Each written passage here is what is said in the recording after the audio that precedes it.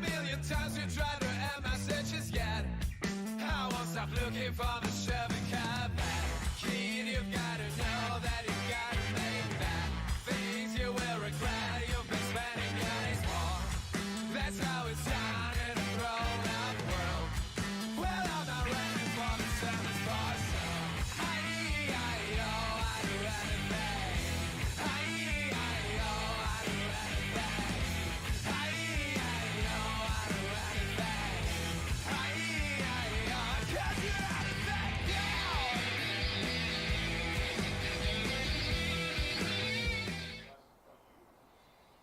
Testing. Okay, here we go. All right, I think we're getting going here. Bear with us here. We're just going through some sound difficulties.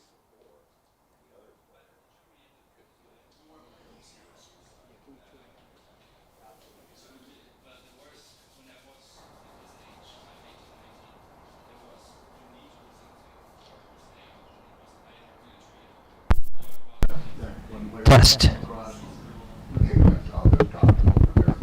Test. Testing. Okay, here we go. Okay, guys, we were going through some technical difficulties, but we are ready to go. Welcome, ChalkBox Saturday night. We've got a couple of good matchups for you. Starting off, we got the opening matchup, which is going to be Christian Eiberger is going to be playing against Todd Shirley in an APA Masters format, which is a mix of 8-ball and 9-ball. That's going to be race to 7, and that's first off. And then the headliner tonight is going to be Bo Belonia, and Dominick Orejudos is going to be playing Scotch doubles against the Kiske twins. So that's going to be a lot of fun to watch as well. Those guys are playing for $1,000 in the middle. It's going to be a great matchup. Thank you very much to all of the sponsors, Salado, Unglove, Ox, Moonlighting Billiards, and Town Chalk. We really appreciate your support. We're going to go ahead and get started here with some quick interviews and get this show on the road. So, Mr. Todd Shirley, come on over. Welcome to the ChalkBox. Is your first time here? Yes, it is. Thank you so much, Patrick. You got to hold that microphone up close. They can't hear you. Can you hear me now? Yep. Okay. So thank you so much. And here's a gift for ChalkBox. Maybe we could use it tonight. It's an Aramith TV camera, black measles ball. Right on. Yeah. Hey, you guys can use whatever cue ball you want. So okay. Well, we're going to thank you give very it much. We'll leave it here after we leave, even. All right. Thank you very much for the gift. Appreciate You're welcome. that. Great. So I know you've played on FNL a couple of times. Oh, yeah. But Lee Baldwin. You've been in the raffle, the Roomba raffle, many times. This is your first time winning the spot. I know the Roomba has just not been nice to you. Yes. You get your tickets drawn and you get balls in the Roomba raffle, but the Roomba doesn't seem to pocket them at the right time for you to get on the show. But this time it did. I think it's been over almost a year and a half I've been trying. And I bought various tickets, and I don't know, I was just unlucky, but now I'm lucky. Yeah. So, and I get to play somebody who is a great player. He's actually, I'm going to just say it right now, he's technically a better player than me.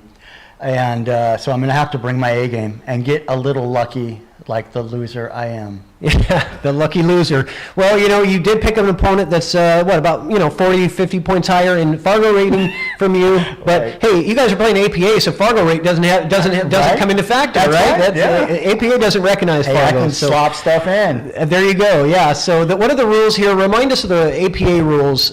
So you're playing a mix, a Masters format, which is a mix of 8-ball and 9-ball. Right. You lag for break first, and is that right? And then That's correct. whoever wins the lag gets to choose whether they want to do 8-ball or 9-ball first. No, they can choose to pick the game, or they can choose to break. If they select breaking, Okay. then the other player gets to choose the game. Okay.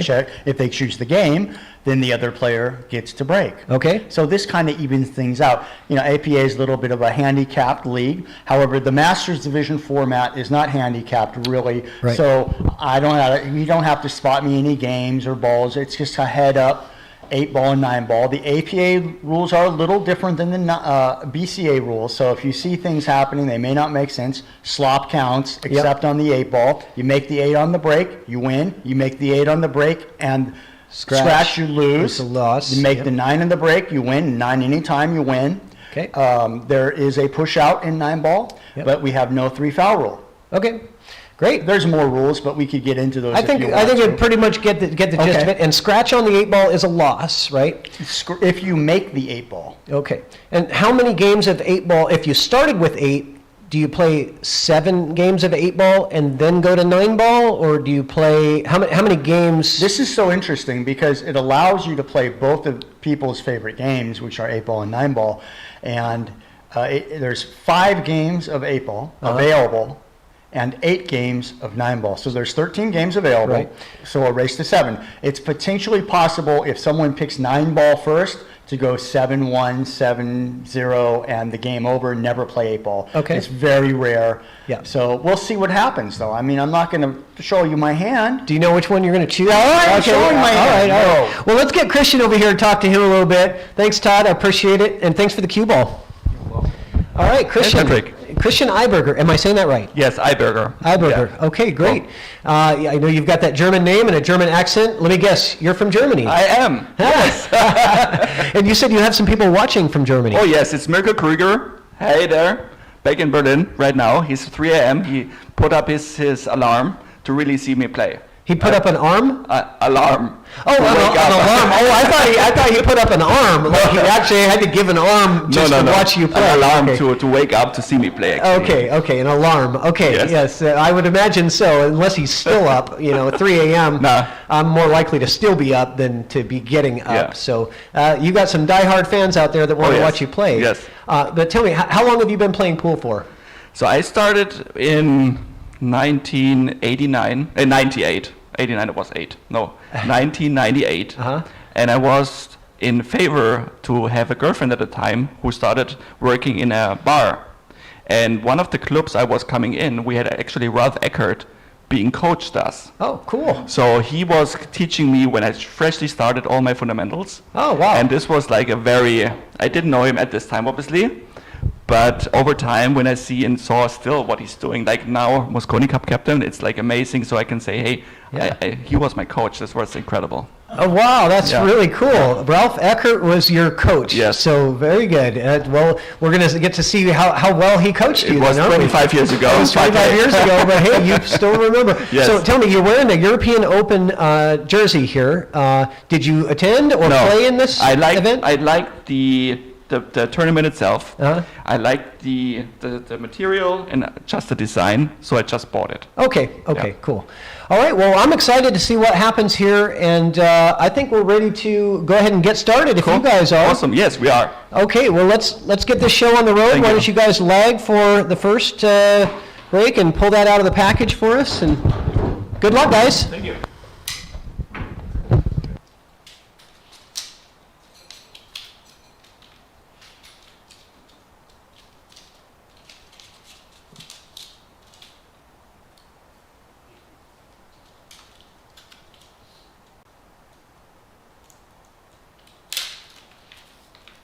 Okay, I think we're ready to go here. So let us know how the sound is for you guys. We were having a little bit of technical audio difficulties here, but I think we got things figured out.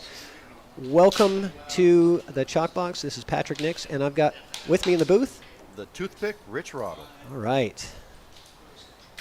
Toothpick is in the house, coming off a fresh top of the Olympics. Well, It was, I guess it wasn't a win, but it was kinda, all right? it was an interesting match.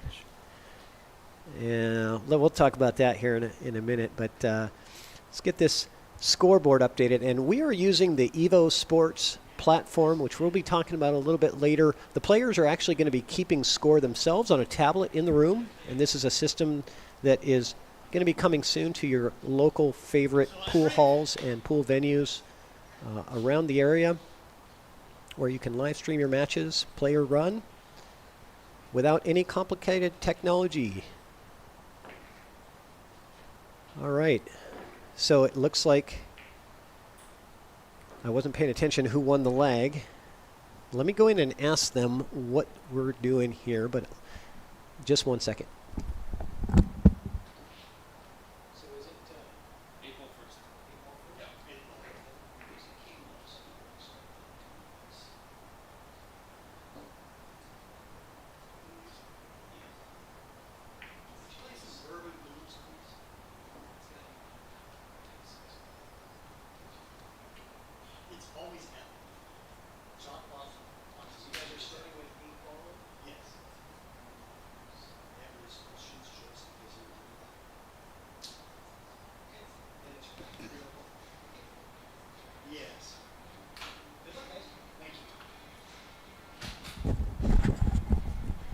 All right, so Christian won the leg, so he chose 8-ball first. And so they're going to play the first 5 racks of this race to 7 are going to be 8-ball, and then it switches to 9-ball for the remainder of the set. The total set is 7. The total race is to 7. So Todd with a side break to get this going, the second ball break. Pretty successful, I'd say. I didn't see the players meeting, so are they doing alternate break, winner break? So that is a good question. The APA Masters format, does anybody in the chat know if APA Masters format is alternate break or winner break? I am interested in knowing that.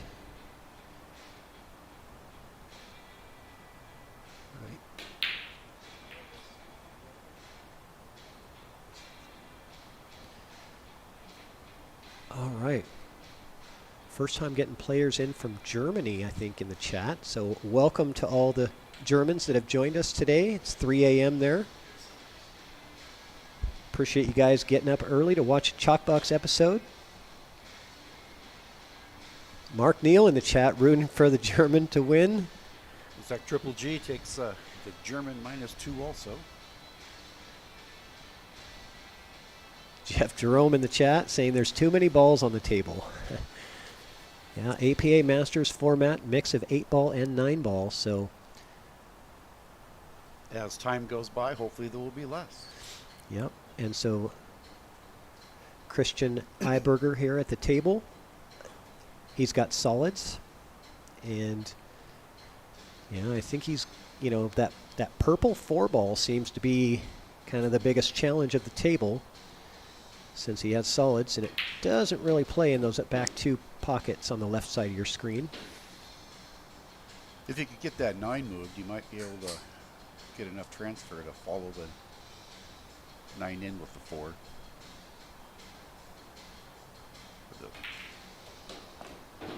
It's the 12 ball. Yeah. Christian being the favorite in this matchup, according to Fargo rate. 46 points, that's a pretty good difference. But, you know, they're playing APA and they don't recognize Fargo rate in APA, so, you know, I guess it's all even, right? Yep. Once you get in the box, it doesn't matter. Fargo doesn't matter. I always say Fargo rate doesn't tell you how you will play, it tells you how you have played. In a different format, too. Oh, he was looking to, I think he was looking to bring that cue ball down table for the purple 4. So he's running out of ammunition here. He might be able to move it if he puts that 1 in the side. He might be able to come through and pop it, but you've got the 13 lurking down here also. Yep. I see we've got the crawdaddy Scott O'Quan in the chat. Welcome, Scott.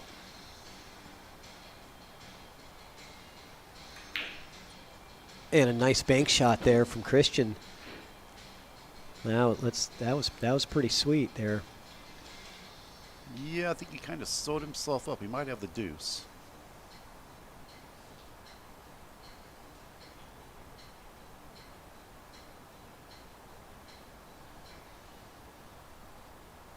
Yeah, let's take a look at that bank shot replay here. This is the play key system that Nick and Todd have developed to kind of show you the tracking of the cue ball. Pretty cool, right? Mm-hmm. Pretty cool technology. We're going to be showing a little bit more of that throughout the show. You need to reverse engineer that and draw the line and have the ball follow it. That'd make a lot more banks. Right, yeah. If you could reverse engineer that's predictive, right? You know. So he might be able to follow this. Yeah, what's he going to do here? Follow this 12 in with the 6. Or the 4. Yeah, You're right, though. I would take the 6 yeah. for the straightaway transfer, and then the 4 up in this top right corner, I think. Yeah. Yeah, and if you get a little funny, he's going 4-ball here. But the 6 is still in bad territory. Yeah, it doesn't make it, but so he's going to give Todd a look at the table here. He really wanted that 4-ball to be sitting in front of that pocket, you know, just to kind of lock it up for that. So that way the 9-ball doesn't play there, right? Because the 9 won't play in the bottom left corner. But it does play in the top left corner, as you see.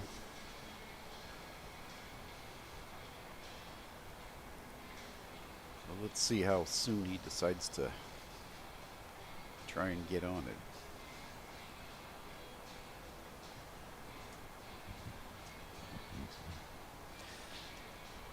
I'd be trying early and keep this other ball as a emergency safety valve.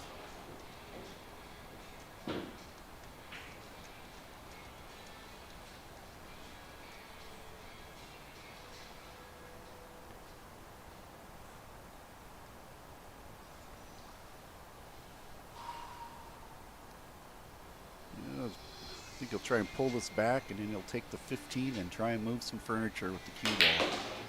Looks like Triple G is offering some weight. Oh, that was a good shot by Todd Shirley there. Good shot from Todd, because he now has the 9 opened up. General roll forward, 9, 13 in the other corner, 15 in the side. And Yeah, he might be able to play the 15 now. Just if he's not too close to it, just put a little stop on it and pop it right into the corner there. I don't know how close he is to. he's got Yeah, he's pretty close to it. That's kind of hard. You probably have to jack up, and you're going to risk a double hit there. But I mean, I like it if you can do it successfully. I do like the 15 first. he's got good cue ball flow here, though. The 9 straight forward, the 13 comes around for the 15 in the side. Yep, and that's what he's going for, just like you said. And Triple G in the chat, he says he'll take Christian -2, which would mean that Todd Shirley would only have to get to 5. That's that's They would. That's interesting, because those would be all 5 of the 8-ball games. So the 9-ball would never come into contention there. well, that's only if it's 5-0. Well, I suppose. Well, It could be he's given 3-3. him- It could be 3-3, and you've already played a rack of 9 ball. Oh, so it's the first 5 racks. That's right. I First- misunderstood you. I yeah. thought it was the No. score of 5. Nope. The first 5 racks are going to be 8 ball, and then they switch to 9 ball, Gotcha. no matter what the score is. Could be 4-1, 2-3.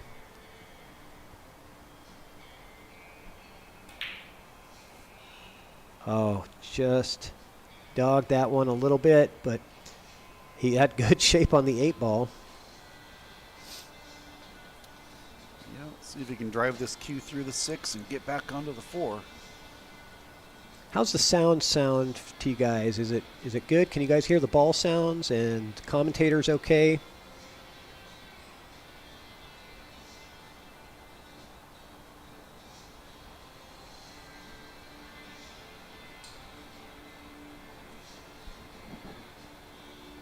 Awesome. There's our sponsor, Moonlighting Billiards, Sandra and Jim in the chat. Thanks for helping us with the sound check. Appreciate that. Oh, there's a good stroke there from Christian. That's a beauty. I like that, yeah. Pull it back 2 feet, and he's in like Flynn. Yeah, that was a nice one there. I mean, he just barely avoided that 15 ball coming around with that cue ball on that last shot. Because I think if he hits the 15, if he would have hit the 15 on that, he would not have really gotten good shape. So where does Christian usually play out of? Tacoma area, or? No, I think he's north. I'm not 100% sure. I think he's north side. Yes, and Christian takes that one. The nice thing about this scoreboard is we don't have to do anything. The players are going to go ahead and update the score for us, but let's take a look at that one shot. Look at how close he comes to this 15 ball, but just barely missing it and getting absolutely picture perfect on that next ball. So on that, That's a new bit of technology you have there. I really like that. You like that? Yes, Yeah. I do. That's like the computer's version of the Madden drawing on the screen. I'd like to take credit, but I can't. That is not my technology. That is a company called PlayKey, which is a business that Todd and his business partner Nick are involved in, developing some pretty cool technology for pool. And we're demoing it out for him. We're doing a little test run just as a replay feature, but I know that they are working on a number of different ways to use the technology for other things, coaching and training and this type of thing. So Looks pretty cool to me. yeah, pretty cool stuff. Wait until you see it on the break. You'll really be impressed with that. All right, so Christian dry break, it looks like. Yes. Yeah, take a look at it when it. Let me get it pulled up here for when it loads. Interesting table here. I think I would do everything I could to take solids on this one, and it's got one bad ball. Got to get on that 3 ball.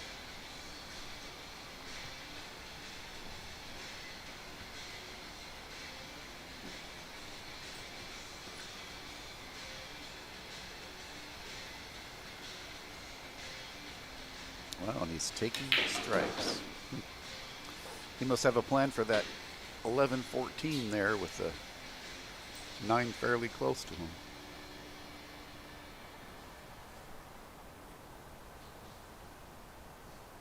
All right, thank you, Lee Baldwin, for the help. The microphones sounds like the new battery might need some new batteries in the wireless mics.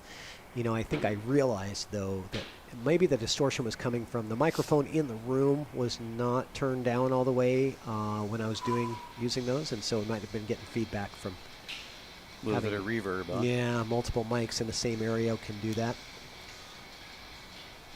Mr. Friday Night Lights has a match tonight, so we'll be looking to see how he does later on. Yeah, he's matching up with Aaron Moss, right? Yes, sir. Yeah.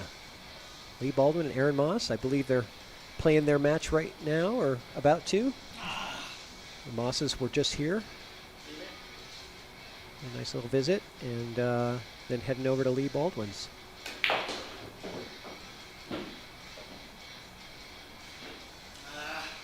Yeah, that's where he's got himself. Yep. That's where I was talking about that. I don't know if it's a 15 or the 11. It is the 11. That 11-14, I just did not like that little bunch right there. Yeah, the 11-14 is pretty. Let's take a look here.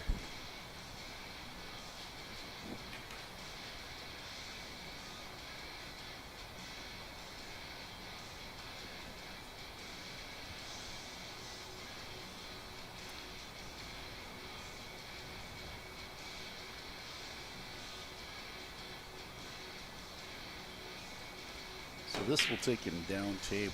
Oh, he banked it. Look at this.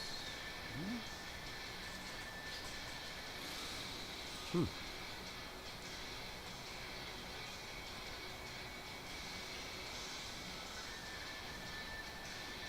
know, my favorite thing about this new scoreboard is I don't have to do anything to keep score. And it's on them. Yeah, I don't have to be responsible. If the score's wrong, that's the players. Sorry, I just switched the camera angle on you. You're about to say something there, Yeah, Rich. you know, this might sound really odd, but everybody knows me. I play a lot of defense. I think about carrying the 7 and dropping the 9 and leaving the corner, the cube buried in the corner right there. Just because he has to do something with this 4, 5, and 7 sooner or later anyways. He needs, well, he doesn't need it, but it sure would help to have that pocket.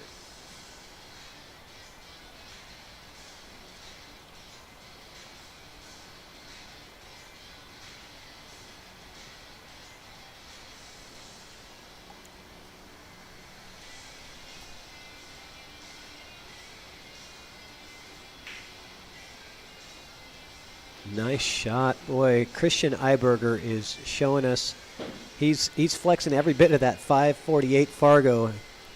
I'm thinking maybe it's a little bit higher than that just from some of the shots and decisions that he's made so far in this game. Now, does he have room to squeeze that purple 4 That's what I'm wondering. If he or bang it off the 9 and maybe make it? These pockets are 4.5 inches. He did have enough. No, I was saying rail first is what he did. Yeah. Oh, okay. He didn't go clean. He took the long rail and carried him off of it, which frees the pocket up for his other balls also. Yeah, that was a Very good play. opening. That was a shot that really opened up the table for him. And now if he can just, yeah, he's got 5, 3. He does have to take the 7 before the deuce, I believe. Ideally. If he wants to play that deuce in the same pocket as the 7. This works right here if he rolls forward on the 3. If he can come through the window with the cue ball between the 2 and the 9, it's the 7. He should lay up right onto the deuce on the side.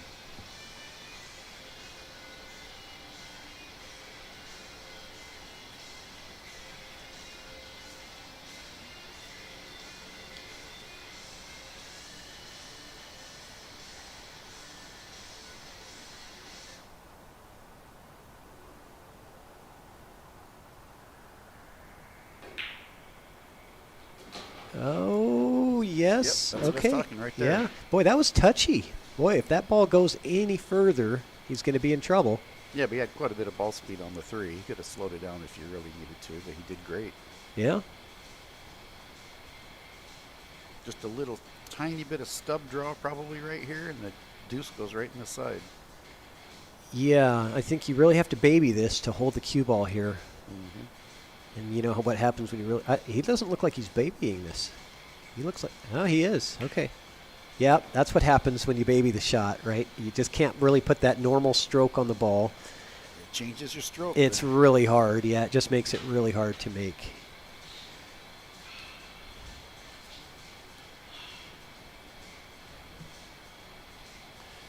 So there's some chat out there that it would be nice to know who was shooting.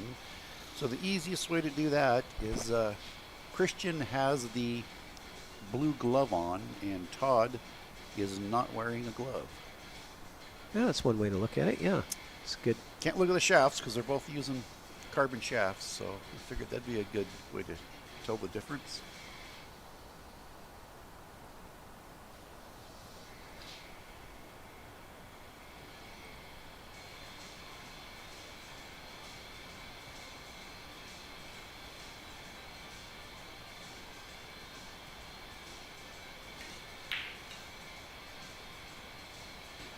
Todd's got his hands full here because the exact shot that Christian was trying to do with the 7 can be executed from most of the table right now because it's so close into the jaws.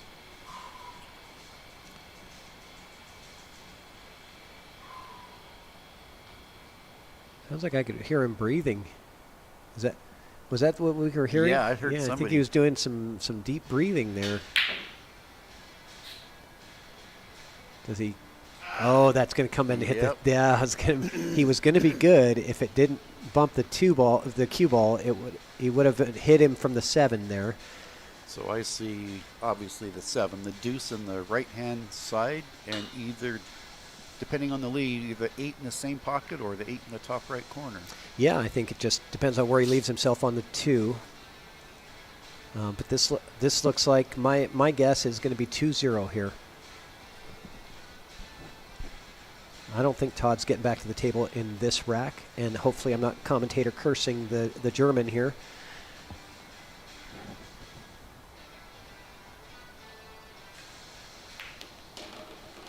No, look at that. Now, Wow. I wasn't thinking about that. I didn't either. I was totally going to play that 2 in the side pocket. He came so close to clipping it, too. I It would know. have changed everything. Yeah, it would have. He's just got a straight stop shot now. And from what I understand, Christian just got himself a 9-foot diamond.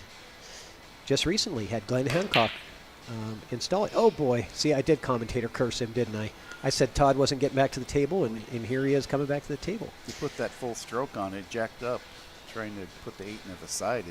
Yeah, now let's see how offensive Todd wants to be here. He is going offensive, because he does have really good safety opportunities here. But, you know, They're he laid also out has good. good offensive opportunities too, Yeah. so it's not, you know. 14 takes him right down table where he needs to be. Yeah, that was a nice gift from Todd Shirley, He's shooting bringing safe the Aramith Black cue ball for us. I think he's shooting safe right here. Otherwise, wow.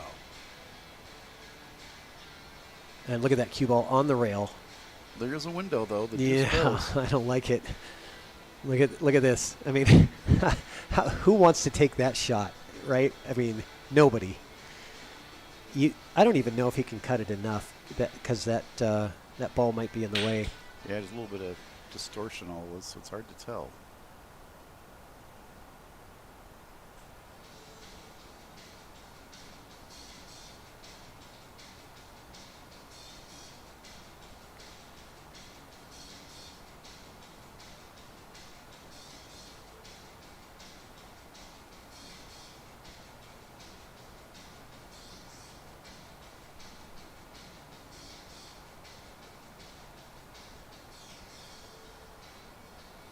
We will know shortly if he had room. Is he playing safe here? Yeah, he did play safe. Look at that. Okay, well, I think a return safe from Shirley is coming here.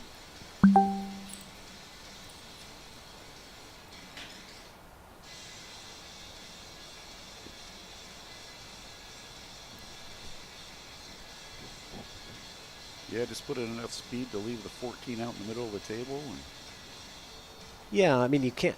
It does you no good to pocket this 14 ball.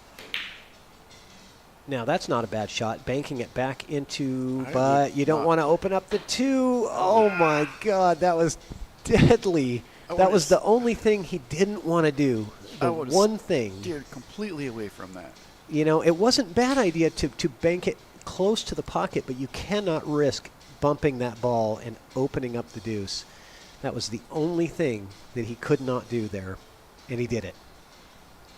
And you could hear the frustration. He was probably trying to spot it up for a breakout ball, but his opponent was going to break it out for him, trying to make a good hit. So Christian avoiding the 15 there. That was a nice shot to come off that deuce and avoid the draw away from the 15. He didn't get the best shape on this 8 ball, though. He looks like a scratch on either pocket he looks at here. I think he can draw out of the scratch. Yeah, I think so, too. Let's see what he's looking for here. He might be banking. I'd cut it to the side and just put some draw on it. You could probably hit middle diamond almost.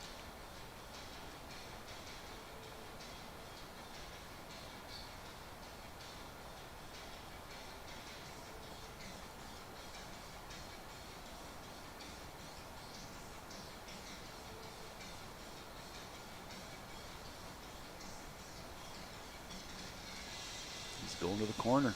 Wow.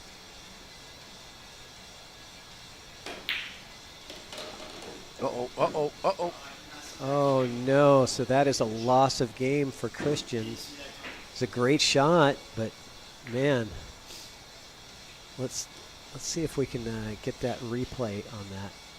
Well, Because there's a... I want to see that. I want to see that one again, just where it came from. Let's see here. Here's a new name I have not seen watching before. Welcome, Mr. Ledford.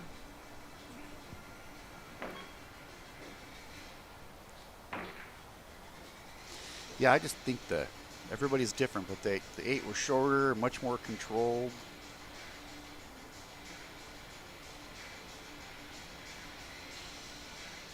The side pocket just looked a little bit bigger to me.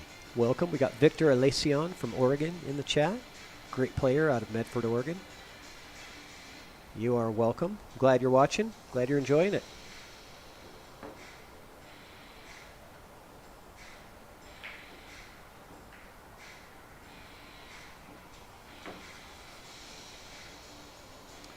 Uno, uno. We now have a race to 6.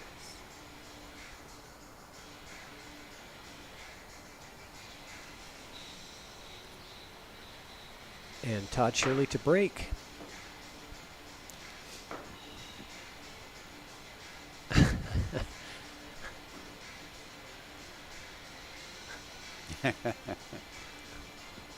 Mirko, was that Christian's relative that watching from Germany? Was that the person? I think he's got a couple of friends from Germany watching. Friends or relatives.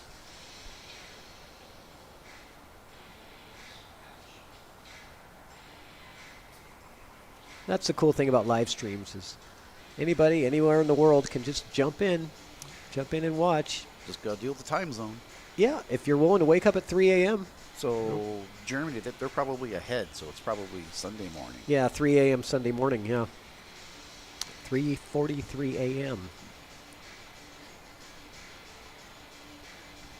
All right, so Todd with a dry break. And Christian looking at this one ball. Is he playing it in the side or all the way down? He's going all the way. Nope. He tried for the side pocket. And this is a pretty open table here. I mean, I was going to say, it you lays got out. lots of options here. It lays out good. Yeah, let's take a look here. Lots of options to get started. You could start with the 12 if you wanted stripes, or the 9. You could start with the 2 if you wanted solids. I mean, you got, the world is your oyster He's here. going to take the duck right off the bat. Nothing wrong with that. I would have kept that for a safety valve, I think. But Yeah. everybody's different. Well, I didn't really like, well, I mean, solids was the best choice because, you know, you didn't want to deal with that 14, Yep. right? I'm just a fan of, if you have a ball laid up that easy, to leave it for a safety valve in case you get a bad lead somewhere. Yep.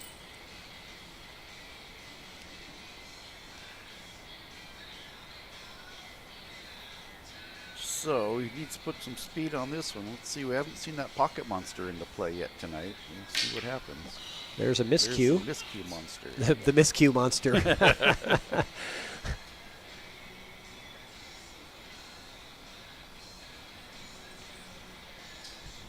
We come up with little, quirks along the line. So something tells me that will be used again someday. The miscue monster. Good stroke there from Christian. Getting started, but he's got 2 balls tied up now. He only, yeah. Stripes only had the 14 problem. Now it's got the 9 and the 14 as a problem. The 13 is also a problem. So, this is not easy, and you want to make sure you don't get rid of all your ammo here without having a strategy. 8 ball is so much of a strategy on using the balls that you have to create a position for you. He tried to get that 14 loosened up a bit there and was not successful. So what about cutting this 13 in the bottom left corner here? What do you think of that shot, Rich? Yeah, if It's- it goes. it's aggressive. It's tough, but He's not even looking at it, but it would be an aggressive shot. It does go, but yeah, he put the 14 exactly back where it was. It looks like it didn't even move at all. But on his behalf, he didn't really sell anything out. There's no great shot there. It really did go back to almost exactly where it was. So what do you do here? Is that That's the microphone in there, picking up everything. yeah, I think. Oh, he dropped a chalker, I believe. Yeah. That hardwood floor in there really makes a loud sound whenever you drop anything on it. What do you do here? Do you bank the 7 and free up your opponent's ball? I don't see any easy shot right now.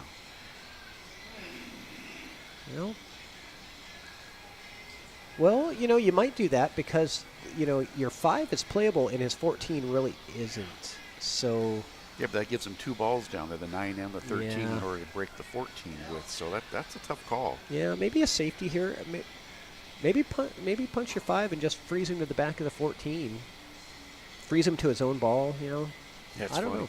I was waiting to see what you were going to say. Didn't want to interrupt you. That was exactly where I was going to go. I think that's the call. Yeah. It was the most accessible, the easiest to execute, I think. And that's, you always want to look at what's easy to execute. All right, so Christian with a long distance look at this. What is he going for here? I'm not sure. Is he just going to try to loosen up the... Oh, maybe he was trying to tie stuff up together. Or he's trying to spot a breakout ball.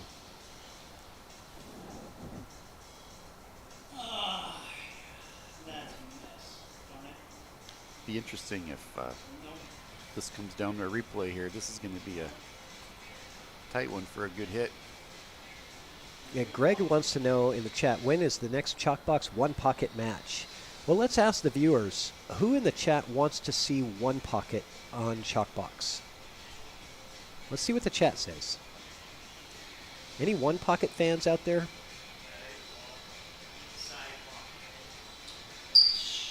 Maybe Greg's wondering that's what doesn't walk around the table too many times right now when he's healing up. That'd be a great game for him.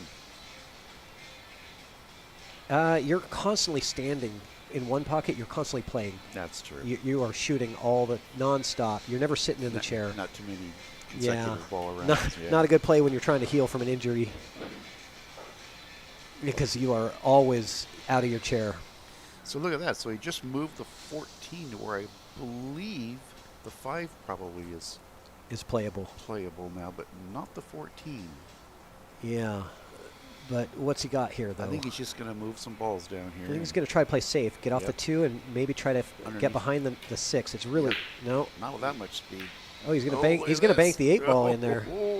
Oh, and just tie that one up. So And now we got a big mess. And the plot thickens. Yeah, it just gets messier and messier, this rack. Usually the less balls you have on the table, the less mess you have, but this game has gone the opposite direction. The more they've pocketed, the more they've tied up. James Fox says ZZZ. I guess that's a snoozing sound for watching one pocket. You know, it's not a. It's if you don't play one pocket, you don't want to watch it. That was a heck of a shot. It sure was. Yeah. Well, he got rid of one problem. Well, I believe if he strokes the 14 into the side, he might be able to clip that 7 right here. Yeah. Maybe. Maybe with some inside. That's hard to tell. Yeah, I don't know. Looks like a little bit too steep of an angle, but maybe. I could be wrong. You're also going to risk a scratch, too. Oh, he does do it. Look at that. Christian is really impressing me watching him play. I was watching him practice, too, and it was pretty impressive during warm-up So this before the stream started. This 15's quite a shot. To hold it for the 9, or does he? The way he banked that other ball is like maybe he's a banking machine. Let's see that replay here on this 14, because look at where that cue ball just tracks right into the ball. Perfectly played from Christian.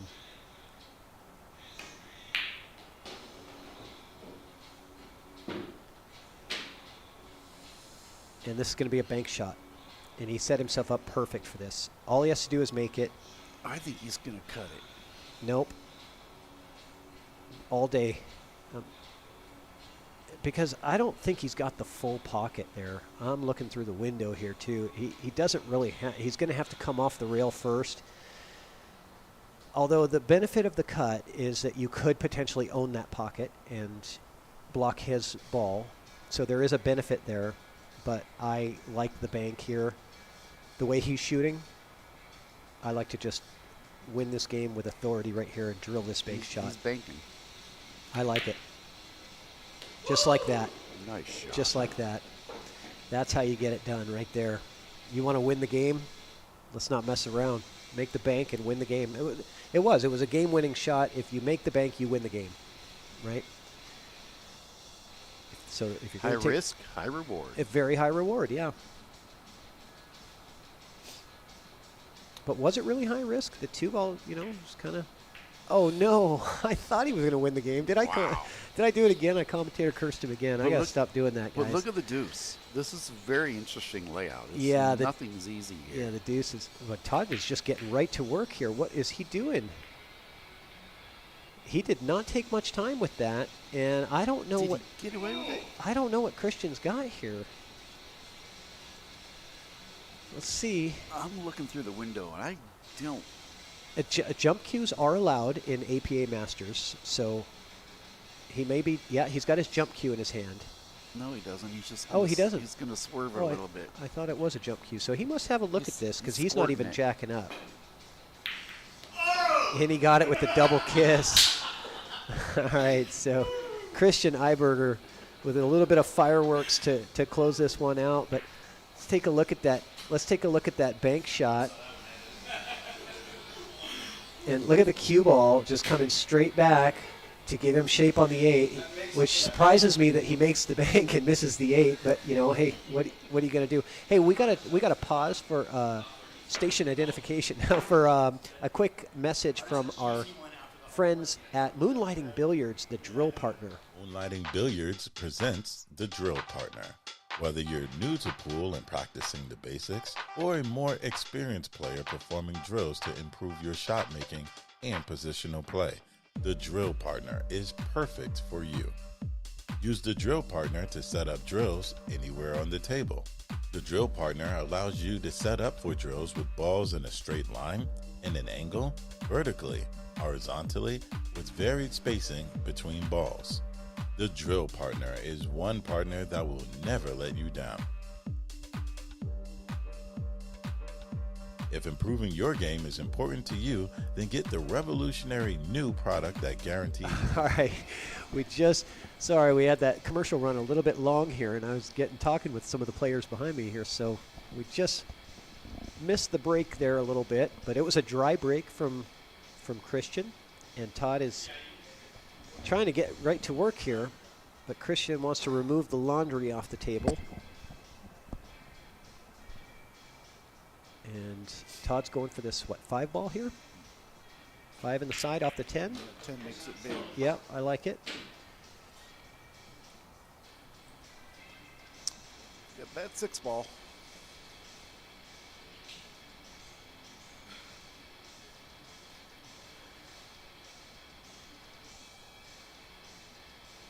I didn't see a lot of people raise their hand when I said who wants to watch One Pocket.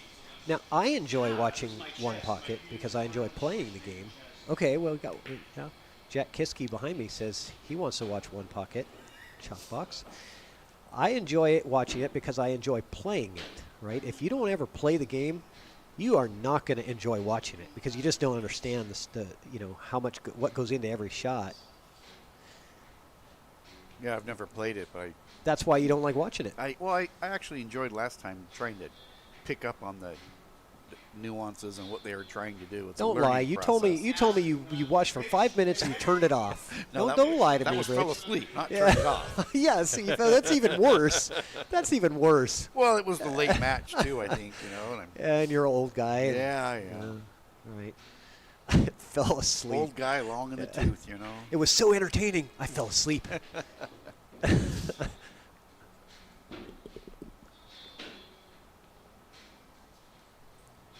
Okay, back to the match. This 6 ball is going to cause him troubles. He doesn't even really have, if he clears this one out now, he doesn't even really have breakout balls for it. Oh, Gary Carroll in the chat says, bring on the One Pocket. All right. So we'll have at least 2 viewers then. I liked what we did with Justin Lee and Marcello Girardi, where they played a race to 10 in 10 ball, and if it goes hill-hill, they play the hill-hill tiebreaker as a one rack of one pocket to decide the match. Now that was exciting, I thought. Yeah, if you don't like One Pocket, you better win it in the regular match. No, because most people they don't want to play one rack of 10 ball for $400 or $600. Exactly. But the tiebreaker being One Pocket, that changes it. Gives you a little more something to sweat. No one's going to run a table out on you. No one's running the table, right. You're definitely going to get your opportunities, right? Oh, here he goes. He's got the breakout right here. He set himself up perfect. This is Christian at the table. And it looks like he's in prime position, but you got to be concerned with the cue ball here. You know you're going to get the breakout. That's a guarantee. I think it's okay. I think he's going to hit the 6 and pretty much. Oh, he didn't even hit the 6. No.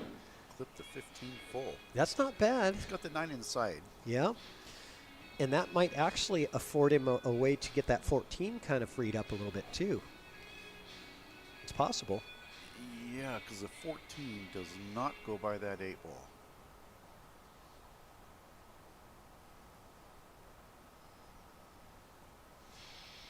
He's going to the corner. I would go to the side with draw and try and move the 14 now, but everybody's different. Oh, that is what he did. Okay. Just to roll into another bad spot.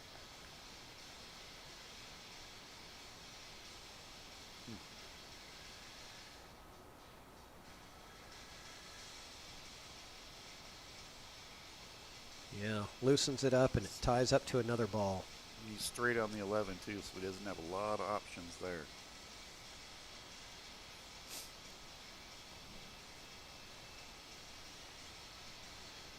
I'm looking through the window. It doesn't look like it on the screen, but the 12 does have enough room to get a cue ball in there and cut it. He could choose to go that way and pick up a different angle onto the 11. That's what he's doing.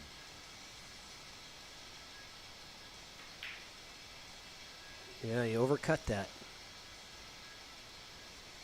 Those pockets are not going to accept that. Got to be a little cleaner.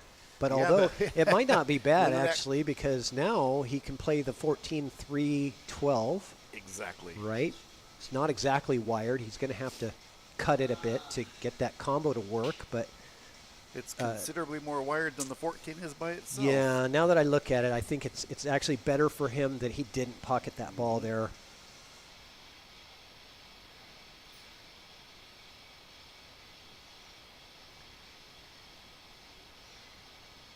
Because Todd's in a world of hurt here. Is he banking the one? I It looks guess. like he's going to bank the one.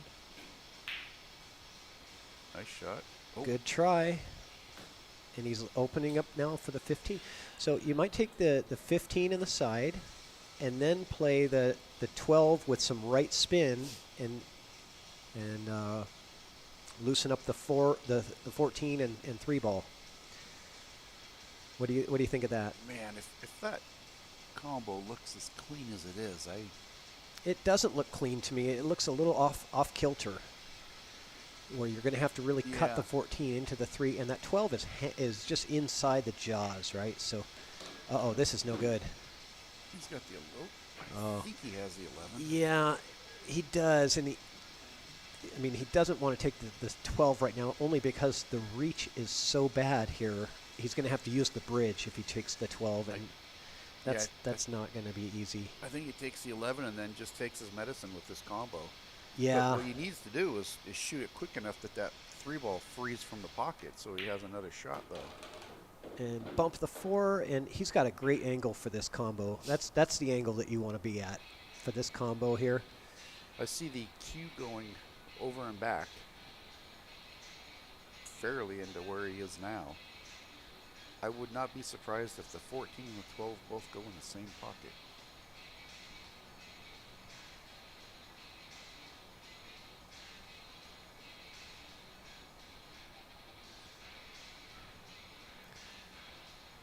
Keep an eye on the chat here.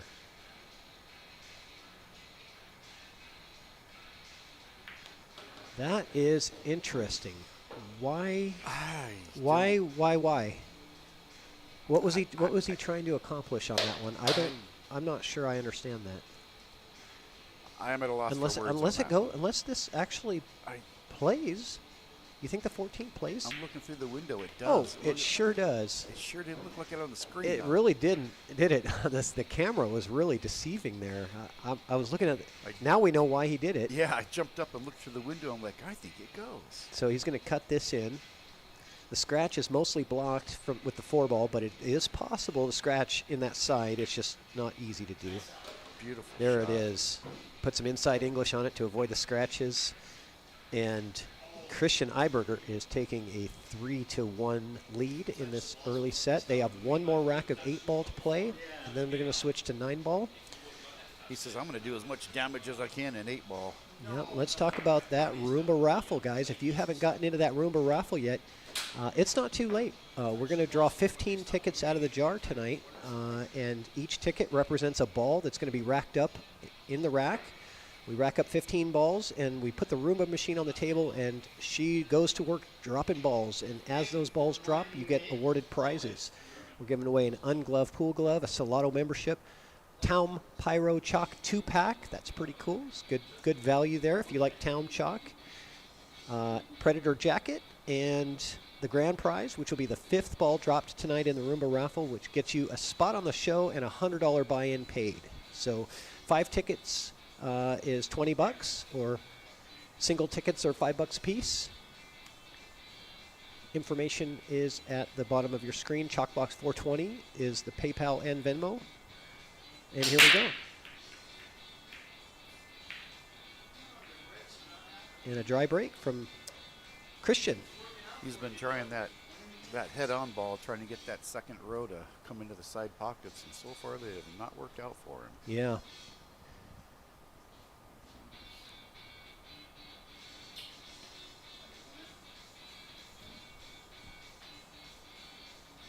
Oh, just as I was advertising Roomba raffle stuff, I think we got somebody jumping in.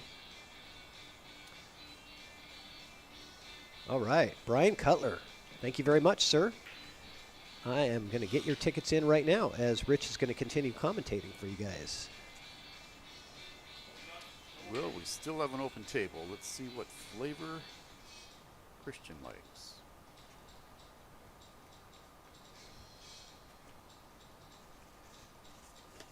I'm thinking he's going to take stripes, but let's see what he does.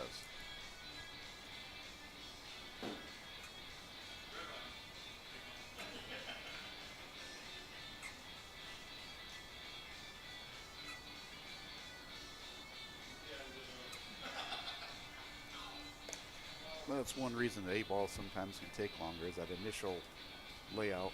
Somebody, 30, 45 seconds trying to devise a plan. Sam Cook in the chat. Yes, you can, sir. Venmo at ChalkBox 420. PayPal is also ChalkBox 420. Cash App is ChalkBox 420. Pretty easy. Whatever method you choose. $20, get you 5 tickets in the Roomba raffle. And Brian Cutler, I've got your tickets going in right now. Thank you very much, sir. A little overcut there, so let's see if Todd can climb back into this match here. Start to get some big swing games in here. There's a big difference between 3-2 and 4-1. Holy smokes. Now we got the raffle money coming in. Look at this. John Curtis. Thank you so much, sir. The big donor from the Veterans Day. He was the #1 donor for the Veterans Day nonprofit fundraising that we did. That's cool. It was awesome. He's getting a bunch of tickets here. So, John Curtis, I've got 20 tickets going in for you right now, sir. And Joseph Hunt, I've got tickets going in for you as well. Rich is going to commentate while I take care of raffle stuff for you guys. Yeah, they got a little bit of a messy table here. They've been moving things around. Feel free to push buttons there if you need a different view.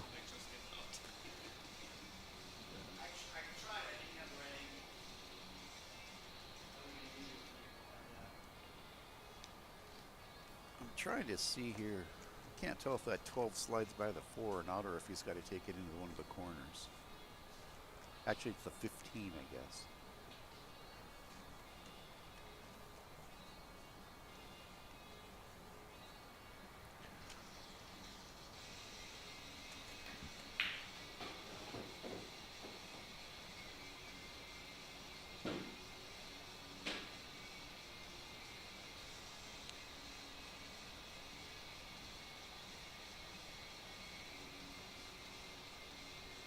Let's see. I think he's going to put this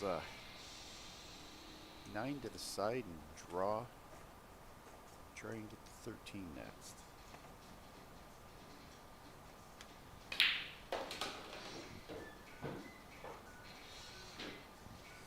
A lot of confidence in Christian's stroke. He hits some center pocket too. We were just talking about how confident he is with his banks. Boy, they're just right down the middle.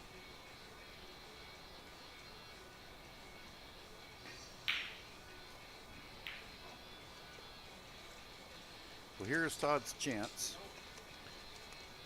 I believe he can pick the 6 off right now, and he still has to deal with the deuce and the 7 there.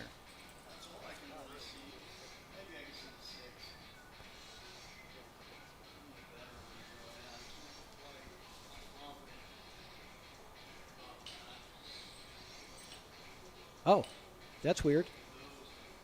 Sam Cook. Yeah, you should be able to just decline putting that in, the last 4 digits of the phone number. Oh, came through. It came through. I got you, Sam. V-Man, welcome to watching. How's it going there, buddy?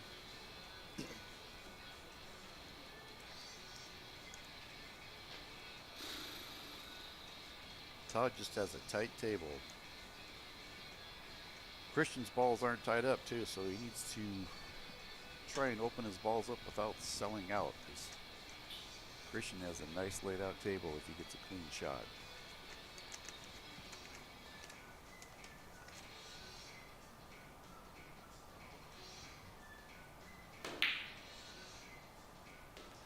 Beautiful bank right there. And I believe he still can pick the 6 off, which opens up Scott or Todd's entire table.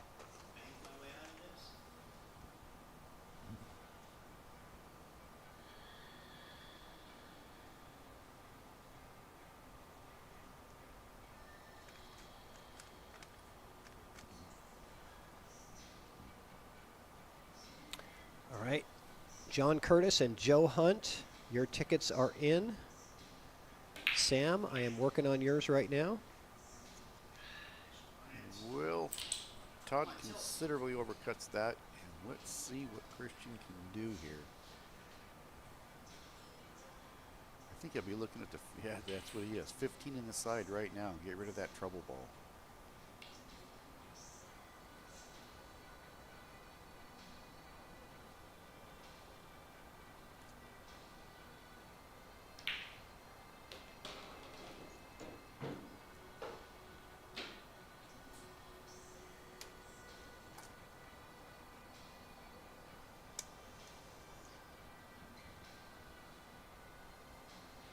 See if he can get himself some angle here. It's a pretty good transition from the 11 to the 15.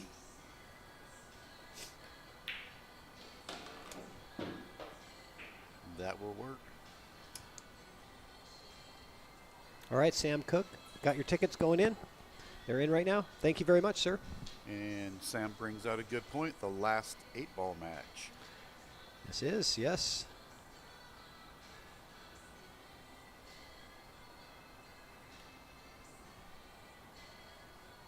Nine ball is such a volatile game. I'm sure Todd would really rather be looking at 3-2.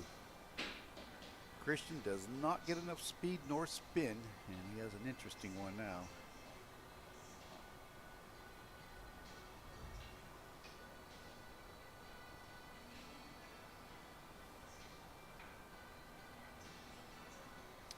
Mr. Kelso Woodwick is in the house too. Welcome. What's up, Kelso? Nice hit. Let's see what Todd gets. Well, they're there for him. No curses, but they're there for him. Let's see what he can do.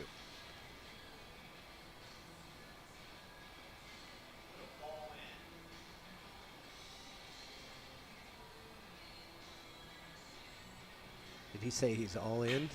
No, I think he's talking to himself and just said, "Just put the ball in." Oh, okay. I thought he said I'm all in. Yeah, maybe he did. Because he kind of is all in here. Yeah. You know, you don't. There's no safety to play. You're not really going to play safe. You're just going to pocket your 6 balls, 5 balls, and win the game, right? Make this 3-2. This is a big swing game here. You don't want to go into the 9-ball set, speed down 4-1. Big swing. He's got to take care of business here. Yeah, I think I'd take the 3. He likes the deuce. Yeah. I think I would take the 3 and then you spin off the 6 to get to the deuce, just to save the long shot in case he doesn't. Yeah, he's got the 3 on the side here, and I don't like how gentle you have to be here. I'm going to go to that bottom rail and come back out again. Don't try to hold it.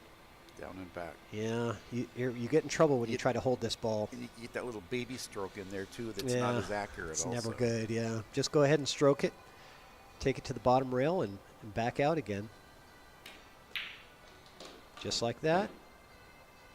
Beautifully done right there. That's how you execute that shot. Textbook. draw right onto it, and the 6 in the top right and the 8 in the lower left. Tucker Walton is naming his firstborn after Christian. Wow, that's pretty serious. Now, are you going to name the kid Christian, or are you going to name the kid Eiberger? That's a beautiful shot by Todd right there. Yeah, he lined up nice. He needs to bear down and pocket this ball. This 8 ball needs to be potted for him. The lucky loser trying to take it to 3-2. This is where he talks to himself. Yeah. He's telling himself. He's talking to himself. He does that a lot. He even called himself a dummy. Yeah, he does that all the time. It's funny. It's funny. he's hollering you at know, him through the say what window. you will about Todd. He's a character, man. It's entertaining. The guy's entertaining. You can't deny that. He's calling himself a dummy. I'm glad we have the microphone in there so that everybody can hear what he's saying, right? And I told the players, they know the microphone is in there. They, everybody can hear him. Yeah, there's no more reading lips saying, did Yeah. he just say what I think he said? Right. Like in the NFL, when you see the player on the sideline, you can. You know what's really amazing, too, is you ever seen it to where they can take what words, they know what words they said, and they superimpose different words on them that works with their lips? Oh, yeah, that's funny. They yeah. can say complete 180 degrees out from what they're really saying, and it's like it fits. Those are hilarious videos, yeah. Okay, so we are going to 9-ball now. It is 3-2 favor of Christian, and we're done with 8-ball. And APA 9-ball, the 9 counts on the break anywhere. It's always live. There's no 3-foul rule. So Todd, I know what he does here. He goes for the 9-ball break every time in 9-ball. He doesn't do the side break. Well, I watched him Friday Night Lights. Didn't he pound like Yeah, 3 of them? he got 2 or 3 9-ball of them breaks. Yeah. Yeah, against So- Aaron Moss, I believe. So watch the 9. Let's go to the overhead here. I take that same path a lot of times, right in there, and a lot of times that. I never Bottom- go for 9-ball breaks, even Well, if they what- count. what- yeah. I'm going for the wing ball and setting up the 1, especially with a template rack and the 1 on the spot. I'm doing the cut. I'm doing the the side break, pocket the wing ball, and I'm trying to put that cue in the middle of the table and bring the 1 down towards the corner.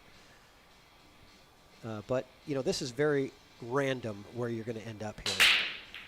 Yeah, there we go. Case in point. He almost Cue- got that 9 inside. Yeah. Now, Andrew says, why is he yelling while shooting a straight-in shot?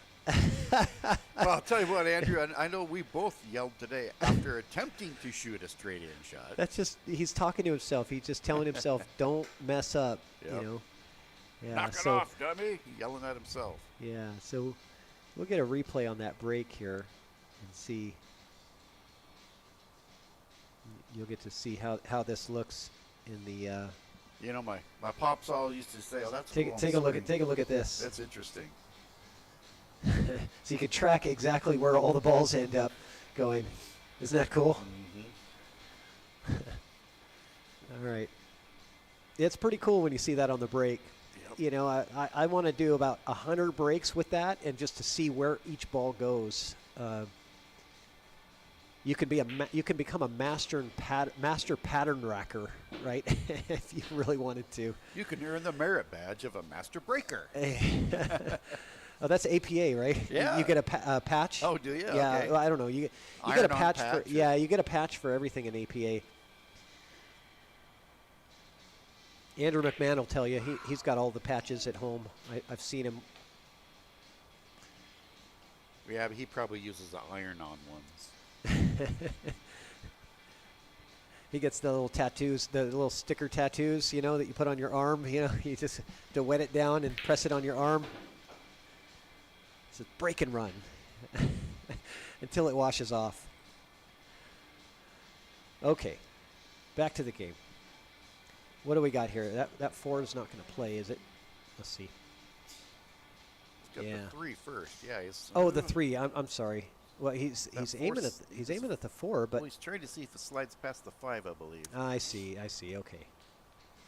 So he does know that the 3 is on the table. I didn't realize that. Apparently, good thing I'm not playing.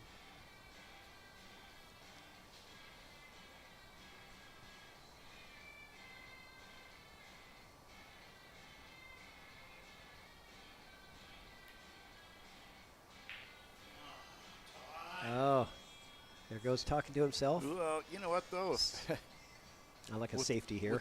With the leave he had, he's better off missing that because Not really, because this is an easy safe for Christian. He's got that 9 and 6 that he can hide the cue ball behind. As long as you don't scratch, this is a pretty simple safety to execute. But he's going the other way. Maybe he's going to put the 3 behind. Yeah, that's probably better too. Yeah, that's a better idea. Get some distance. I like it. he might actually have a shot at Yeah, it. he can.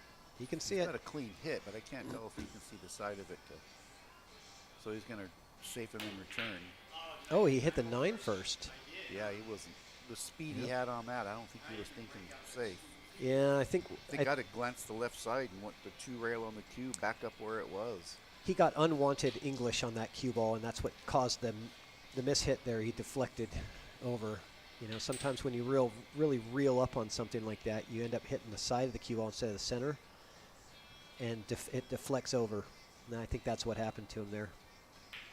So Christian with a nice opportunity here. He's going to play that 4 in the side pocket. Yes. So you roll into that tiny little window and put the 5 on the other side, or does he draw out of this? I think he's drawing out. No, you bump the 5. That's what I was thinking. Put it Yeah. in that tiny little window there. But yeah, you had to bump the 5 there to get yourself some space. Little pop draw shot here, and he's got Yeah. the 6, and he's off to the races.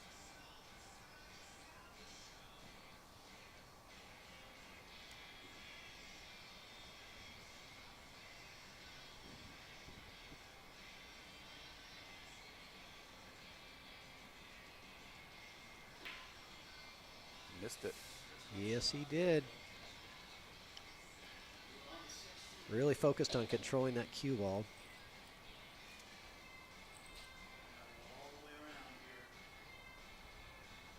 Yeah, I don't know if he can get enough angle to go 3 rails. I think he's just got to drive that top rail hard and come back down to get on the 6. Okay, that's what I couldn't tell. And eight ball's going to get right in his way. 8 ball looms large. Yes, it did.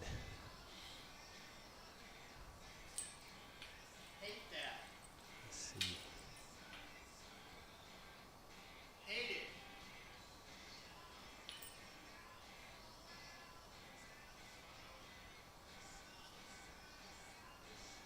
Well, this is not an easy hit and very volatile if he No does rail. not. No Yeah. rail, and he opens them up even more. Yep. This Yeah, is- no this is rail. trouble right here.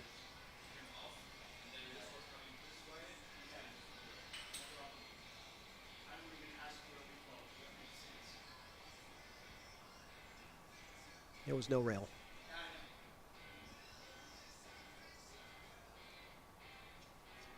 Well, it was pretty obvious. I mean, I'll play it back for him. You can Todd probably had see that already- from across the room. Todd already conceded that Christian had the ball, so Yeah. it's like there's no turning back now.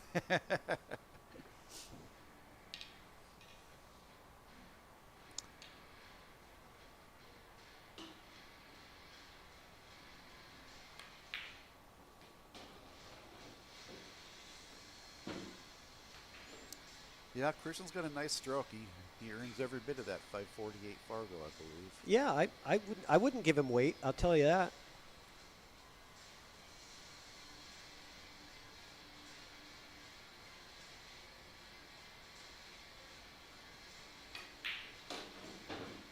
Yeah, I don't like that. I thought he was gonna go- yeah, go forward. Yeah, he had a little angle. Go forward, come off that rail, and bring it back. It's much easier than drawing it to that position. So he's going to have to make up for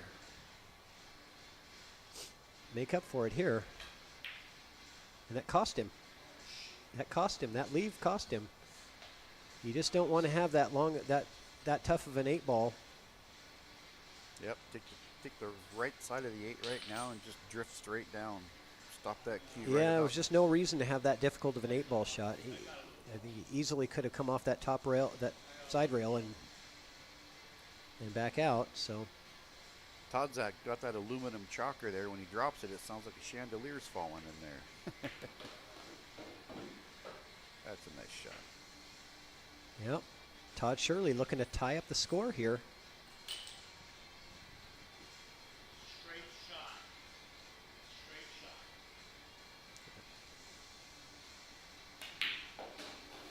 He's talking to himself. That's all good, as long as he doesn't start arguing with himself. All right.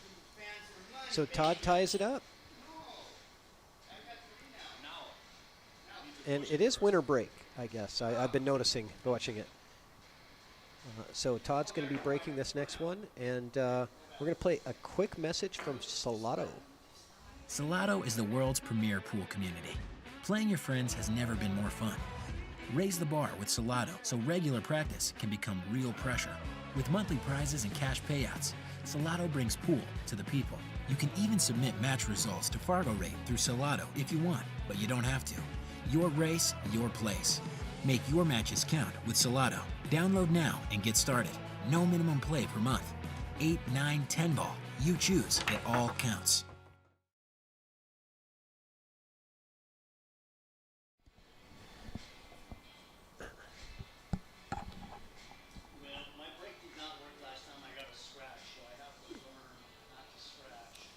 Todd says, I'm changing my break point.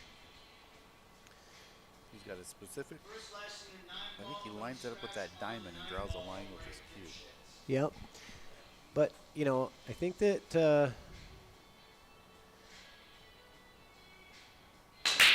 that cue ball was really moving right there to the side pocket again. Mm-hmm. Came short of it. Does not pocket a ball on the break. And doesn't leave anything. So it looks like a push-out option for Christian here.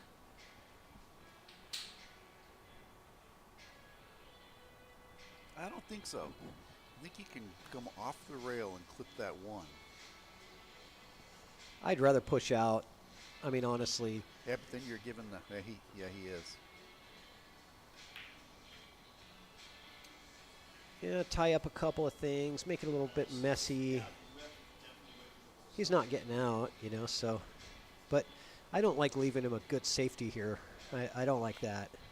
That's the bad thing with the with the push out. It's like I'm probably going to want to put that cue ball really far away from the one, so it makes the safety really difficult. But I'm always with a push out. I'm always trying to get him to give it back to me. Yep. I'll never forget a good buddy of mine was playing in the Northwest Cup last year, and he did a push out, left a jump shot, and that was Joe. Did a push out, left a jump shot. The guy said, I want nothing to do with that jump shot. Well, Joe's an incredible banker, and he just pounded 99% of the time, if you push to a jump, you're getting it back. Yep, and he didn't mind it at all. He pounded it and proceeded to get out. That's the best way to get your push out back is to push to a jump shot. Almost everybody will give it back to you. This early in the game, does he ride a 1-9 combo into the corner? Christian? Maybe not. Todd? Maybe. You take a look at it. Yeah, maybe. I don't know. He is. Nope, playing safe. Yeah, I mean, wow. I was going to say the safety was it was really there. Just caught that 9 ball and moved it out of the way.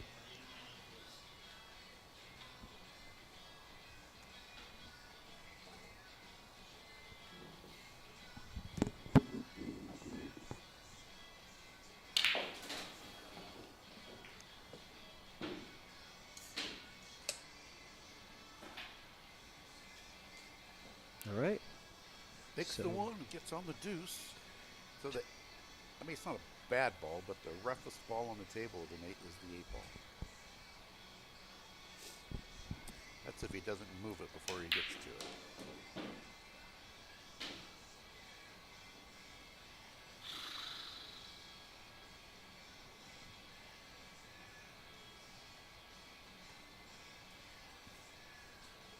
Steve Ells is in the house, too. Welcome aboard, Mr. Ells. Oh, yeah, he's playing down there at the penalty box in the 480 and under, right? 480 and under. How'd you do there, Steve? Let us know in the chat. Yeah, how's it going? How'd the other locals do? I know Lee Vestall was in that. I don't know of anybody else. I'm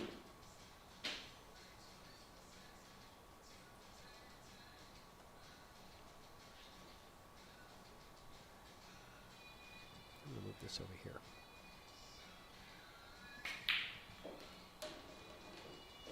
Well, he can move the 8 right now. Draw into it, clip it, come off, and still get a leave on the 6.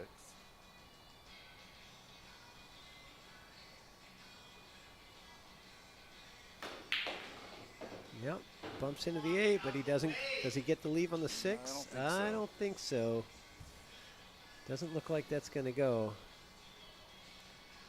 I mean, I think he can hit the 6, but maybe he can make it. Sometimes that overhead camera is a little deceiving here.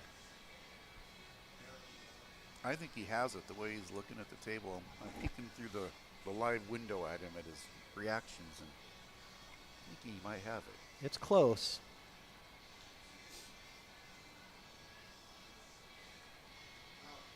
For those of you that have not been to the ChalkBox, we Patrick did a cool thing, and we have an aquarium window, basically a big, maybe 3-foot square window to look straight into the table.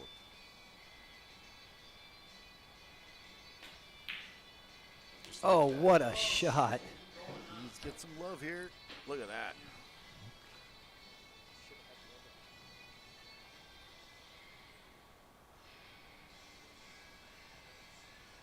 That was a heck of a shot from Shirley right there.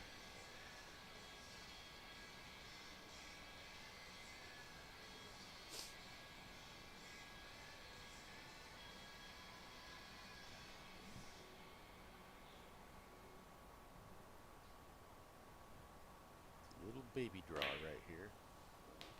Little pop. Okay, so he's got a little funny on this 8 ball. Yeah. I mean, he's going to have to come off the 8, and I think with a little bit of draw to send the cue ball back this way. That's what I'm looking for. He walked by the window, looked at me eye to eye, and his lips were going. He was. But he's going to bank it. That's what he does. He likes the bank shots. Yeah, it's going to lay up right in front of the side pocket, I think, though. Oh, nope, it kept going. And it's still going. And he just smacks himself in the head. So, let's see. That was a Homer Simpson. Yeah, sure was. So, do you cut this or do you bank this one? Well, the way I've seen Christian bank, I think I would bank, but I would cut it. Just because I don't bank nearly as well as he does. You're right. He sure does bank well. What a great shot that was. And he's got another bank here if he wants it. Yeah. Or he can cut it. I mean, Yeah, this is kind of a 50-50 here. I don't mind the bank shot. The thing with the bank is if you miss it and you shoot it hard enough, you hit the rail and you head back down towards the end of the table. Yeah, but you could rattle the 9 and leave it in front of the pocket as well on the cut shot. Yeah, so no, I'm favoring the bank for the. Oh, okay. Miss is what I'm saying. I see. He tried to cut. So Christian with a miss, and he is going to sell this one out. That one's painful. Yeah, this is going to give Todd Shirley the lead here.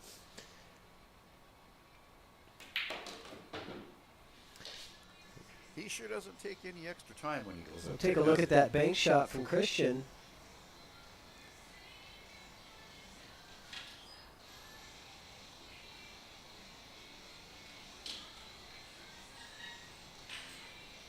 I saw the message there in the chat from Brian Cutler, the Toys for a Toss. There's quite a few Kitsapers going there next weekend. Yeah, I'm going to play in that next too. weekend. Yeah. I know. I think Brian probably is. I saw Joe in there. Yeah, it's a real popular tournament. I've played in it this will be my 4th time playing in it. Jesse Bergman and David Ringler put on a fantastic tournament. That reminds me, we've got they're going to take looks like a quick player break inside. So actually that's a good time for me to talk about the upcoming tournaments that are going on. Let me just see here. Because we've got a bunch of upcoming tournaments coming up. You've got in January 6th and 7th, you've got a 610 and under at the penalty box, $100 entry. Then 585 and under. I'll be playing in this one, so you guys will see me at Ox January 20th and 21st. Make sure to get into that. We got the ladies 9-ball open February 2nd and 3rd from the penalty box. And the 10-ball open, that's going to be your big dogs getting into that one, February 10th and 11th at Ox. And then the final one here is the 440 and under.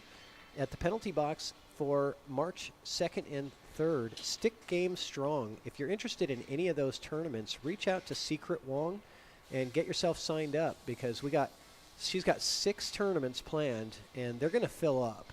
So some of them, are 24 caps. Some of them are 32-player caps. So you got to jump in those really early if you want to have a chance at playing in those. But she does a great job of running those tournaments, and some big payouts. Some of those fill so quick, it's just a matter of being on Facebook at the right time when they say, oh, sign-ups are open. And it's like, well, she just posted these just a couple of days ago, and I took all the flyers and put them on here. So there's still room, guys. So if you're interested in any of those upcoming tournaments at the penalty box or at Ox, reach out to Secret Wong and get signed up. so we didn't have a flyer there for the Toys for Tots. It is full. It's full. That's why yeah, I would have put one up, but there's no reason to advertise a tournament that's completely full with a waiting list of like 20 something players. I was just getting at if anybody wants to come down and watch. It's a great thing. Oh, I man. couldn't believe the picture that Jesse put up there last year of the toys when they actually went down to, I believe it was Children's Hospital, and donated them. It was a mountain of toys. Oh, I know. They fill up those last year we had 2 full booths, the restaurant booths, full, the benches and table and everything, just packed with toys. And not just cheap little toys. Some of those toys were like $80 or $100 a piece, The suggestion, I think, is $20 or more per player. I believe, I think it's 10. And if you don't bring one, they charge you 20. Yeah, but there's a lot of players. You got 8. It's 80 teams, so that's 160 people. Yeah, they opened it up. There was I don't remember the exact numbers, but they had such a big turnout that they made it. They changed it from 64 to 80. Is that what it was? Yeah. Yeah, big money. There's going to be a Calcutta for that, too. It's amazing how much money you can make in a Scotch doubles tournament. First place is thousands. Well, you and me did okay in the one we played in. That was, we got 4th place, and we took home about $800, I think. Yeah. Oh, boy, look at this now. Here we go. That's one place he did not want that 2 to settle. They didn't get that template. And rack. 9 Look ball. at this. Oh, he makes the 2 though.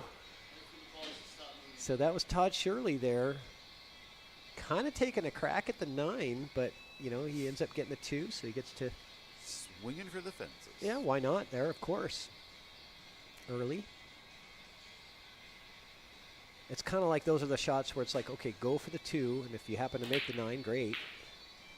And he gets it again. Yeah, he gets the 3 ball. Well, he was doing it again. He was riding the 9. He drew back into the 9. And he ends up making the 3. You got a replay there on your screen. That'd be a fun one to watch. I don't have that one, actually. I didn't have that set up for that. 4 ball, but you got to watch the scratch. Okay. And Todd Shirley just getting to work here. Freewheeling that cue ball. Yeah. Well, he's feeling good now. He's got the lead. He's won the last 3 games in a row, I think, hasn't he? I believe so, because they entered 9 ball at 3-2 Christian. 3-2. So he's gotten at least 2 in a row. Yeah.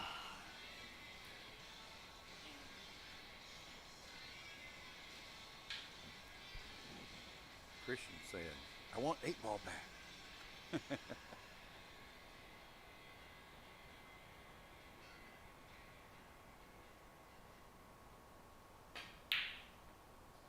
Okay.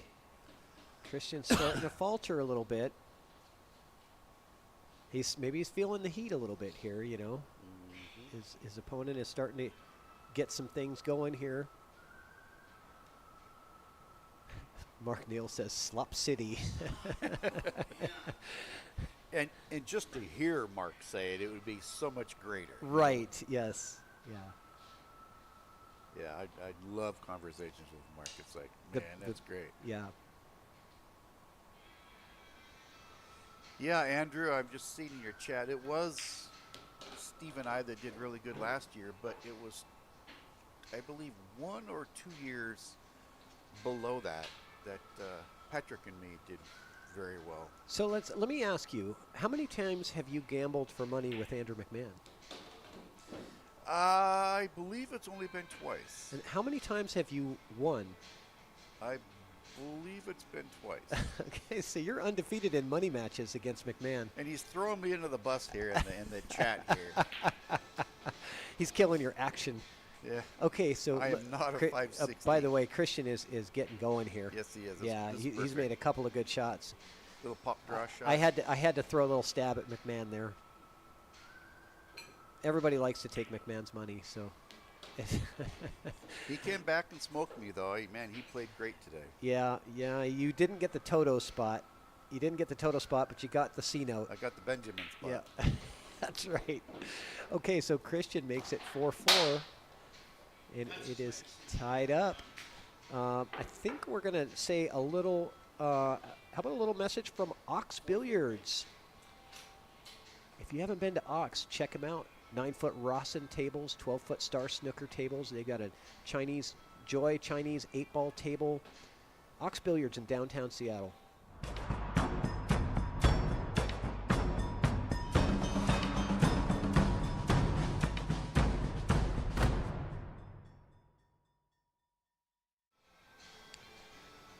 And not to mention, we gotta plug Town Chalk because they have some of the best chalk on the market.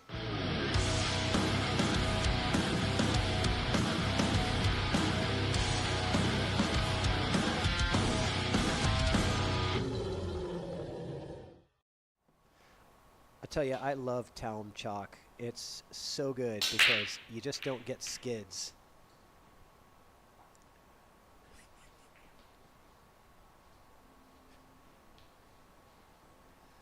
Three years, Andrew. Well, maybe I'll be nicer than that. We'll see. I think it's only 18 months. Every 18 months. Yeah. But you gotta listen to him man, for the next year until you give him another chance. So maybe we'll set up the match on ChalkBox for you. I don't know. Are all of our volumes still good? I got a text here saying that they can barely hear me. Oh, you got the 9-ball. Todd Shirley with a 9-ball. Or was that Todd? Yeah. Oh no, that was not Todd. That was yeah, it was. That was Todd Shirley that got the lucky 9 there. Let's take a look at that replay because I almost missed it. I didn't even really know what was going on. Well, where is it? Triple G, you're killing me. He says I'm like squeezing blood from a turnip to gamble with.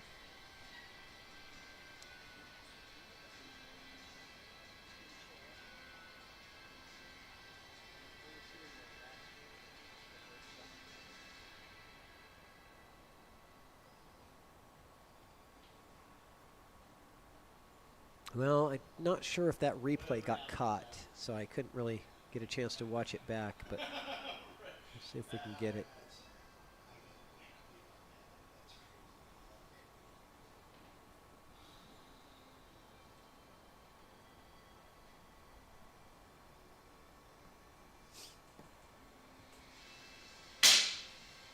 Oh, so let's see here. That was a miscue, sounded like. It was a miscue scratch. So let's see if yeah, that was so lucky. That's Christian saying it. That's one foul. So let's see if Christian goes for the 3 foul. There's no 3 foul in APA. Oh my God. That's not a legal break though, but it's a scratch, so it's falling out. That's right. Yeah. If it didn't scratch, it would be enough. So there's no 3 foul in APA. So there's no incentive, but you still can loosen the balls up and play another safe here. Mm-hmm. So Todd Shirley has got the lead at 5-4 here. And Christian did a good job there loosening those balls up and giving him absolutely nothing here. I mean, if there's no 3 foul, why not just tie the balls back up again? Yeah. Right? I mean, that's what I don't like about no 3 foul is you just keep tying balls up, keep tying them up.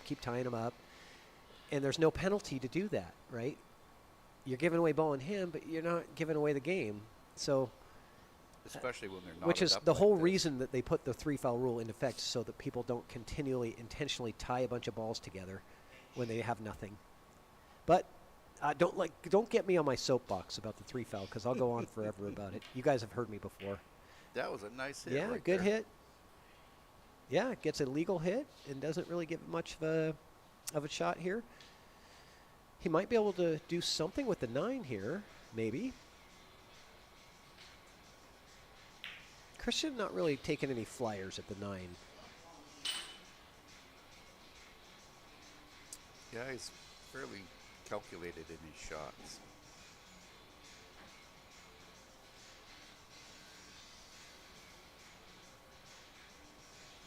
This is definitely a tight rack, though. So James Fox, I believe that I've been told, I don't play APA, but I've been told that APA does not have a 3 foul rule. So McMahon said if it's not a legal break, it should be opponent's break, like a re-rack and opponent's break. Like I said, you guys tell me because I don't know APA at all. Never played it. He's going to try a 3-railer and come back through for the hit and see what he gets.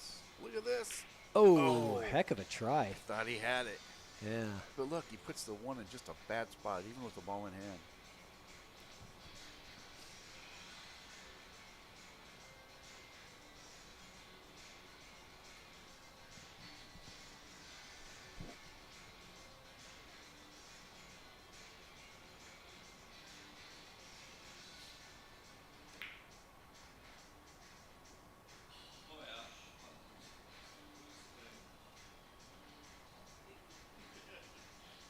Don't worry, it's still, just a mess.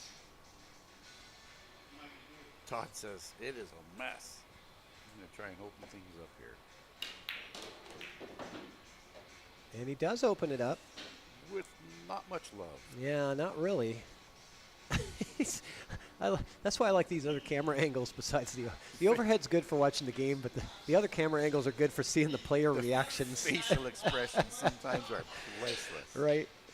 That's the entertainment value there. I used to have Todd keeps looking at us through the window like, oh, what are we going to do? We used to have a good friend of ours that moved away. He was on our team. He would go through all kinds of face gyrations, and we called it the sour beer face. And his face would go all kinds of places, and it was just great. But boy, what a shooter he was. My hat's off to you up there in heaven there, Mr. Beardsley.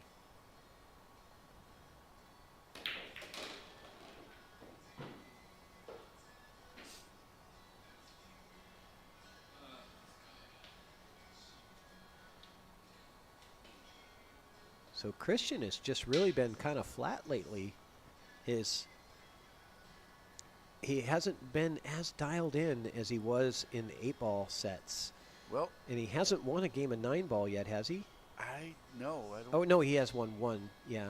Yeah. He did get one. Yeah, he did get one game. You know, certain people do better at certain games. I prefer 8-ball. You know.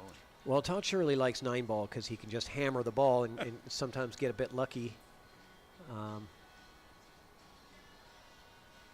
Random flyers. Yeah, I mean, well, look, the game with the higher luck factor is going to favor the lower player a bit more than the game that is more skill, right?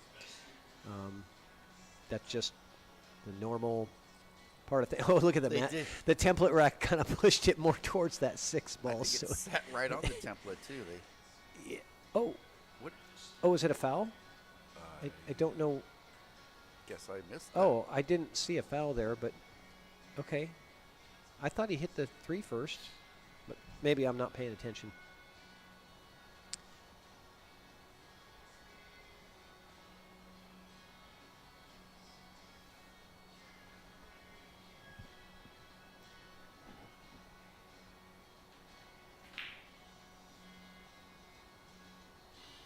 Rattles it.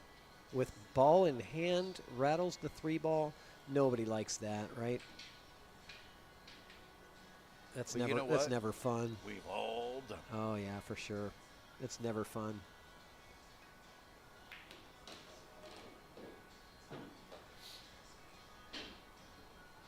Yeah. I hear Jack Kiske behind me says, better to rattle the 3-ball than the 9-ball. That is very true. I like this angle on the 4. It should push the 5 towards that corner, I believe, if you just hit it kind of at a soft pace here.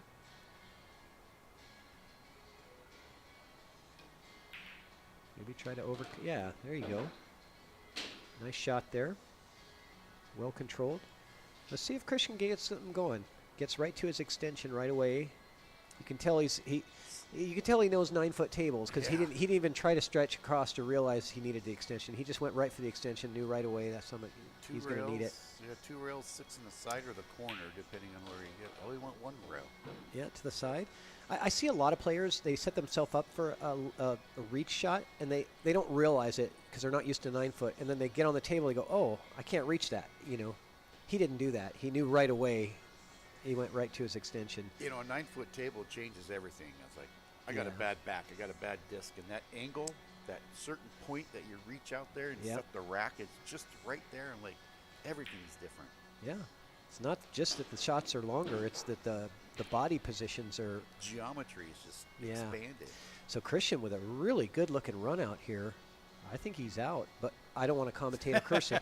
Don't let me just rephrase that. I'm not commentator curse him. If he plays good, continues to play the way he's been playing in this rack, he'll be out. If 8 in the side or 8 in the corner, what do you think? I think he plays for the corner and takes what I like he gets. the side. I like playing. I like 8 in the side. Yeah, just like that. Straight up and 9 in the bottom left corner. Well, if he's got a slight angle, you can just stun the cue ball over and the 9 in the other side. Yep. I don't know if he's got a little angle there. Yeah, I think he does. I got a perfect peek through the window. Let's see what kind of. It looks pretty straight. Cue placement. He actually hasn't. I think you're right. He's got enough. As long as it's not the wrong angle where you're coming into the over. 9. Yeah, you just stun it. Just stun it back a little bit. He's shoot and draw. Yeah, just like that. That's all you needed.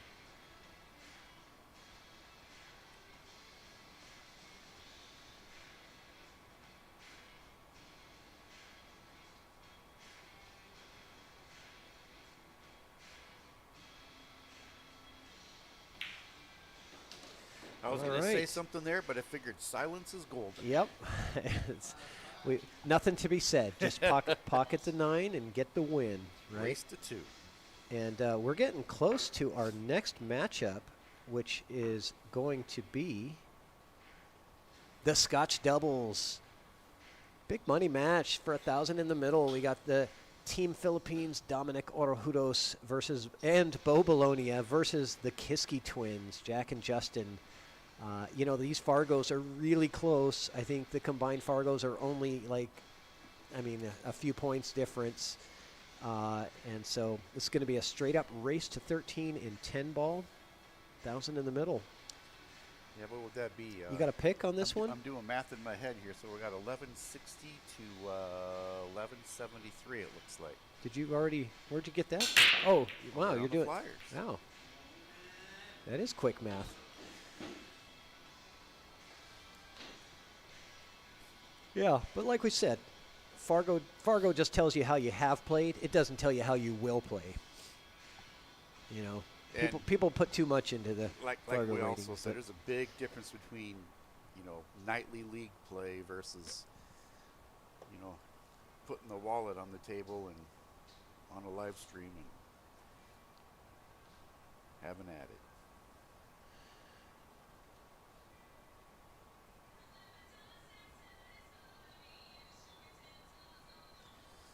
So let's see if Christian's. I kind of get the feeling that he's getting a little bit of his swagger and confidence back. But we'll see what happens here.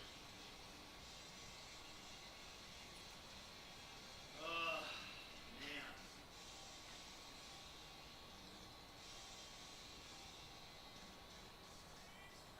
It's a tough deuce. Oh, miscue.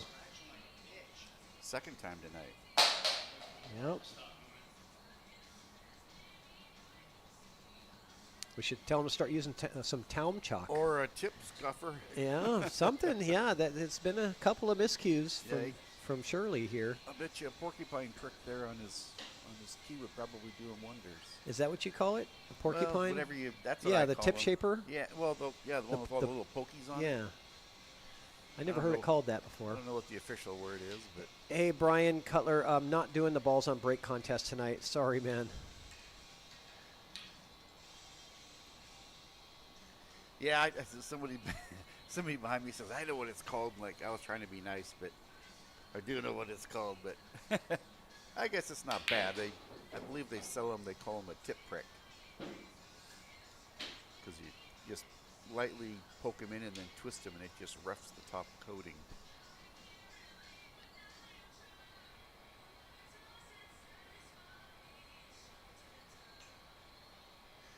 This is kind of tough. He's going to have to jam this thing in the side and draw out of that, I isn't think he? just goes to the corner. He's drawing. and lifts right out. Yeah. Well, okay. He's got that 3-ball over there. He's got to work on here. And does the 4 play by the 5? It does. Okay.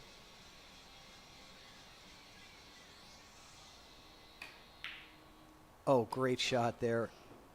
Oh, and he gets the 4 in the corner. So, very nice shot from Christian.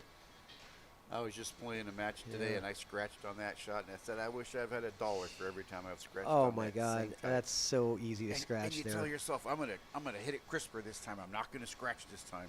Whoop, center Yeah, pocket. it's so easy to scratch there.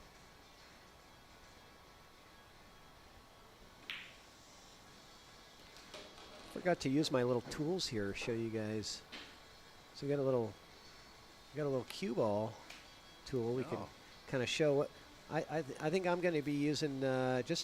Probably just a little bit of right there. Well, maybe not actually. I might be going over here with this cue ball and try to take it off the rail and back out this way. It'll lift it off. Yeah. He needs angle to come down to the 7. That's what I like. We got all kinds of fun tools now. Yeah. Yeah. You got a homemade measle ball you can spin around. Yeah. Technology is fun when it works. When it works. Yeah, it was almost exactly as I drew up, isn't it? Man.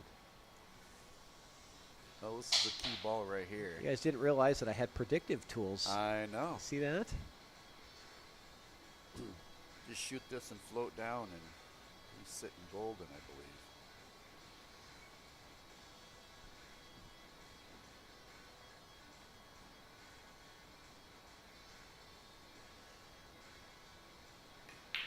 Oh, yeah. Nice shot there. And Christian looking like he's had enough of Todd now. He says, okay, no more Mr. Nice Guy. He's putting together a couple of good racks here. Last one and this one, very nicely played. Good finishes. I think both of them were 6 or 7 ball outs to close out the racks. As long as he makes this, might as well grab the bridge. Don't take any chances.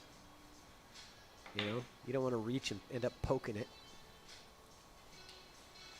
Yeah, I stand a towering 5'6", so the bridge is my best friend on a 9-footer. Yep.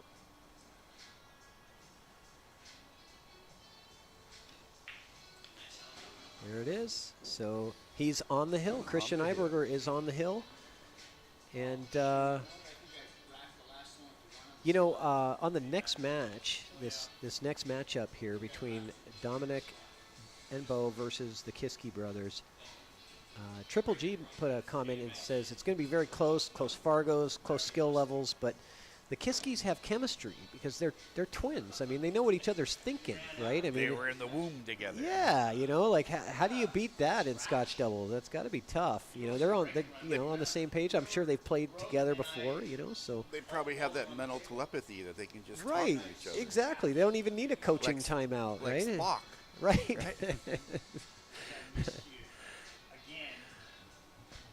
Of course, if they do have the telepathy, what are they really saying to each other? Damn it!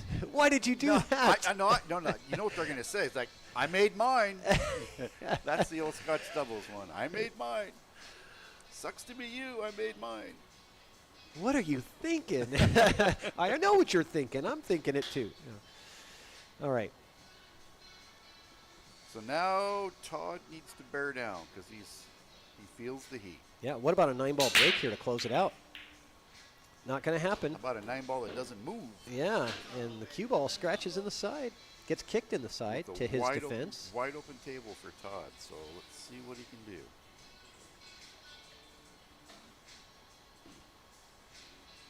The hardest transition probably is the 1 to the 2.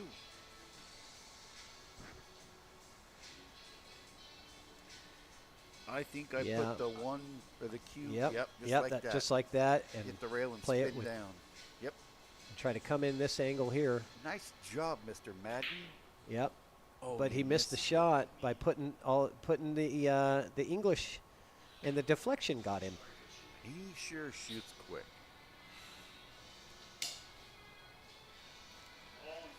This one I'm banking, by the way. This one? Yep. Oh, no. I'm banking this just because the position is so much easier with the bank. I just shoot this with draw into the top side, and it'll come right down underneath the 9, I think. I like banking it, but that's personal preference. Just the position. That was good shot there. He came into the 2. Just the position was so much harder cutting that ball than banking it. And to me, that bank shot is pretty simple, but personal preference, right? There's a bunch of right ways to do it and only one wrong way, and that's the one that doesn't work. Right? That's a potato. Yep. The only wrong way is the one that doesn't work.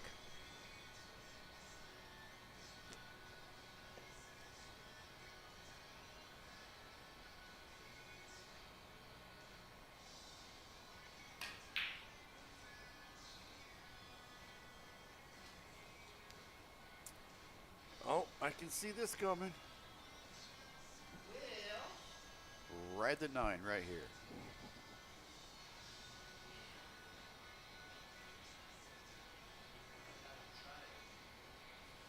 He says through the window, I gotta try it. He's over there licking his chops.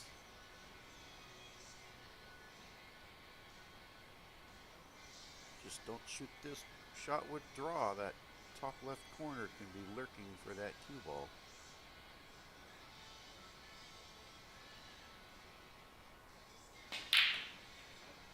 And the 3 goes. 3 goes, yep. The 9-ball went for a ride.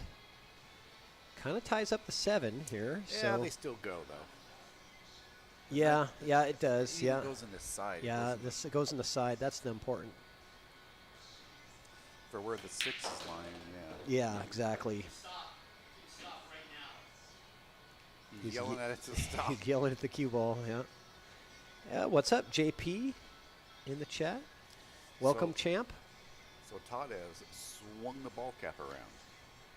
He's playing Ken Griffey Jr. style now. Yeah. And it didn't work. I was thinking Sylvester Stallone, like over the top. You know, he flips when he flips the cap around backwards. That and was the arm wrestling. The arm wrestling, one, right? yeah. That's where I was going with. Flip the switch. Over the top, Dad. You know what? We're dating ourselves. I know. That's a I whole know. movie. I don't care. Everybody knows I'm old.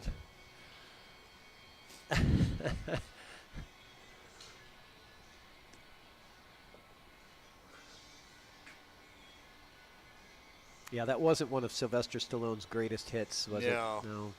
That ranks up there with those Expendables. Those are just like tough movies to watch. Yeah. He's Rambo or Rocky. That's it. Just don't do anything but Rambo or Rocky. He did pretty good in that one drama where he was a cop. He was protecting his little small town sheriff or whatever, and that was pretty good. He had a miniseries too. But all right, what do we got here? he's got a 6 in the side and a 7 in the side. And if he gets on this 7, Tough cut here. Ooh. And he's going to get lucky. yes, Look at that. He got really fortunate with that. wow, Being on the hill and getting that kind of a lucky roll right there. That's a huge break.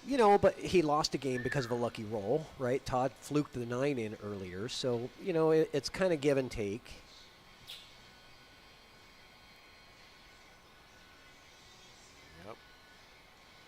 Now everybody's putting Sylvester Stallone's Over the Top as the best movie ever. Young at Heart, Demolition Man. Okay, Demolition Man was pretty good.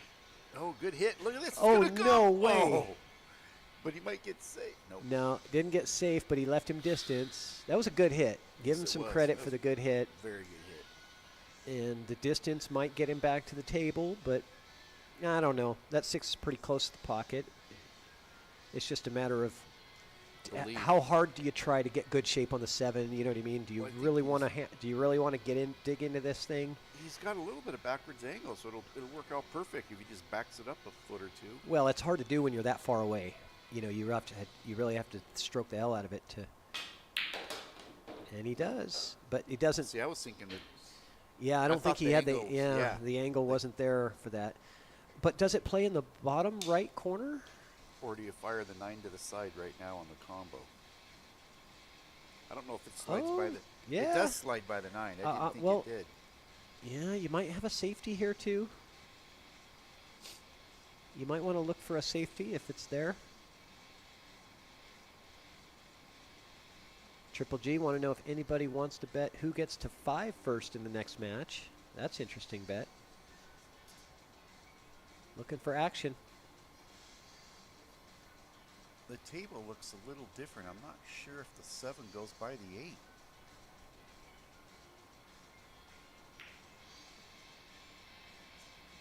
He tried to play the safe. Tried to play that safe. And I bumped the, let's see, left side of the 7 and try and squirt it up underneath the 8. yeah, Take the Q2 rails back behind the 9. hard to control the cue ball behind the 9 and not have the 7 leak out somewhere, you know. Even if you don't get behind the 9, even putting the 7 behind the 8 toughens things up. Oh, come on. So Todd hit that pretty firm, Yeah, very and firm. Ooh. he's given distance.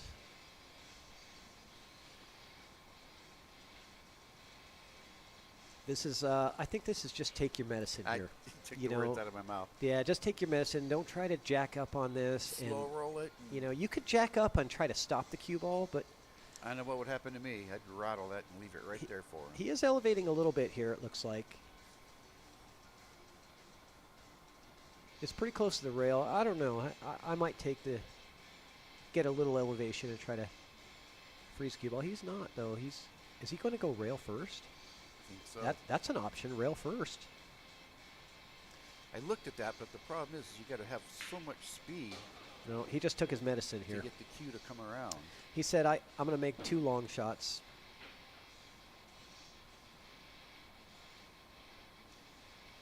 So this And is another long draw shot. 'cause Yeah, I'm if going to say, just- you know, if like you this just- is tough because if he misses this, it's probably going to go hill. Well, even if you just let it flow and make it, that's not an easy 9 ball if the cue gets to the other end of the table there. Well, it'll be just as hard as the last 2 shots for him, you know, so we'll see what he can do here. He might be able to hold the cue ball for a decent 9 here. He's drawing. Yeah, he's putting some draw on it. Oh, and he Oh, flukes my it in. gosh. Oh, wow. You just can't write the script for this stuff, guys. Oh, You just never know in 9 ball. So look at Todd. Christian gives the obligatory wave. Todd doesn't know whether to the- scream or to laugh over The sorry, not sorry wave. There goes the chalk. It didn't hit any balls, so I guess that's fine. They're throwing stuff around the table. And this is tough here. He's got to back cut this thing in. But, you know, I watched him practicing these blind pocket back cuts during practice, and he was making a high percentage of them. So I kind of favor him to make this and close the set out right here. Got it. And he does. Oh, no. Oh, no way. Going hill, baby. We're going hill. Todd Shirley in there yelling and screaming. But it's unbelievable. Christian just can't believe it. But it is going to go hill. We're going all the way to the distance here. And, wow, you just can't write the script for this stuff. Let's see. I'm going to try to find that replay if I've got it here. Yeah, he Let's take a look at this. He had some Look at this. pepper on that Look at cue this ball. shot. Look at this cue ball. Yep. Just found He the left pocket. that other rail, and I said, "Oh no!" Ugh, brutal. Just brutal. Oh my gosh. That was rough. That was rough. All right. You know the old saying, we could have saved 2 hours if we'd have just played a race to one. Yep. But look at all the fun we would have Let's missed. just play one rack of 9-ball for Yep. all the marbles. What do they got in the middle here? 200 Two bucks. Benjamins? Yep. 200 in the middle. One rack to see who wins it all. One ring to rule them all. Can Todd pull off one of his miraculous 9-ball snaps? There's another miscue. Okay. We shouldn't be laughing because, it's somebody's misfortune, but that's the second time he's done that on the break, and he's done it twice or 3 times during the game. So he needs to work on his execution. I don't think it's his tip. I think it's the execution. He's just hitting the side of the ball instead of where he wants to hit it. I wasn't really looking. Did anybody notice? Does he have a really long bridge when he's breaking? Nah, I don't know. Something with his stroke that he's just not comfortable with. But it worked out. It was a good strategy because his opponent took the break and sets up a nice layout here. Look how many of these 9-ball snaps we've seen where the 9 doesn't even move.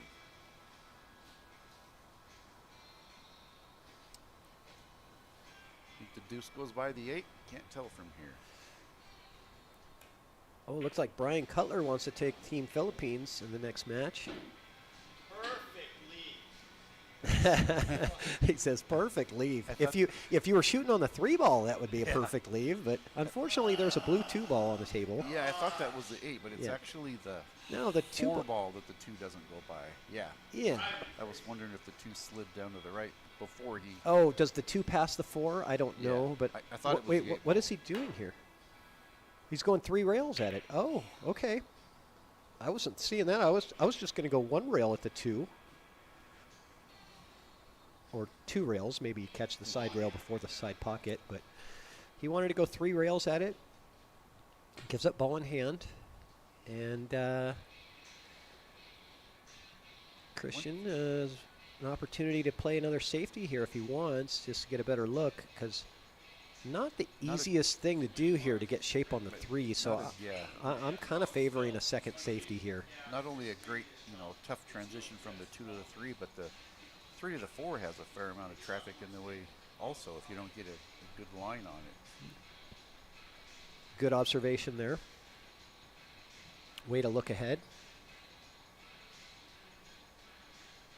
Now, these are ones that we see missed, the ball in hands that we see missed a lot because there's so much to do,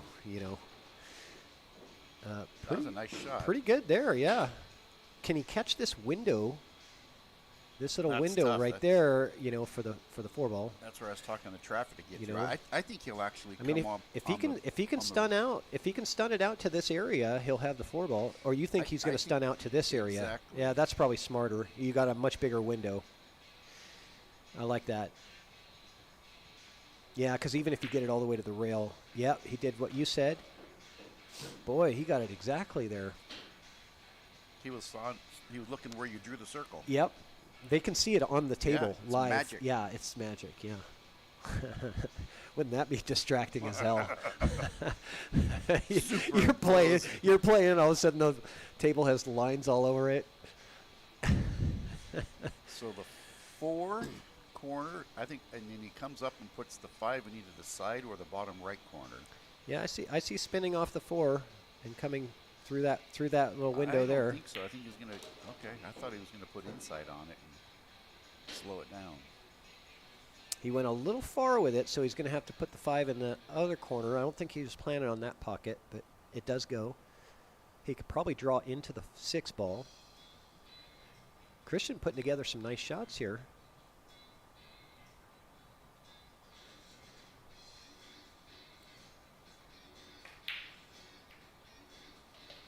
All right. Oh, look at this. If you're Todd right now, You got to think this is my chance. Yeah, he's got kind of the wrong angle here. He's got a slight angle, and it's not the one that he wants. So just you either load up with a bunch of inside, or you go 3 rails around. I don't know which one he's going to choose. He's got 1 rail, doesn't he? Maybe I'm looking at it wrong. He goes 1 rail right. Uh-oh. Right into the side, right into the corner pocket. No, that's not the way I was looking at getting shape on that ball, but it worked. That makes 2 of us. Well, Todd Shirley, 4 balls to go to close out this set. Chris says if he wins, or Mirko says if Chris wins, he'll get some extra portion of, I'm going to think, some tasty German thing for dinner. Christmas. Uh-oh. Look at this. No fluke. Wait. Yes. Wait for yes. it. Wait for it. Not quite. Oh, man. The Kiskes are back here going, God, I'm glad we're playing 10 ball next. We don't have to deal with any of that sloppy stuff.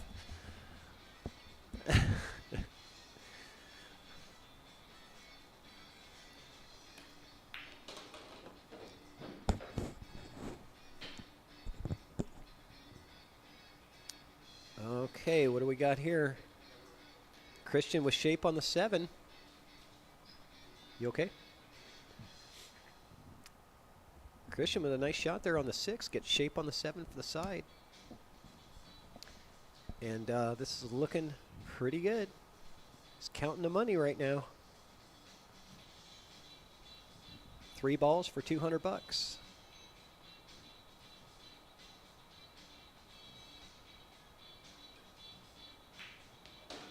Yeah, I like that shot. Cheat the pocket a little bit. Get You know yourself. what that is right there? The expression I haven't done all night? That shot right there, that's money. Wait, hold on. Money. There you go. I know my buddy Drew likes that one.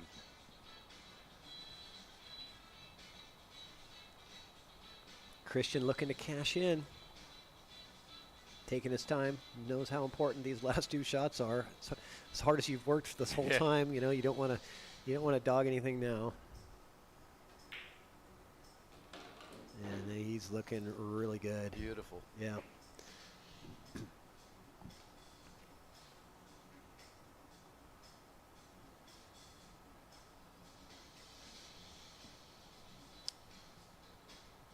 For the money. And it's over. Christian Eiberger takes down Todd Shirley in a thrilling hill finish. What a great match. 7-6. For the 46-point Fargo difference, Todd stood up for himself there. Yeah, he sure did. He put up more of a fight than a lot of people would have given him credit for.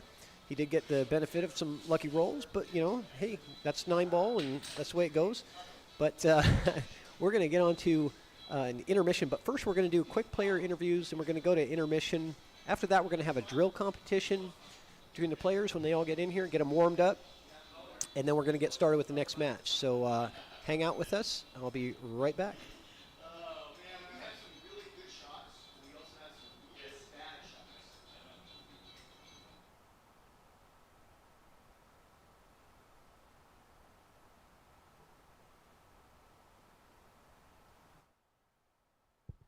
All right, let me test this microphone out.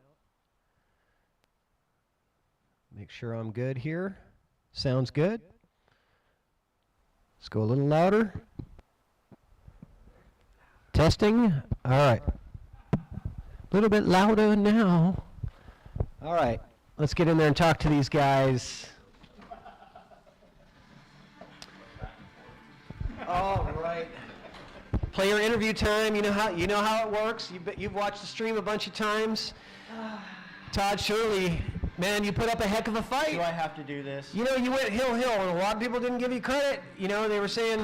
In the chat? Yeah, well, just in general, I think. Always do. You know, yeah, people give you a hard time, but you know, you fought hard and you made it a good battle. I had some good performance. Here. I had good performance, but I had really Put that bad. microphone up. I had good performance, but I had really bad performance also. We always do. No. I had really bad performance. What was with all the miscues? See, you agree Let me with see me. your. Let me see your you tip. agree with me. Let me see your tip. The tip. The tip looks fine. Okay. The tip looks fine. So what happened with the miscues? There was a couple on the break and a couple during the games. This is what happened. It's psychological. On that first match in the 8-ball, when I was playing really well and I got down to the last 2 balls, Yeah. and I had that straight in and straight drawback for the 8, and I missed it. Yeah. At that point, I went on in tilt. You went on tilt. I went on in tilt. Yeah. And you kind of got it back though. You got I got it back. You came back. You got in your groove a little bit. That seed was in there. Yeah. And once that seed is in there, for me, it's really hard to dig up. Yeah. But I can do it. Well, what do It you takes think? time. What did you think about playing on the ChalkBox? I loved Good time? it. Did you have fun? It's the best. All right, good. Absolutely. And it was a So- free roll for you too, because you won the raffle. I did. You won the raffle last So buy time. raffle tickets. Everybody, you want to get on here? Buy raffle tickets. Get on the You can show. win. Yep. You get into the raffle. You get on the ChalkBox. How were That's- the that's how it replays? works. It was pretty good. Yeah, we got several of them in there, and so thank you very much for hooking me up with Nick and, Oh, yeah. and getting those in there. So play key. Replays. So we were enjoying the technology there. We got a lot of positive comments in the chat. Oh, so great. I really yeah. love to hear that. So, Yeah. hopefully my game will improve so I can represent this company a little better. Okay. All right. Well, hey, let's get Christian over here because we got to get to intermission. But thanks again and good shooting. All right, Christian. Well, congratulations. Thank you. You made all your friends in Germany so happy. Somebody said that they were going to name one of their children after you. I saw this comment when I Yes. was like sneaking in for a second. It's Tucker. Hi, Tucker. He's playing in my APA team. Okay. And he's phenomenal. He's a very nice person, a great character. Uh-huh. Love you. Okay. Is he local here? Oh, yes, he's from Seattle. Oh, okay. Yeah. Well, tell him to get on the show. Get in the raffle so we can get him on the show. Yes. So, yeah, you played good. You definitely showed that you've got some good skills. I like your cue ball control and on a lot of shots. And, we all have missed shots here, Oh, yeah. in there. And it's a tough table. Everybody that comes here says it's tough. How did you feel? I feel good. So I have exact this table since like 8 weeks in my garage too. Yep. So I see and I feel I need to practice more for the next time to feel better. Yeah. So like the ball in hand miscues and misses on the ball in hand, it should not happen at all. Yeah. But in between here and there, I had good shots, which I was happy about. Yeah.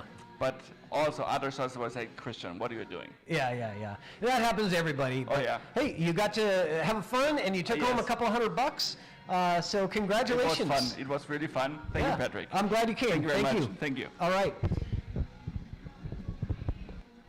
All right, guys, so we're going to go to an intermission here. We're going to give about 15 minutes or so for the players to get warmed up.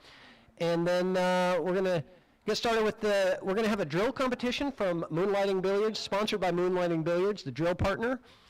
So a chance for those players that are come here tonight to compete to win $50 if they can complete the drill that we set up for them. So that'll be a little bit of fun. That'll be after intermission. Then we'll get started with the Kiskes versus Dom and Bo. So stay tuned. We'll be back in a bit.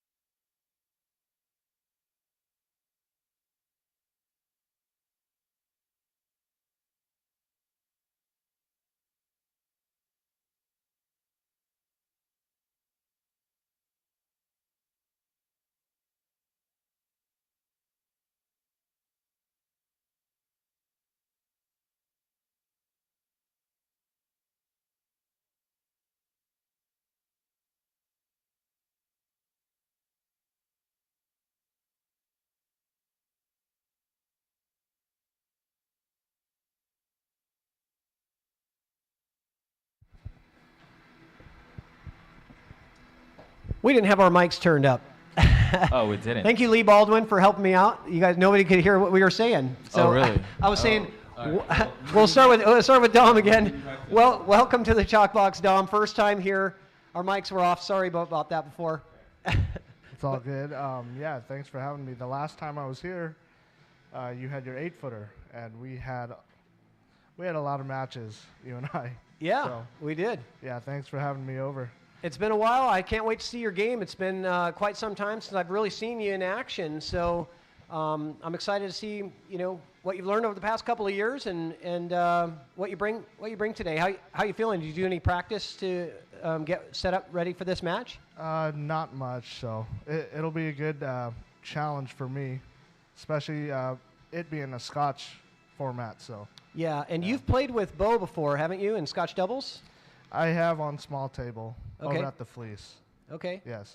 cool. Yeah. All right, so well, good luck tonight, and Thank you. yeah, and welcome back, Bo. Again. Again, welcome back.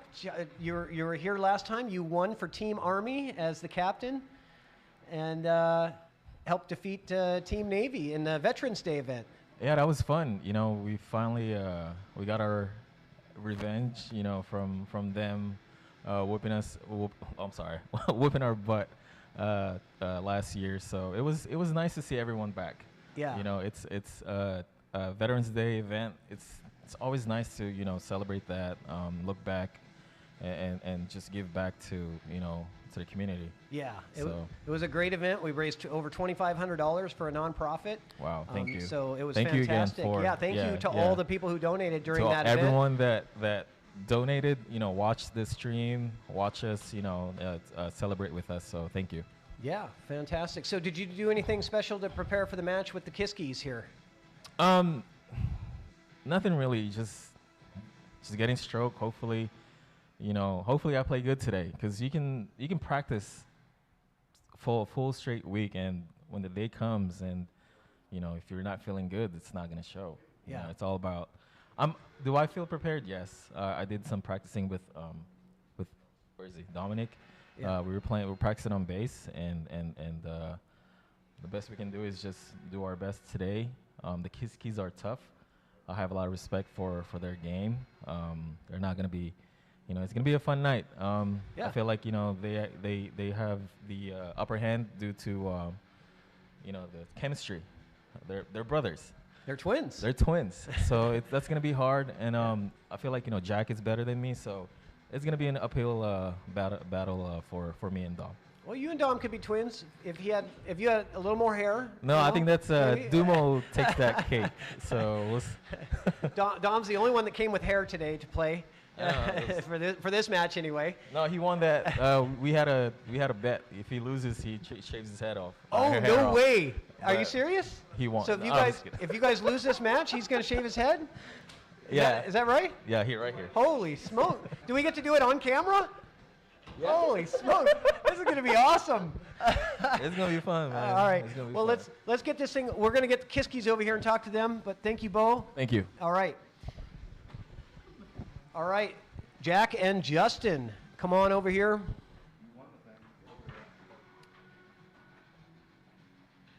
Be careful with that drink over the table, sir.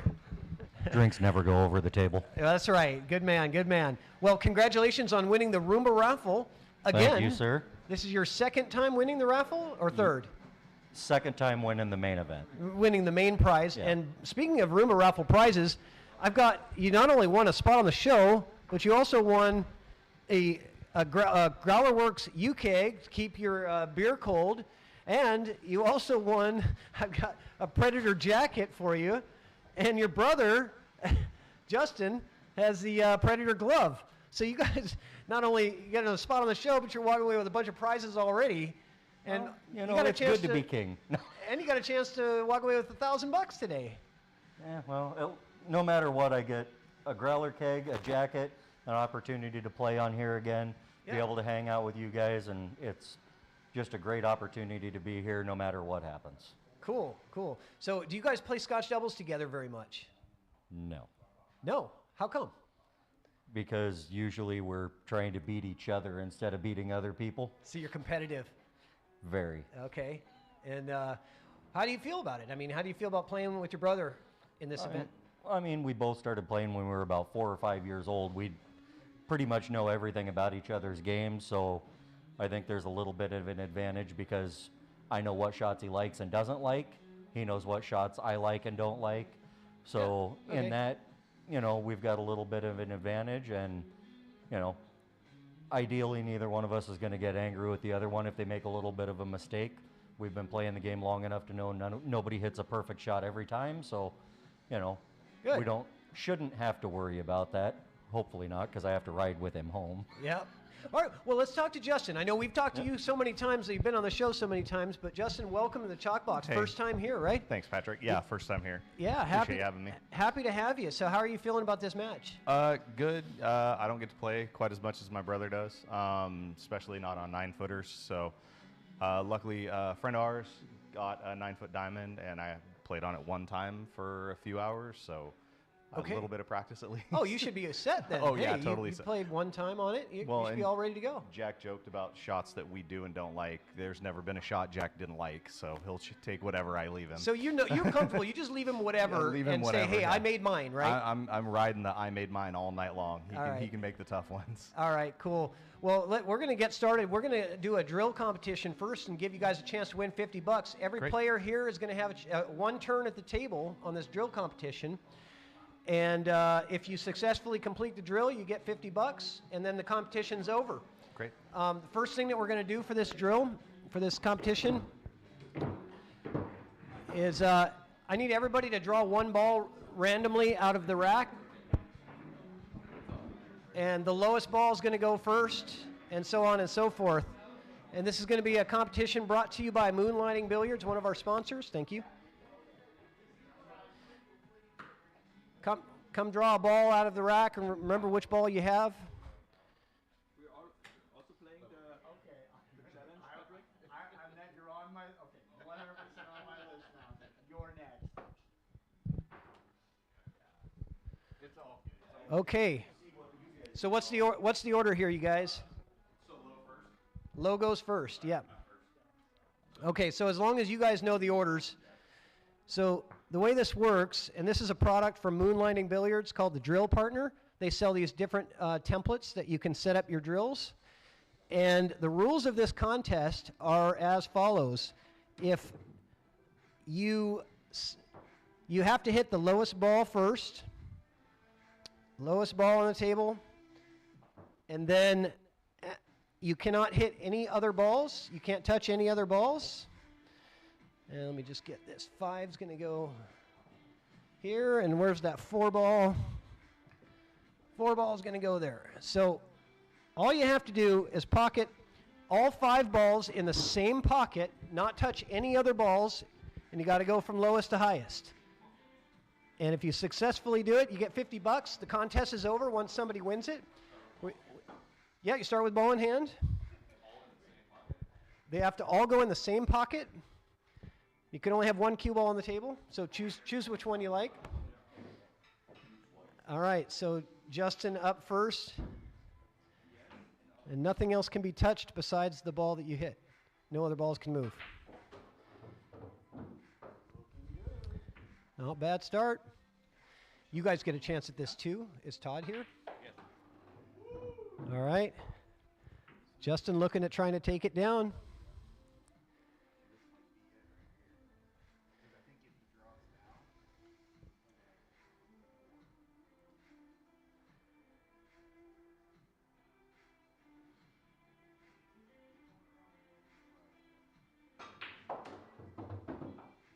Oh, it's getting harder.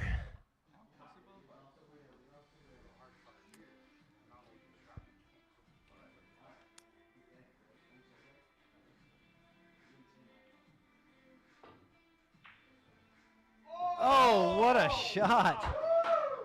He's got a heck of a shot here coming up. $50 shot right here. You can make money before you even start your match.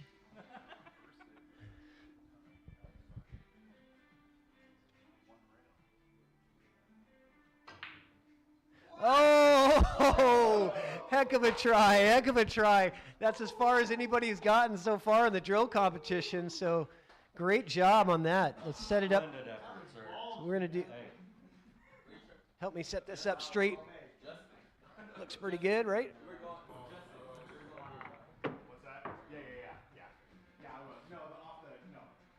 All right, who goes second? Is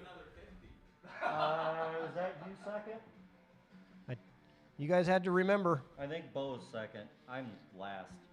Yeah, Bo and Dom. Okay, so you see how to not do it. So now Yeah. and apparently I have the record. Yeah, So all, just so you know that- all in the same pocket is what makes it hard. Yeah, it really does. It's a good drill, though, to practice, for sure. All right. Bo Belonia giving it a shot.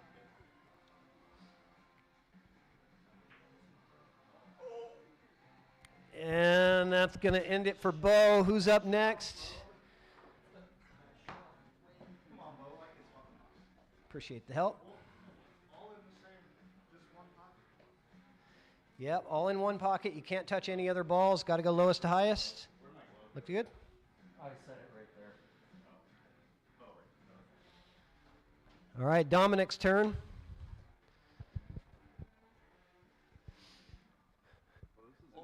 Going the opposite way. This is another. I didn't know you could do that. So that changed. You can. It's ball in hand. You can do whatever you want. That's the way I would do it. Yeah, but they all have to go in the same pocket. Any So they pocket. could take the far corners if they wanted. Sure.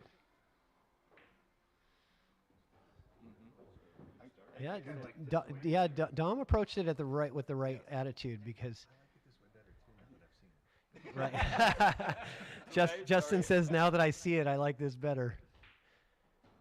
Oh, wrong English. That's okay. You just Yeah. Go to the rail and come back. Not bad. Oh, he'll miss a side by half a diamond. Oh man, but I like the strategy. I like the strategy, Dom. Good strategy. That was the same exact idea I was telling you. Yep. I practiced it a couple of times, and that's exactly what I ended up doing.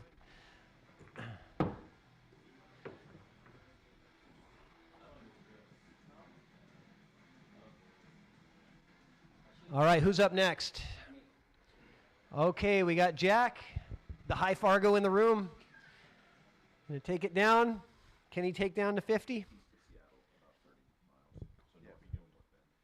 Oh, did you guys drew balls, right? To see who goes first? We lagged. No, in this oh, I thought I had everybody in there to draw one out. No. Oh, well, you guys go last. Yeah.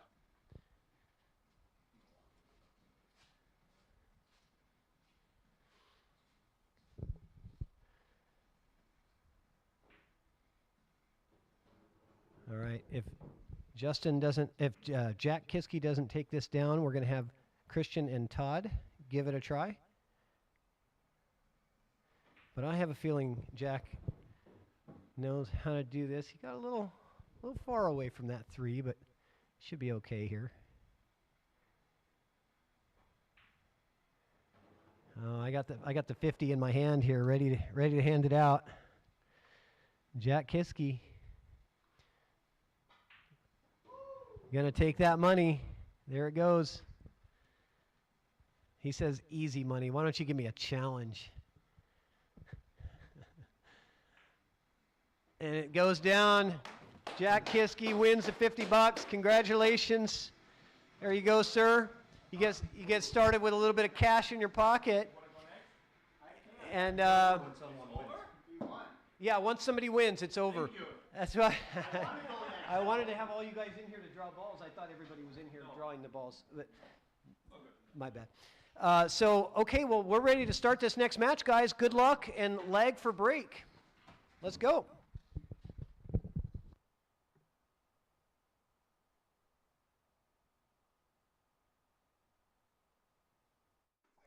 All right, thank you to Moonlighting Billiards for sponsoring this event. And get yourself a drill partner. It makes a great holiday gift. If you're looking for a Christmas gift for your family, friends, whichever one you want. And fantastic organization. Support the businesses that support ChalkBox. And get your drill partner today. Go to moonlightingbilliards.com and get that drill partner. So here we go. Bo Belonia versus Dominick Orejudos versus the Kiske brothers. Race to 13 and 10 ball. They're deciding which cue ball they want to use. All right, they're choosing the red circle.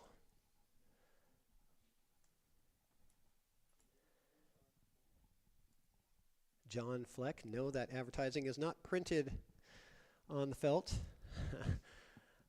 I'm not that. That would cost a little bit more of a sponsorship fee if we were to permanently put their logo on the on the cloth. Okay. 1 second, I gotta check with these guys.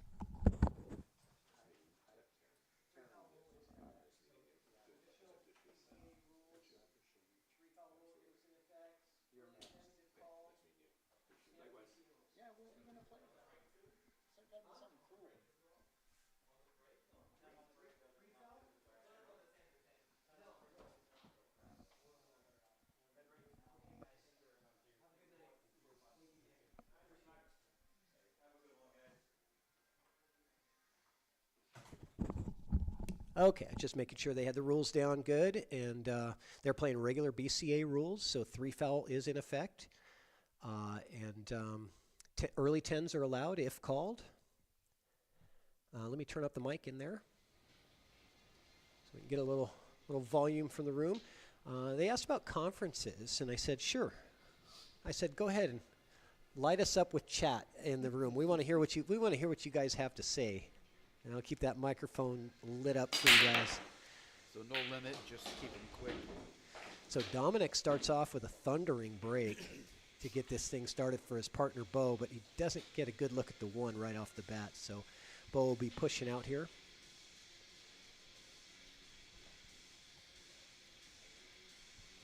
Race to 13, so this will be a good long race here.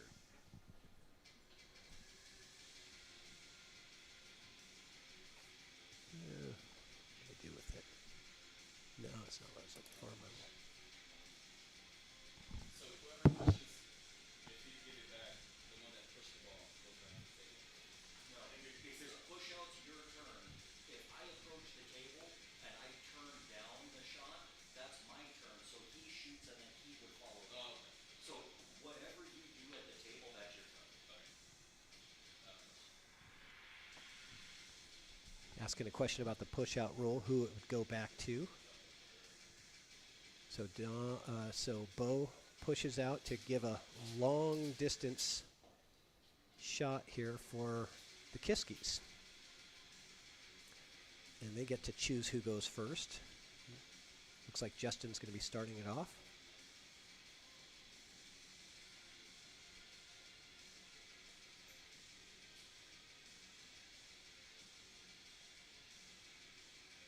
A lot of distance on that 1 ball. Is he playing safe first? Yep. He wanted to hit that 8 to kill the 1 ball there by the 8 ball. Just didn't quite get it there. And I'm going to check on the raffle purchases. I think we've had a couple come in. So if you could just help me out with the commentary while I'm doing that. Feel free to do what you need to do with the camera buttons there. All right, Jared Redfern, I'm getting you in right now. Thank you so much.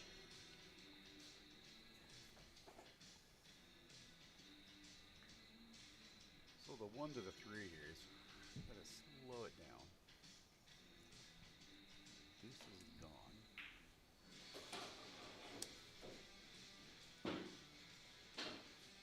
Really no tough transitions here, so it'll be interesting to see how far they can take this table.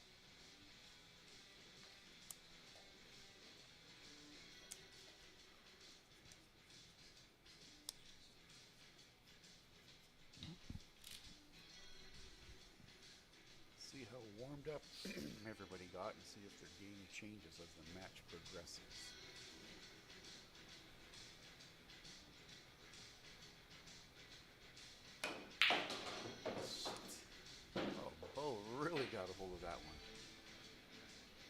thinking you wanted to be about center table.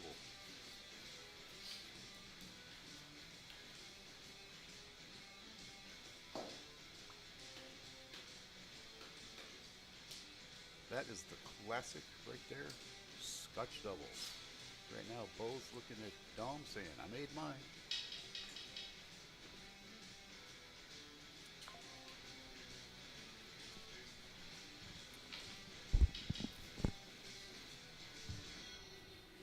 Commentary microphones are off. We should be able to hear us. Can you guys hear us on the mics? Can you hear me okay? It says barely audible. Let me turn us up a little bit. Yeah, give him a crank.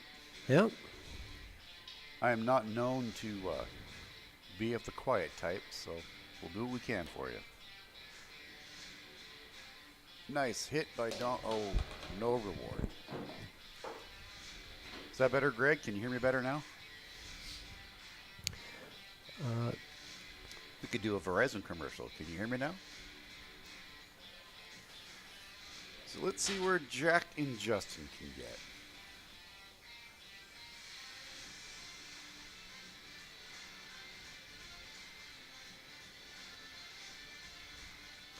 I don't remember the exact Fargos, but I think Jack's somewhere around 100 points or so higher than Justin, isn't he? Yeah, so I'm just going to respond to John Curtis. Not John Curtis, sorry, Carl Taylor in the chat. I did get your raffle tickets in. And in fact, I sent you a message on Facebook Messenger, but I don't know if it's the right Carl Taylor that I'm messaging. So I usually send out, when you buy ahead of time, I usually send a picture of the tickets. And so if you have Facebook Messenger, check it and see if you've gotten my messages. If not, I don't know how else to get it to you other than that. But yes, I guarantee your tickets did go in there. Thank you very much. So Jack's got a stroke coming here. He's got a look at that. That's a beauty. That was a sweet shot there. Got his brother prime shape right there. Pop this 8, drift up a little bit, 9 in the side. Or you might come 2 rails and put the 9 in. Yeah, that's what I think it there. Yeah. You know, do you think there's more pressure playing with your twin brother? Or is it less pressure? Like, wow. I mean, are this going to cause a family feud if one of them dogs the last shot of the, hill match or something? Are they going to, like, So I don't know how brothers go. What's Christmas going to be like at the Kiske house? I can tell you how most husband and wife combinations go. God, that's not well. That's a dangerous combination there. Not recommended. I'm thinking, by the looks of these guys, if they're talking about, knocking each other around, they'll probably just go home, put the boxing gloves on, and be done with it. yeah, that is kind of what. No harboring, right. No harboring grudges. Let's get it over with right now. Right. That is okay, but they didn't need to put the gloves on for that one, so they put the gloves to Team Philippines there. Bo and Dominick. Genius says, tell us about husband and wife combos. Well, I've seen quite a few of them, mine included, and it's not a good combination. It's not good that way. When they did the 10 ball before, when I played John Scudder, they did alternate 10 balls.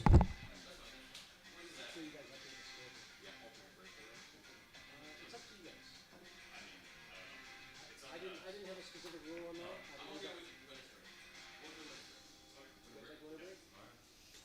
So they had a discussion and they have decided on winter break. Winter breaks. I like it. Race to 13, I think should be winter break. I like it. Keep the momentum going. No one is going to run out the set on a race to 13 and 10 ball on the 9-foot diamond. That's not happening. So go ahead and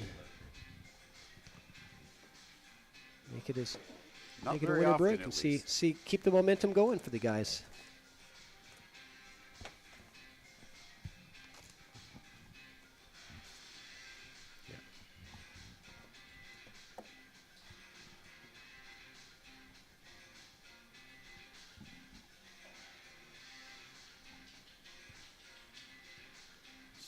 Jack will take his chance at a whack at these and see what kind of damage he can do. Dom put a pretty explosive breakout there the first time.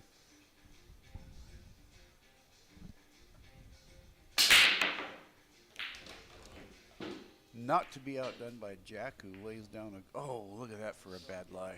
Yeah, but at least he can thin it and bring that cue ball down table for the safe, right? But can you thin it and get the cue ball to the rail? Because it looks like the cue is going to go into the 3 or 10, right? Well, I think the 1 will go to the rail and then slide back down. Not if you're thinning it, it's not. You can't. How do you get the 1 to the rail if you're just... He's going this way. Yeah. I was thinking... Yeah, you want the 1 to barely move. Oh, he didn't want to do that. I was thinking the opposite direction. He gave up an opportunity there for Bo. John Curtis says he can still barely hear me. Is it really me? Is my mic in a bad spot? Yeah, you do want to be up to the yellow there, and I can't get it any louder. Right, well, maybe my mic's sitting in. Oh, that right there did it. Yep. I think I moved my mic just a little bit. Thank you, sir. Yeah, you got to have that microphone right in front.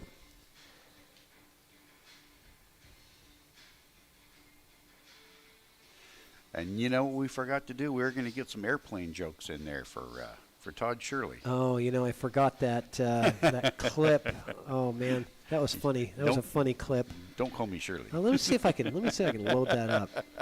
No, it's too late now. It's too late.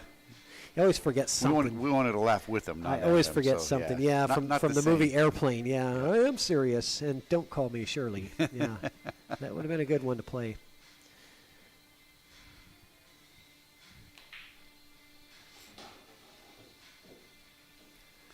Okay, I'm gonna get over to my drawing screen so we can use this here. Deuce to the 3 is not an easy transition. It's probably going to be a fairly long shot. Oh, I think. Yeah, you're right. He's pretty straight on this 2-ball. Yeah, that's true. I think it might even be. You're probably best place you're going to end up is here. Yep. Which is. Unless we're getting some distortion here, we'll see what kind of action he gets on the table. He's trying to get the cue ball there. Look at that. Which means he's probably going to have to really cheat this pocket. And when you try to cheat the pocket. John Curtis, you're killing me. Oh, got to have some humor in life. So he's using a lot of left English. Oh! Yeah, he was really trying. I saw how much left he was putting on that ball. It was a ton. He was trying to squirt up table. I'll be right back.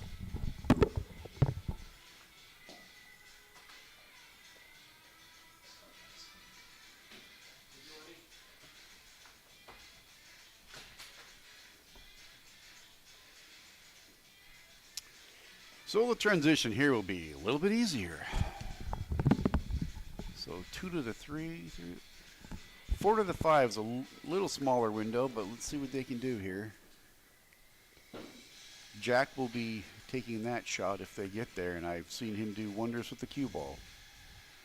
Yeah, it is nice to have a partner like Jack. You know that he can pretty much handle, those difficult shots. That 7's blocking a lot of the incoming lane of the 5-ball.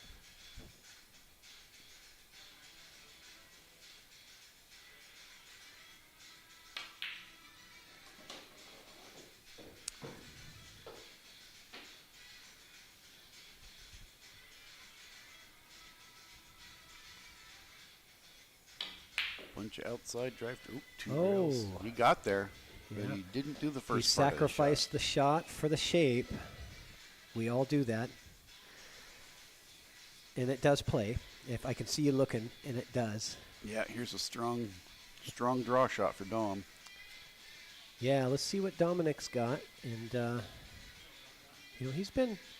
I haven't seen him in action too much in the last, a year or two. And so it'd be interesting to see... how his game is, because I really don't know. I know that he's had, he's definitely has got skills. I know that. But this game is about, recent play. So. Yeah, the one was a that sweet sticks shot right there. The one that sticks in my mind. I don't remember the exact race, but he was down considerably to Lee Baldwin in a Friday Night Lights. That was the very first Friday Night Lights Ex- episode, exactly. And actually. it was big. It was like, I don't remember, like 12-5 It was. or something I like remember that. specifically. It was a race to 17, and Wow. he was down 16-9 in a sudden. They were playing sudden death, which meant every miss was a ball in hand. Mm-hmm. And he came back and won 8 straight racks against Lee Baldwin on his own table in the very first Friday Night Lights stream ever. Which, those of you that don't know Lee Baldwin, that is not an easy task. No. And, to his credit, he did get a couple of lucky flukes in there, but he played solid, the whole time. And Lee will tell you, it was one of the most impressive comebacks ever. Nice draw stroke. A little more draw than he really wanted out of that thing, but not bad. He got real straight on the 7, so I think Dom's just looking for a little bit of a stop here. I think a stop shot is fine. Stop 7, stop 8. Because if you try to draw a few inches and you get too far, it kind of throws you, it kind of ruins your shape a little bit. So I like just stopping the cue ball right there, just like that. There's a stop shot on the 8, and then, it's textbook. These, this is a coin flip. These 4 players, I think we picked a really even matchup here.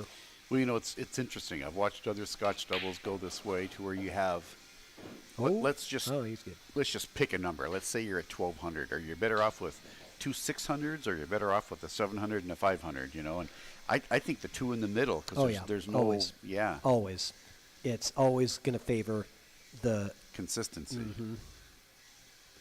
But these teams are very, very equal as far as Fargos go. Bo is a 613, and Dominick is a 554, and Jack is a 620, and Justin's a 556. Oh, yeah. So it's very, very close. Yep. It's not even a imbalance there. There's a reach and a half here. I'm using the bridge, or it's got his extension on, but heck of a reach. Well, you can reach and pound him like that? Yeah, and he's not a tall guy, so... Yeah, he's the Well towering done. stature that I have of 5'6", I think. Yeah, his partner gives him a nice little fist bump for that one. And since we saw the drill partner in action, we're going to play a little commercial for them as well. Moonlighting Billiards presents the Drill Partner. Whether you're new to pool and practicing the basics, or a more experienced player performing drills to improve your shot making and positional play, the Drill Partner is perfect for you. Use the Drill Partner to set up drills anywhere on the table. The Drill Partner allows you to set up for drills with balls in a straight line, in an angle, vertically, horizontally, with varied spacing between balls. The Drill Partner is one partner that will never let you down. If improving your game is important to you, then get the revolutionary new product that guarantees a lightning fast and accurate drill setup every time. The Moonlighting Billiards Drill Partner. Roll him in and begin. All right, we're back. So the Drill Partner is a cool gift to give to your spouse. If your spouse is a pool player, they would definitely enjoy this in their Christmas stocking or under the tree this year. It takes the place of, I've seen people set up drills on their tables with the little paper circles from notepads where you fix the notebook when it page tears out, Yep. So we used to have to stick those on the table to make sure you put them in the same position The stickers, for a drill. yeah, you don't so want to use stickers. Yeah, they leave the residue on the Yep. table. You don't want to use that. Get the Drill Partner. It's awesome for setting up those drills and really get. It just takes the time of setting everything up down to like a bare minimum. Really get your practice dialed in.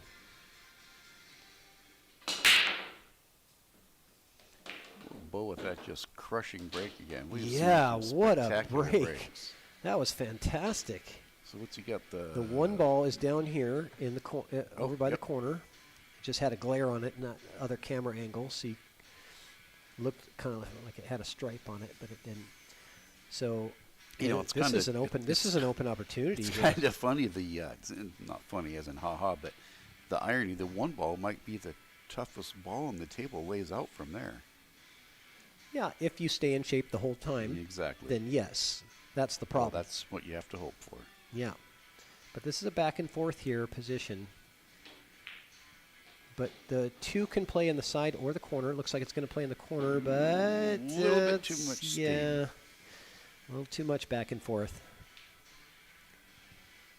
That was the back and forth of ... A little extra.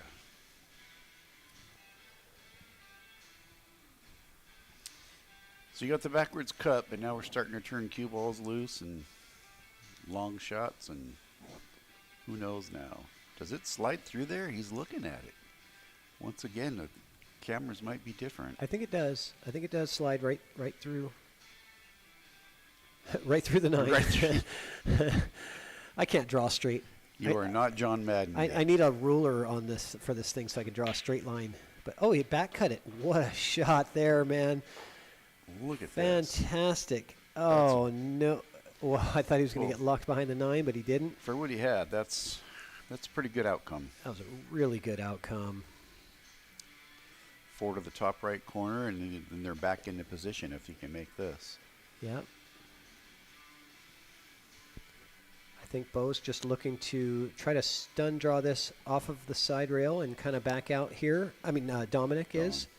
I think he's just going to slow roll it forward. Because that 5 plays in the side. Mm-hmm. I don't think he likes to slow roll this. Yeah. I like that shot. Dom's a stroker. Yeah, nobody wants to slow roll that ball because it's just hard to get an accurate stroke on it. When you can stun it, and you know you can stun it off the rail and miss the 5, you're going to be good, right? So that's a much easier stroke to be accurate with. Get that stroke in the 50 to 70% power, not the 10% power. Or the 90. Neither one of those extremes are good. No, yeah. So, Bo and oh man, with a really good look at the potential for the break and run there. Mm-hmm. Falls a little short and sells out a fantastic opportunity for the Kiske brothers here. Yeah, because the 6 off, cue to the rail back out puts you right on 7. So I'm telling you, this match could go the distance. We might be in for a late night, guys. So I hope you got your popcorn ready and maybe even brew yourself an espresso because you might have to stay up late to watch this one. Got kind of an angle for his brother here. I think it's good. He's going to go to the rail and come right back out. Yeah. He sure did. I like how he stayed down on that the whole time. Drift right down. Beer and popcorn, Mitchell says. Q maybe just barely touch the rail and come down and set him up for the 9 in the side and the 10 in the corner. Yeah, we're seeing good pool here right now, guys. Got a little funny there. I think he's going to go down and back. Yeah, Jack's got to do some work here. It's the wrong side of it. It's taking him away from the 10. Yeah, he'll go to the end rail and back up, I believe. It depends on how steep. He might nip draw this. I think he really can. He's going to nip draw this ball. Yeah, I believe so. Yep. Yep. Just like that. Mm-hmm.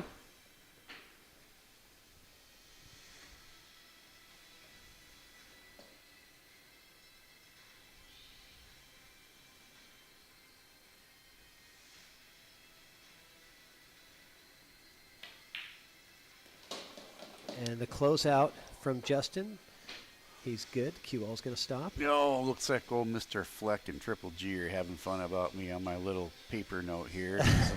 I'm dating myself. Because you're using a notebook? Yeah, and Greg says I still laugh. But you know the funny part is how many more years do they have to work before they're retired like me? So there's pros and cons to when you start poking. I gotta go to another commercial. This one is for my business, Evo Sports, guys. We're using Evo Sports technology for the scoreboard here. The players are keeping score. We're going to talk about that in just a second here.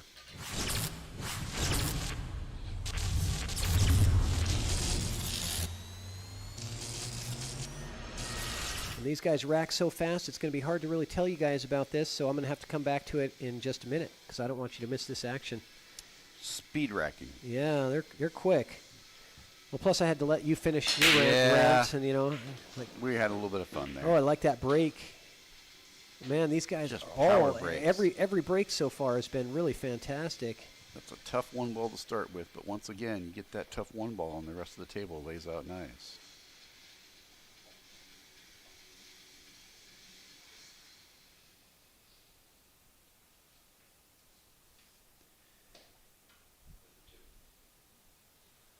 Yeah, you know, these guys laugh about still using notebooks. I remember when a Palm Pilot meant you pulled out the big pen and you wrote on the palm of your hand. Yeah. 1 to the deuce. What do you think here? There we go. Good. Need some love. He's got it. He's got it. Not easy, but he's got it. The 1 to the 3 is a tough transition, though.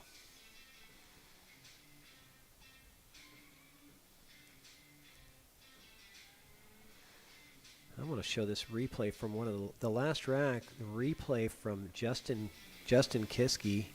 Check this shot out on this 2-ball. I think that was Justin, wasn't it? Yeah, I believe so. That was just so sweet, man. Back cutting that 2-ball to get to the 4. It just doesn't get any better than that.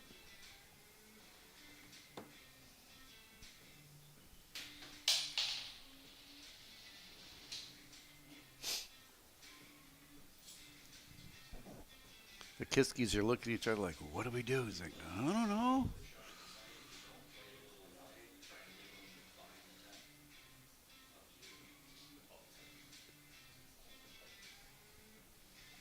That 1 to the 3 is tough. Hammer it and try and go 3 rails. He gets away with it. Yeah, he got it safe. Jump shot coming. Maybe. Bo's at the table now. And Bo usually prefers the kick over the jump. He is capable with a jump cue. It's just not his favorite way to go. But yeah, he's going to have to get the jumper out for this one. Yeah, There's just no way around it. Because I don't see much of a kick there unless you go long rail. Well, the kicking angle long rail is blocked by the 3, you know, and oh.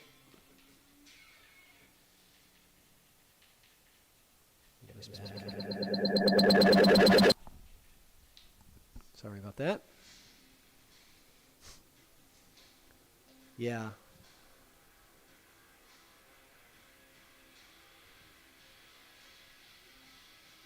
A little bit of feedback there. Jumpy, jumpy. Nice hit. That's the difference between 9-ball and 10-ball when you get to that jumpy, jumpy is slop doesn't count, you know? Right.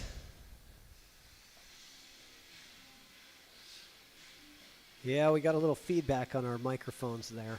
I'm trying to do too much technology at once, and apparently I lost my... I gotta fix this.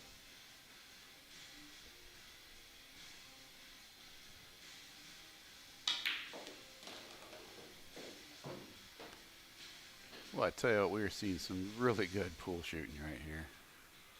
What's been impressing me is the leaves that they've been giving each other.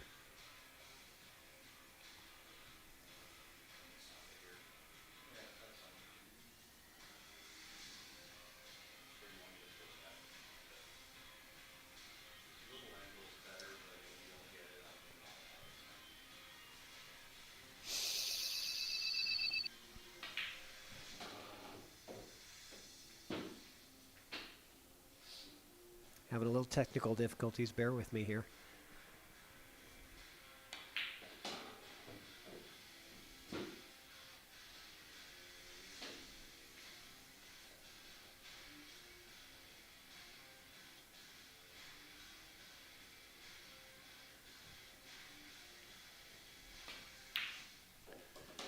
I tell you what, even if we go hill here, this race to 13 is going to move right along. Andrew McMahon, I love it. Space Invaders. Now you're dating Space Invaders, Donkey Kong, Asteroids. Those were fun times.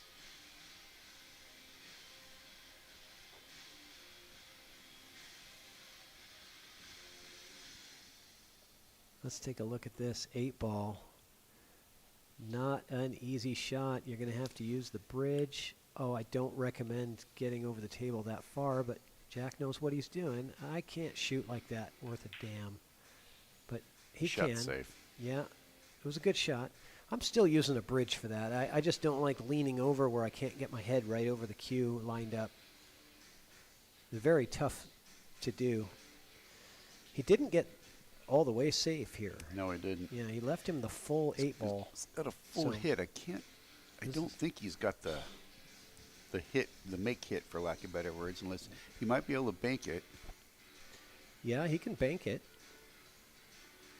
He might be a I double think kisser, I think that's what they're kind of looking at, and Bo's going to come in conference with him here. The bank might be a double kisser, though. This might be one that they want to talk about here because it's a pretty important shot. Yep, he's calling the bank.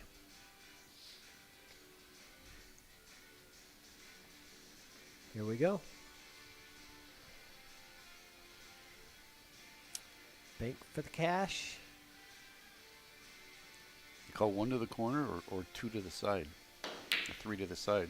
Oh, so close. But that's going to hurt, man. That's going to hurt because you've got Justin. Players of this caliber. Yeah, Justin's coming up with the 8, Jack for the 9, and Justin for the 10. So, you know, that was a risky shot, but it was hard to play safe there. You know, with 3 balls on the table, it's pretty hard to find a safe spot, right? You know? About the only thing they could have done is get the cue to the bottom rail and leave them long. Yeah, and in that case, you might as well just go for it, right? I don't know. Good shot there from Justin, getting the 3-rail position.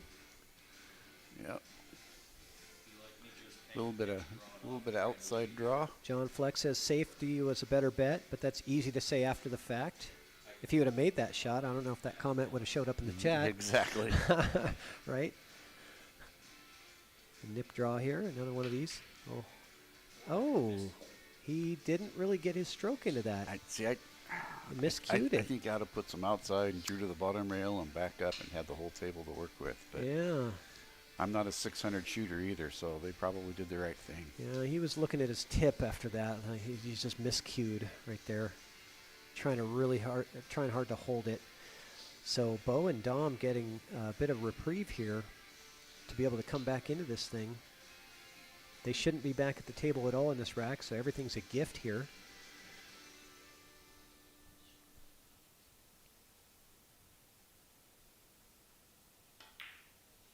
Nice shot. Yeah, very well controlled from Bo. He's been shooting good pool lately, I'll tell you. Bo's been running hot lately. Thanks, Andrew. I don't know about that, but we had fun.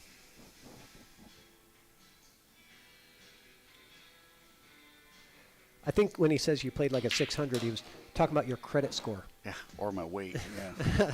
Your weight.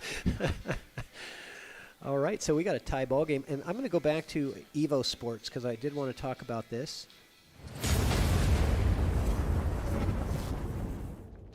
So Evo Sports, what is it? So many people are coming to me and asking me, what is Evo Sports? How does it work?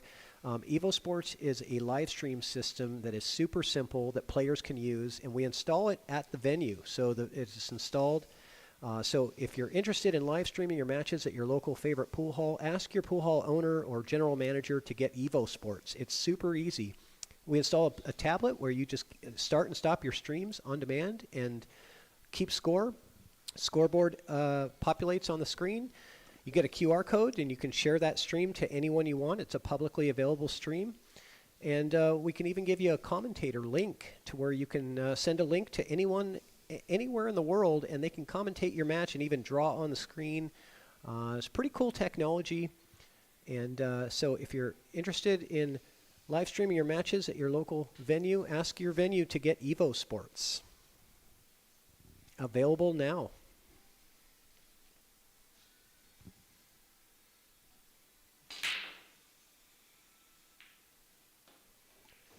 I was just going to say, is this the first dry break? But nope. Sneaks one in the side. Yeah, the 1 ball. The old 1 ball on the side. Where's the deuce? Yep. Right. I don't have my drawing tools working right now. I think we're going to stay safe here.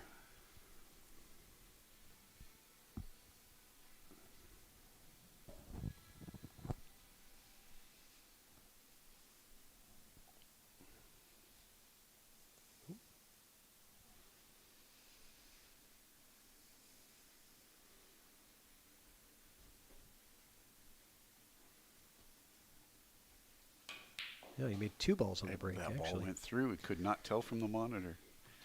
That was one heck of a stroke. See if I can get you an angle here that works. That 3 ball does not play in the side. Goes to the corner, but it's not an easy shot. It's not an easy shot, no. But the 5 ball is your next ball, and it's not in the worst possible spot necessarily. But yeah, this is tough. I think you're going to do a safety here. I don't see. I see putting that 3 ball down behind the 5, and trying to play the cue ball behind the 7. But try and get 2 rails on the 3 and try and stick it behind the 5 and the 9. Called it in the corner, didn't he? Yeah, he's calling the corner, but I don't know how committed he's going to be to this. He might be just calling it just in case, you know. Yeah. But at the angle he's aiming, I think he's committing to this shot.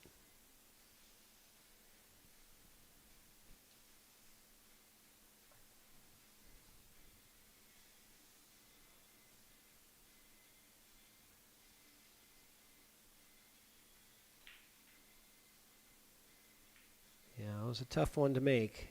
No doubt about that. That's the bad thing is it's kind of a little bit of a sellout there if you fully commit and don't come through. I did favor the safety there just because of the difficulty level and what you're going to leave for your opponent if you miss. The odds of success of either shot, yeah.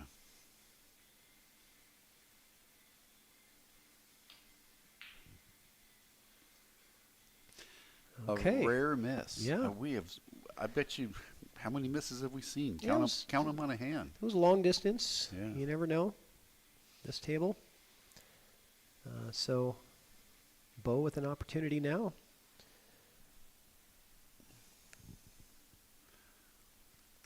Forrest sitting in a good spot. Let's go to this. I like this angle here. Yeah, this angle looks good. I think just a bit of outside. Bring the cue ball up around where the 9 is. Oh, he went inside. Yeah, Okay. see, I was looking at outside and drawing just a little bit and then putting the 4 in the left-hand side. Bo is a player who's very comfortable with maximum spin, maximum English, and he's very comfortable shooting like that. He almost prefers having a lot of spin on the ball and having a lot of, movement. Oh, there's the 4 ball. I thought he was setting up on the 5, so my bad. Yeah, see, that's why I was thinking he was going to come. The dark color got me. Yeah, the 4 ball is there.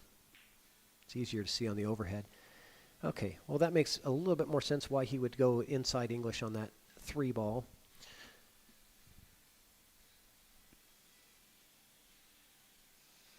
Good angle here. Some outside draw.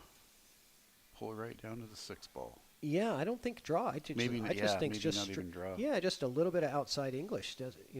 Yeah, you don't want to put too much because you want an angle on this 6 ball. You don't want to be straight on it. The draw would shorten it up too much. Right, you get too close to it. Yeah, he wants a nice angle. That's actually not that much angle. Little crisp. He doesn't. He knows it. He shook his head, saying, "Overhit that." I mean, he had the right angle to get Dominick a really good angle on the 6. He just hit it too hard, overcooked it a bit.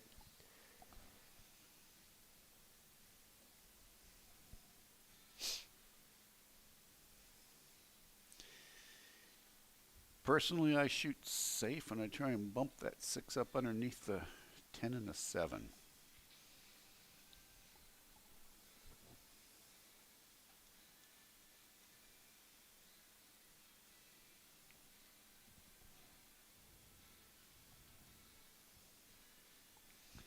You can actually do it either way. You can do the same thing with the cue ball, but I think the 6 balls puts more traffic in your way, but he's going to try it with the cue ball.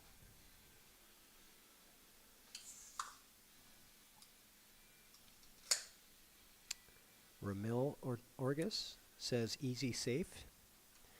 Dom switches I don't know over about easy, but I definitely think the safety is the way to play it here. Don switched over to left hand for that too.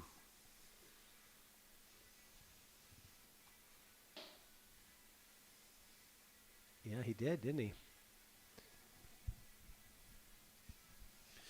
Some people are Wait, fairly ambidextrous, but He's always left-handed. Dominick is left-handed. is he? Yeah. I just assumed he was right-handed. No, he's a lefty. Oh, you're right. He's got his glove on his right hand. Yeah. You made me think there for a second. Yeah. I'm like, isn't he I left-handed? haven't seen Dom shoot that much, and I just, when you're stretched out that way, I'm like, well, yep, you're right, James.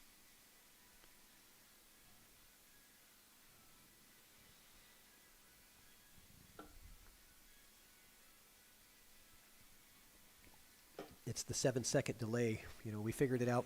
We figured it out before he heard us. Uh-oh. An unforced error there by Jack Kiske. But this is no picnic here. I mean, how do Yeah, 'cause how do you get to the? You have to keep the cue ball away from the 9-ball, killing it, and you have to come all the way back around. Yeah. Now they're playing early 10 if called, They correct? are playing early 10, so you might just plan on just go ahead and, try to come full into the 9 and then take your chances with a 7-10 combo. I don't know. I mean, it's a tough situation here, but I don't see him coming all the way around and getting onto the 7 down to this end of the table. I think the combo happens no matter what he tries. Well, you could also just play the safety with the 7, right? Pocket the 6 and then play a safety on the 7 would be an option. But I think the combo is the way to go if you can't get shape, and he didn't get shape, so So the combo, or I'm sorry, the safe is in play right now. Glance off the 7, slide down past the 10. I don't think you can slide past the 10 You don't there. think so? No. Yeah, you might brush the 10 on the way. Yeah. If you hit the 7 fairly full, I think it's touchy. I think it's really touchy. I think you're right. I think that is an option to try to play that safety. It's just really I think touchy. he can almost put both of them on the rail. He can almost put all 3 of them on the rail.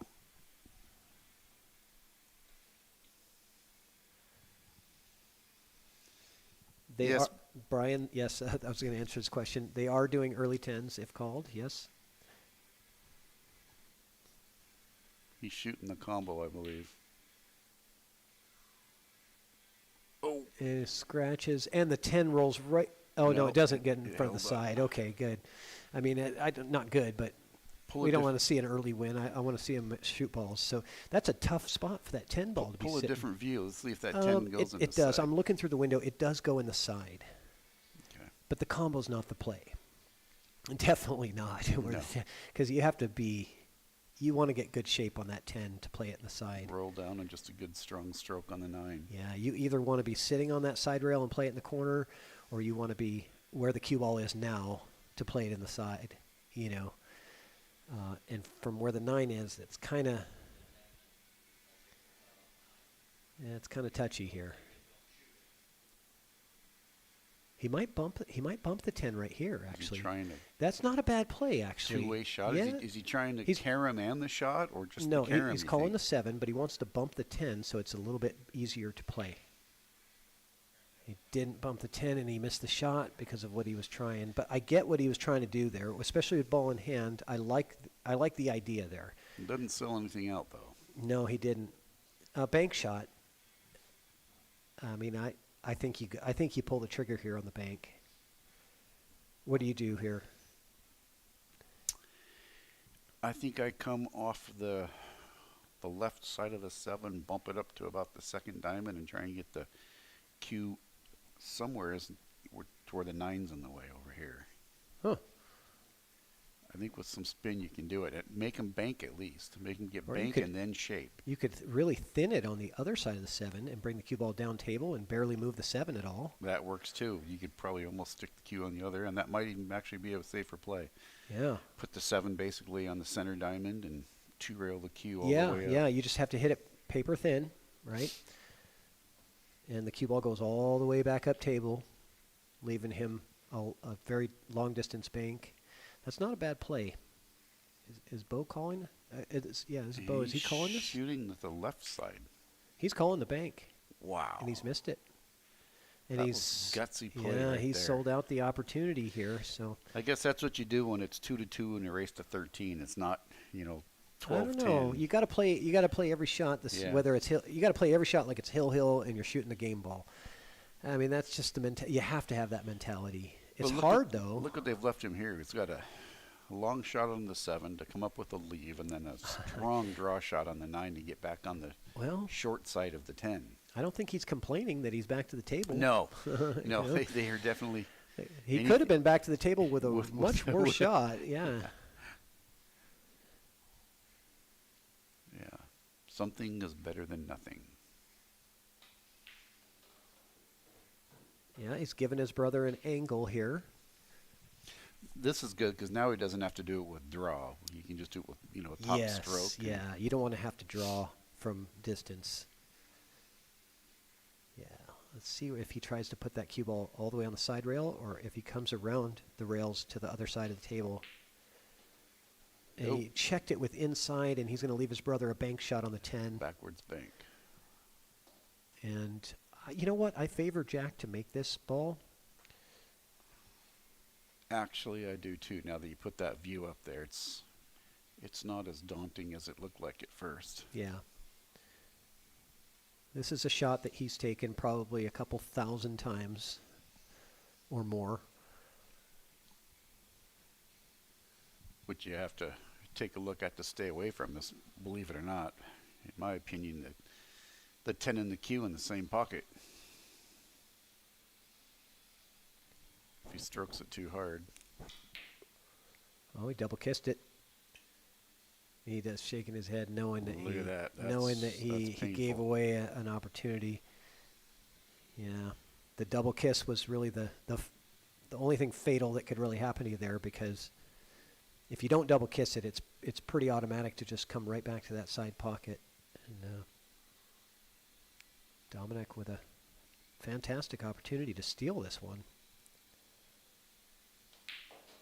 Money. Puts it away. All right, so I'm going to take a quick break. I'll be right back.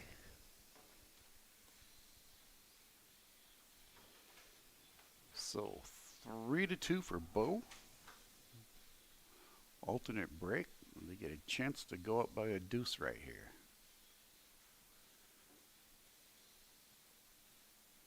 Stealing one when your opponent breaks, kind of like getting the kickoff after the halftime, after you just scored in the last possession of the football game of the first half. Mitchell Piontek. I was thinking of that little jest in there also, but I didn't go there. I thought it was kind of good. Bo with his power break again. Oh.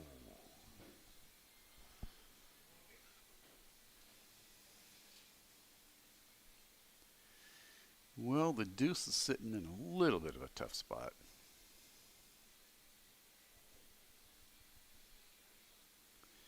I don't know if he tries to move it here or comes underneath it and tries to put it in the opposite side of the 1.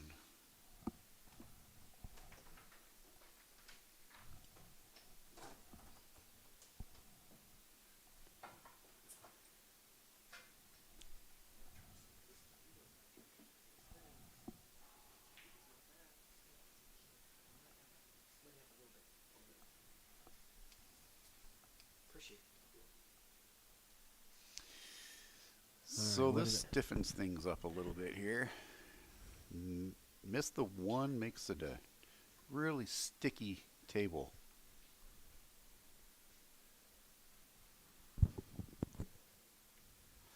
Yeah, this is the problem right here. I think what Dom's thinking about is I have to get a good hit here, because if not, the 110 is in play. I would not be opposed of just tying something up and taking that combo away from it right now.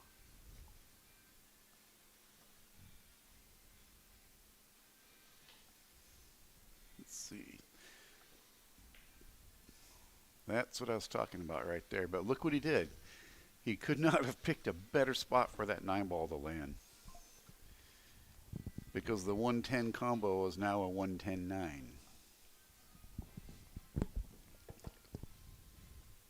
I just got confirmation that your sound is perfect now, Rich. Perfect. I've never been called perfect. Well, I said your sound Okay. was perfect. All right. I'll take some of the credit because I just turned the dial up on the volume for you. Yeah, I don't know. Maybe I have this little microphone just Yeah. sitting just wrong. It's pretty sensitive. So was he looking for a 3 foul there, and that one ball came out a bit? I don't know. But now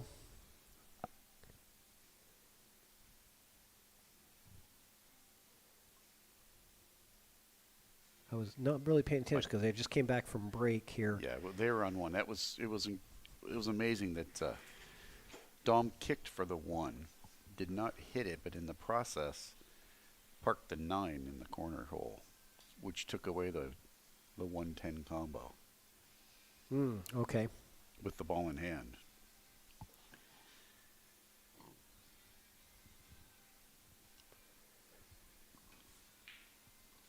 Oh, that was a sweet. Do you think they would try the deuce 10? No, I guess Not not now. But he's got to look at the deuce. He's got to hit. Yeah, if the deuce comes free, I think they'll separate. I was thinking he had a pretty good. I like Bo trying to standing over his shoulder, looking around him. What do we have? What do we have? Yeah, Jack was too, trying to see the chances of a bad hit. Yeah, keep an eye on This this. is thin.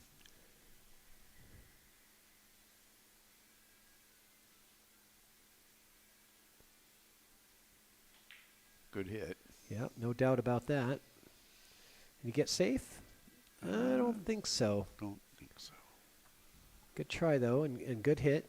He didn't have a lot of room to. Bo's over in make the that. corner. He's making a cue ball with his hand and pointing where to.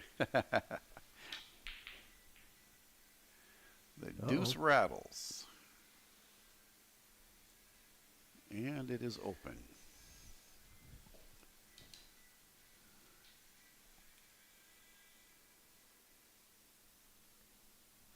Got to come straight back up table for the 3, so he's really on the wrong side of the deuce. So let's see what he can do here.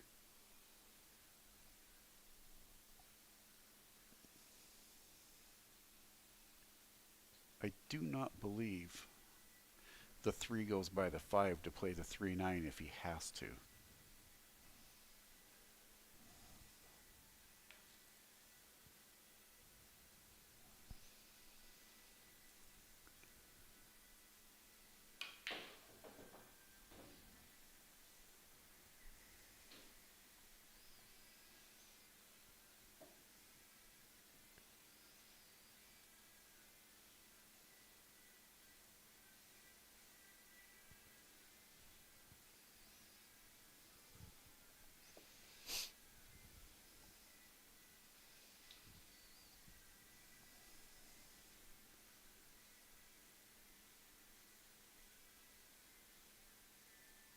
Well, that 5's going to kill the cue ball. See what he can do for the 4. If you can use it for a break and stop right there, he's okay.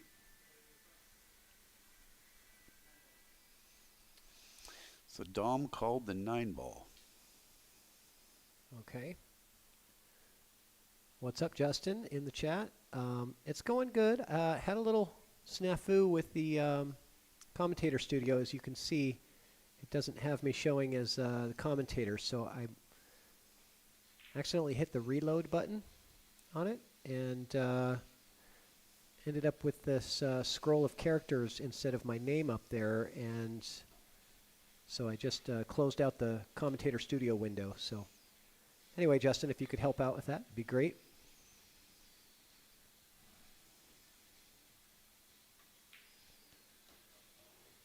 All right.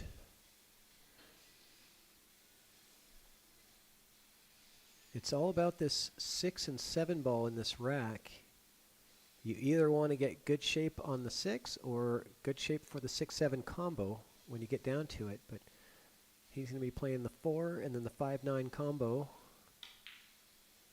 for his brother. And Justin, this is an important shot here to set up the right angle on the 5 ball. You want to make sure you don't pocket both balls. That's the most important thing. Nice and soft. And he came out okay. Yeah, he's a little straight on it. I think he would have rather had an angle, but he can draw this back for the 6-7 combo here. Yeah, good shot by Jack there. Man, beautiful. Gives his brother a nod of approval.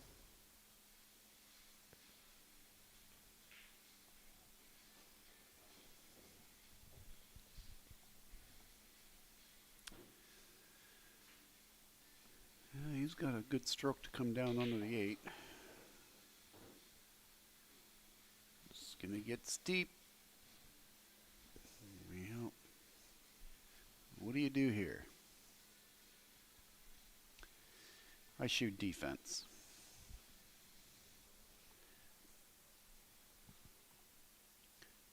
Left side of the 8, bring the cue up to about the 2nd diamond, try and slide the cue over behind the 10-ish area on the other diamond.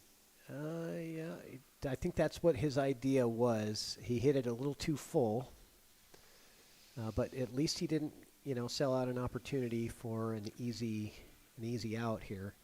Yeah, I don't think this back cuts. I can't tell. Well, I like the bank to the side because it's a two-way, right? If you miss it, you want to try to miss it long. Ball goes down table. Yeah, I mean it's kind of a good two-way bank shot here. The chances are, if you miss, you're not going to leave your opponent a great opportunity.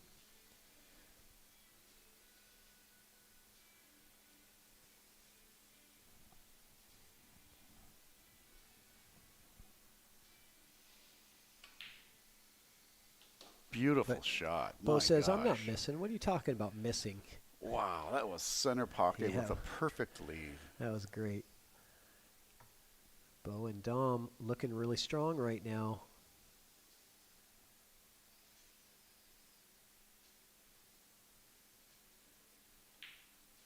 Going up 4-2. And we are getting this thing going, man. And if you haven't gotten into the Roomba raffle yet, make sure to get your tickets. We're going to be drawing 15 tickets out of the jar at the end of the night tonight, and each ticket's going to give you a ball in the Roomba raffle. And the prizes are awarded as those balls get dropped by the Roomba machine, giving away an ungloved pool glove. Hold on a second. They're going to have they got a little issue with the scoreboard. I'll be right back.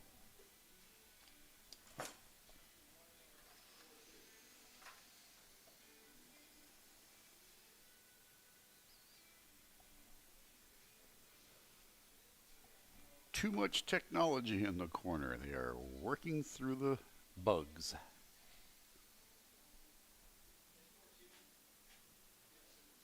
Patrick comes to the rescue, and they are off to the races again.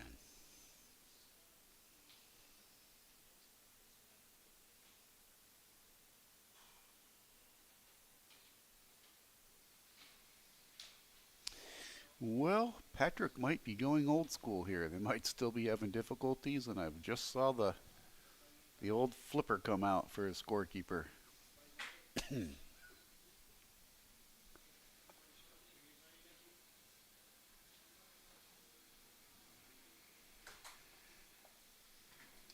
electronic one start working again? Yeah, there's always something. Always something to work on. So we're just working on a scoreboard update. The score is 4-2. So bear with us. Just getting a little bit of a fix going with the scoreboard.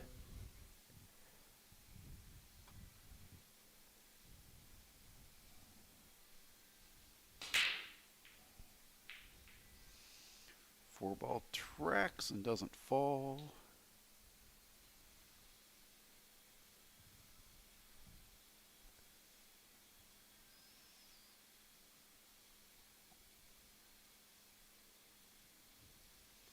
Let's see what the Kiske brothers can do.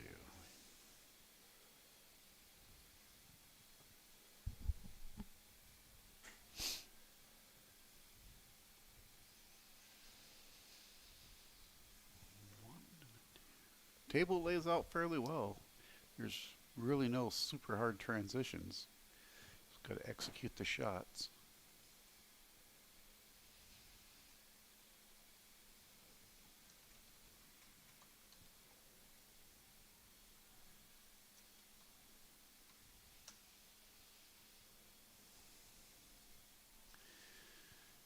Jack trying to leave his brother as best as he can.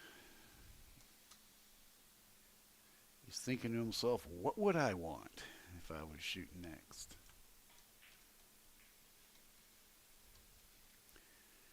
Well, he misses and gets away with it. I believe he's got a clean hit to the 1. This might actually, the 4 doesn't go. I was thinking 1-4, but I don't think it goes.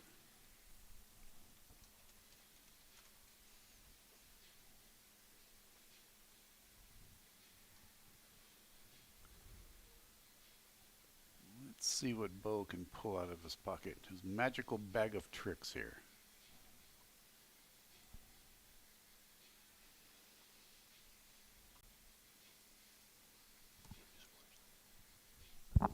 That's yours.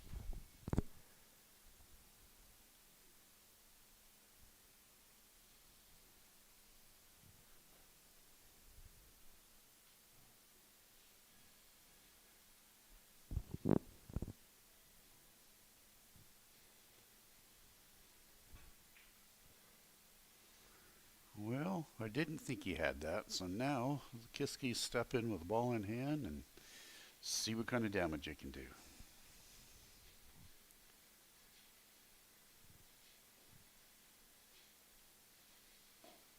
There's no trouble balls.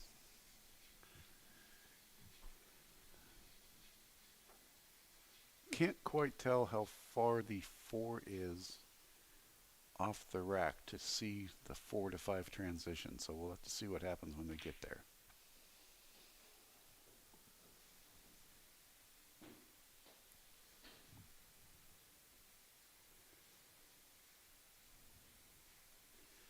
The TV screen, the monitor makes it look quite a bit further off than it is, but I think it does go.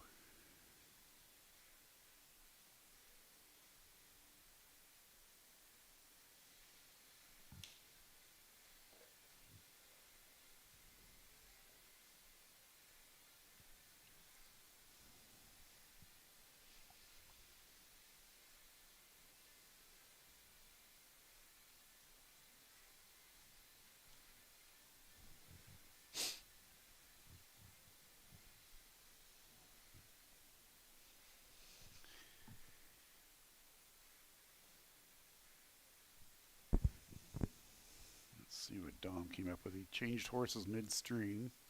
I'll be right back. I gotta take care of something. There's a tough leave.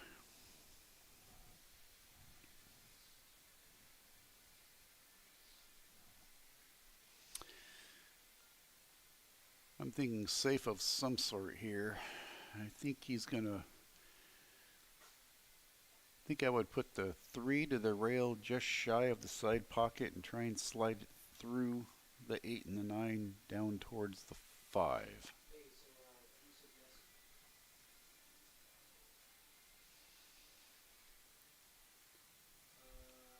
He's going for the back cut.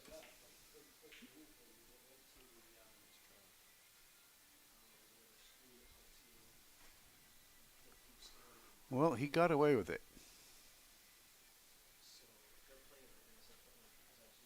I'm looking right down the table right now, and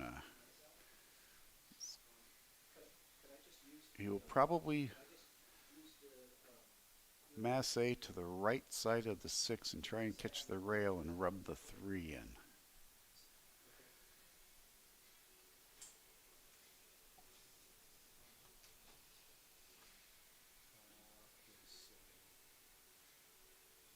It's kind of a potato shot. Which side of the 6 do you favor going to?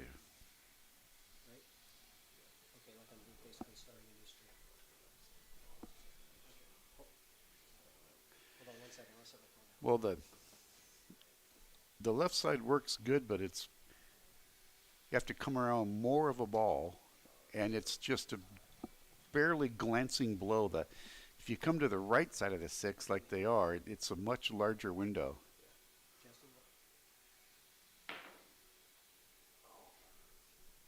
That was the idea, though. I do think the right side gave him like maybe 3 times the window, and it wasn't a great, you know.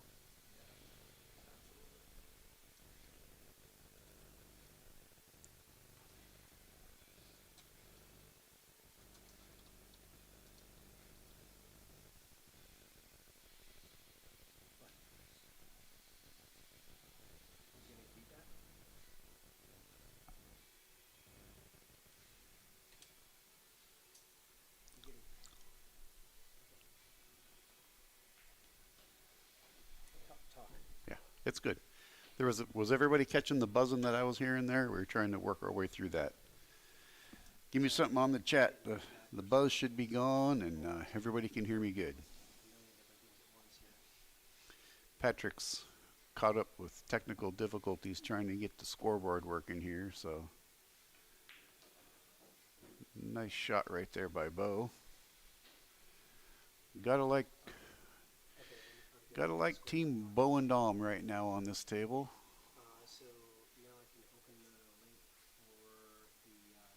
Some good solid outside. 6 into the side. Just like that. Beautiful.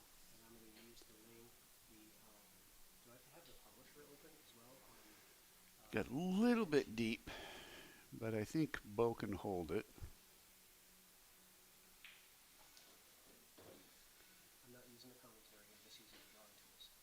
Or just come down with some inside and be beautiful like that.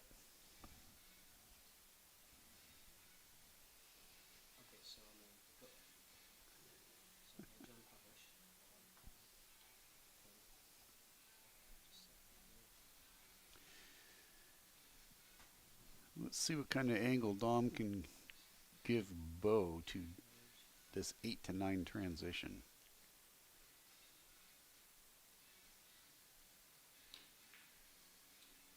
I like it.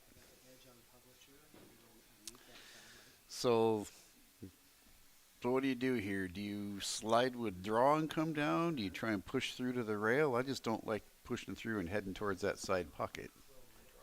I use draw personally.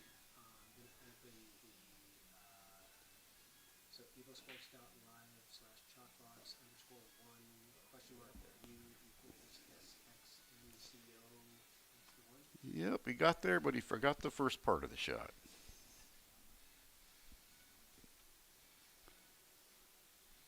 This could be an interesting transition. Seen a lot of people shoot into these diamond pockets trying to come off the corner and go right by the ball.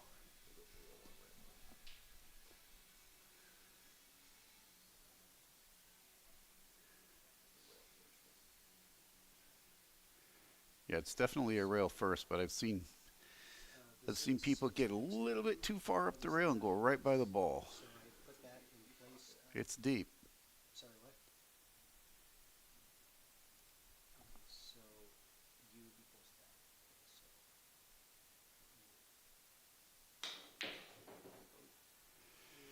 Yeah, he was trying to draw all the way around it. I think if he had clipped a little bit of the left-hand long rail, it would have shot back out for him. But he hit the ball full.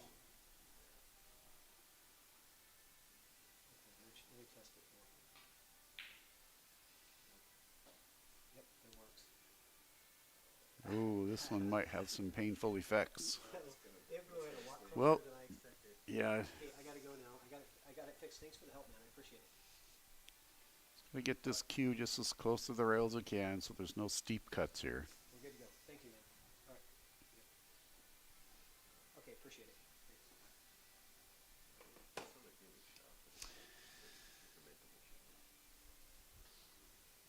Okay, I am back now. Got my technical difficulties resolved. Yes, resolved. My technician, Justin Lee in Canada, helping me troubleshoot some stuff. Thank you, Justin. Appreciate you.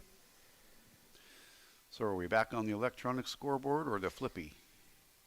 Well, we're going to be keeping score in here. Because otherwise I'd have to go in there. We had to reset the tablet, so I don't want to go inside. So Dom misses the 9, and the Jack's going to come up with a fairly natural 9 to 10 leave here, so I'm liking their chances.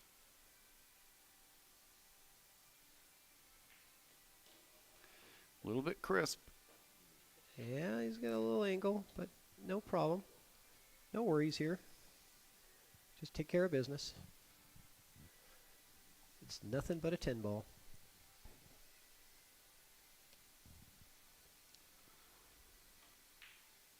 And he overcut it. Missed it. Yeah, he overcut it. Oh, that's painful, man.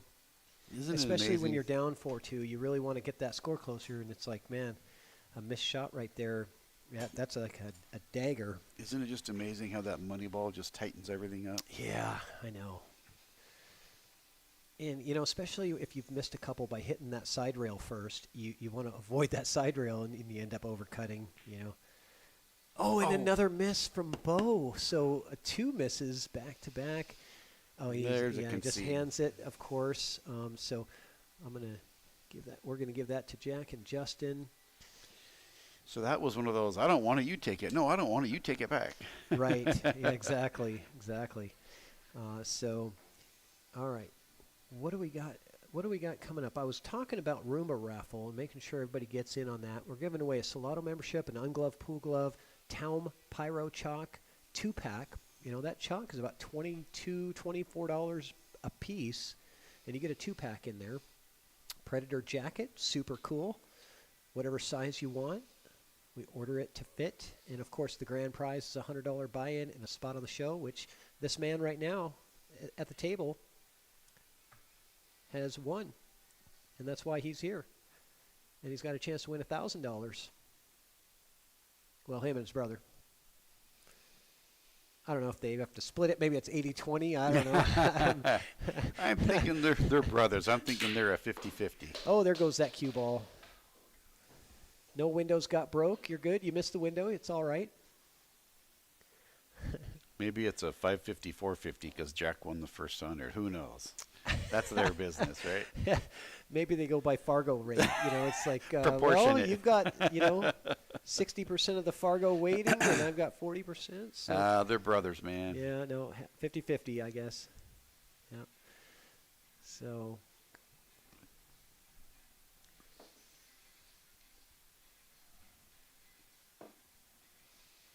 All right, I got to get back to this chat room here and see what's happening in the chat.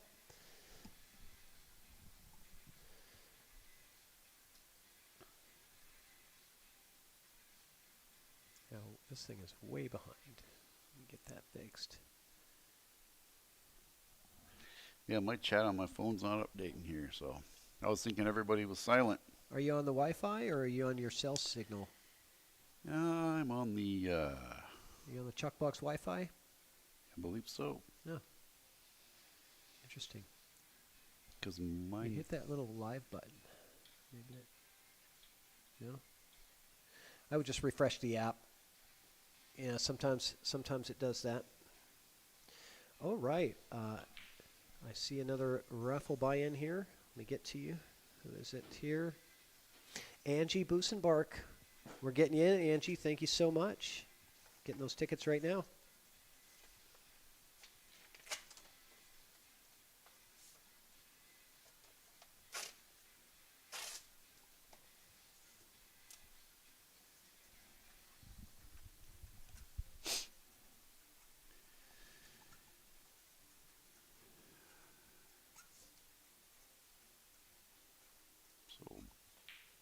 Bo and Dom will try and rebound from that little rough break they had there.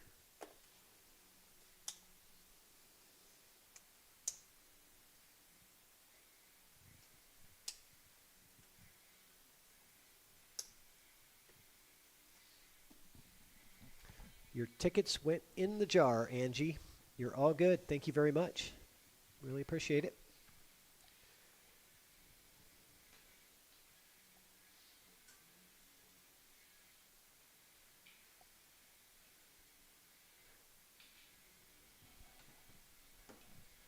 And I see I got one for Sam Cook. I did not call that one out yet.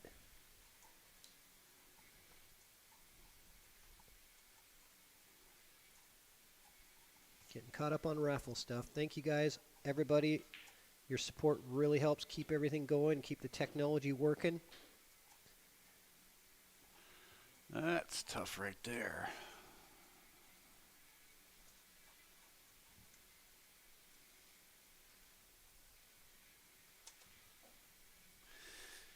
You probably masse around the right-hand side of it and try and catch the rail first, possibly.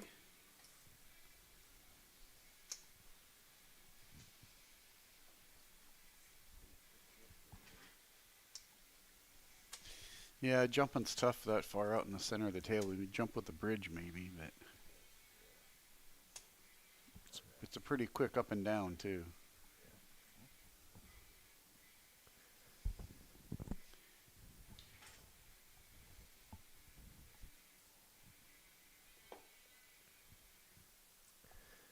Well, Mitchell says that we should just throw all the money in the middle of the table and let them fight and see who gets the most of it. Yep. Well, you know, 3 of these guys are military, and they played in a qualifier. The Marines played a qualifier versus Army, and both of the Kiskes were on the Team Marines. Yeah, Dom is the only non-military, correct? Well, I don't know for sure, but I know he wasn't part of the military events. I couldn't say for sure that he's not military, but yeah, both the Kiske brothers are Marines. They joined at the same time as part of the buddy system. Went to boot camp together. Justin said that Jack joined first, and told Justin, he said, "You don't want to do it. You're not tough enough to make it." And so that egged him on to. He said, "Well, I'll show you." So he joins too. that is funny how twins do that. I personally have a set of 34-year-old twins, and they walked on the same day. They were doing all the couch crawling, and all of a sudden one of them let go and took off, and you could just see the thought bubble in the brothers. Like, if I don't do the same thing, I am not keeping up with him, and boom, away he went. Twins have a special bond that way. Oh my gosh! I just got a message and a payment from John Curtis in the. He's a comic. What do you come up with now? Well, he says raffle for Andrew McMahon. I want the name on the tickets to be Easy Money. So, the tickets are going to say Easy Money, and those are going to be, I guess, Andrew McMahon's tickets. Those will be one-time use tickets. Compliments of John Curtis. Andrew McMahon's new nickname is Easy Money. I love it. Easy Money. I am writing that on there, too.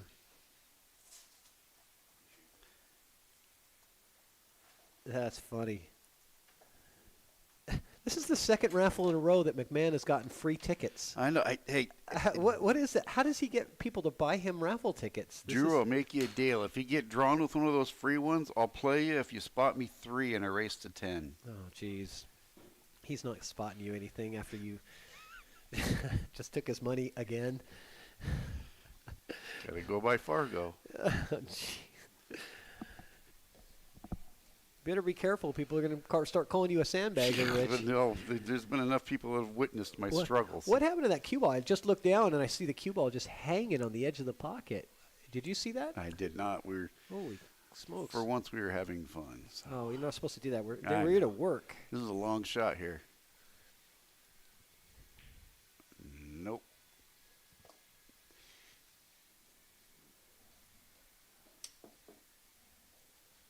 All right, Drew, you've got 5 tickets going in. They all say Easy Money on them. Thank you to John Curtis. He says totally worth the $20. I like this guy. This is great. I've never met him, but I like him already. Yeah.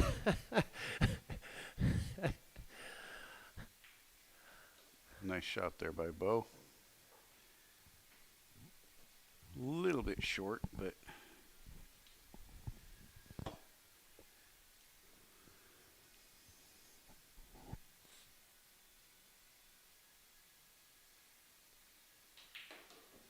nice shot. Bo straight in 10 for the money.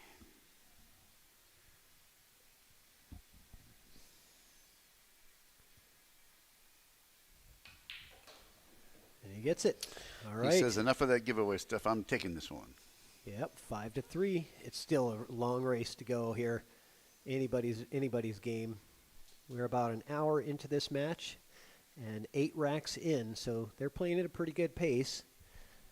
I always expect these live streams to go until about between 11 and 12. That's when I usually expect them to end, and it's usually right around that time. I try to time it, Okay, cool. I think they're looking at the... It is player break time.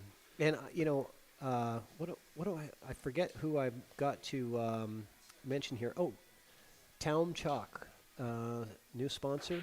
Let's give them a plug.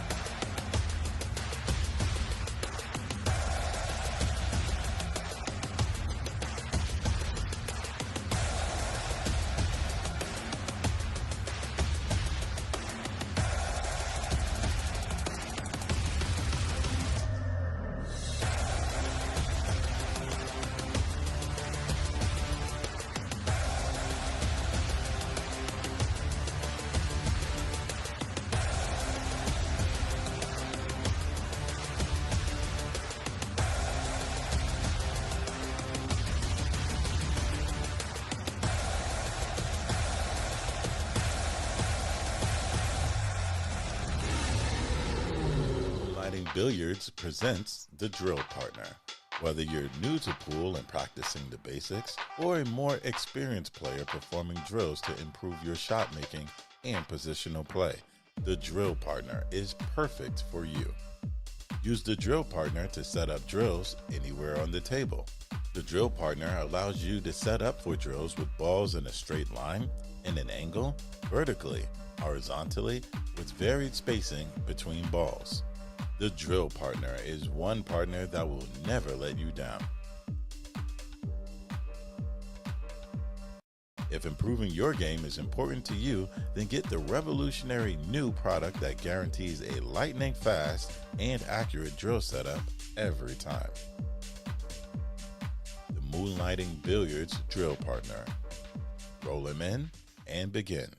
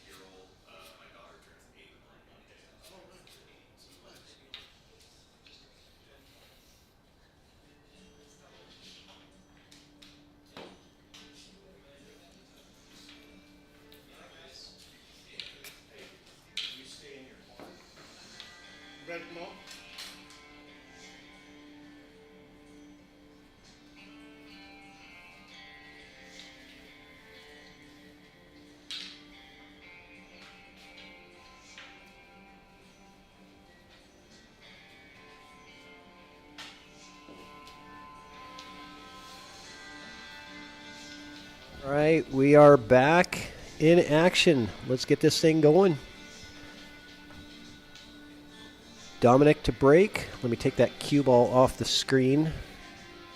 Hold on a second. Too many windows open again.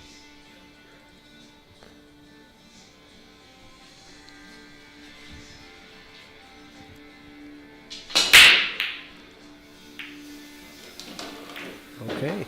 Very nice looking break there. I like it. Dominick with a fantastic break. I mean, Bo with a fantastic break. And Dominick with a look at the one. Almost the same shot that Justin Kiske had at that 10 ball in the last rack. I'll put it right between the cue ball and the one.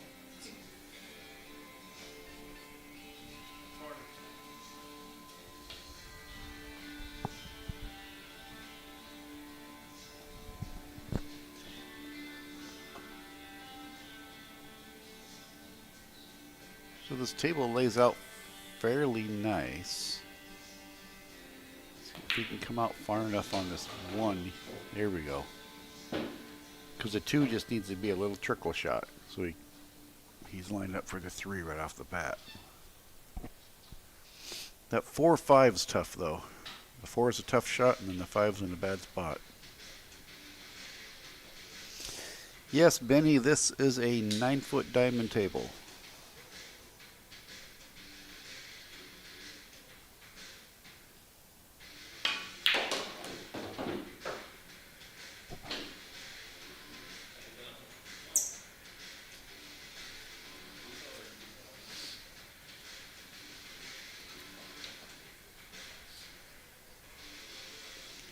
You have some work to do here. Even if you get on this 4, my gosh, that 5 is a tough ball.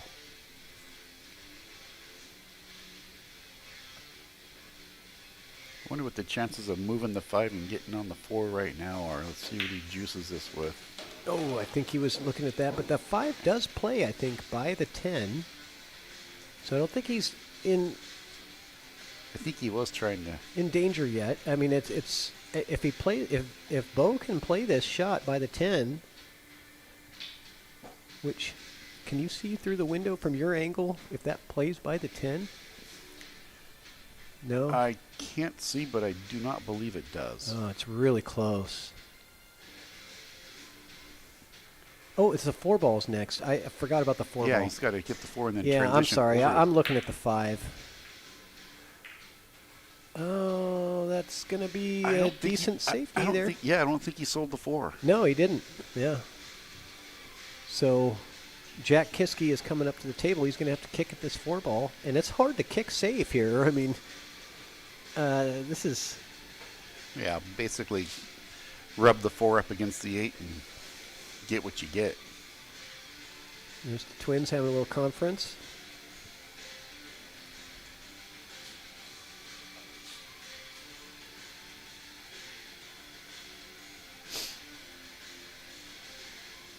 I think that's what he's going to try and do here. Just, yep.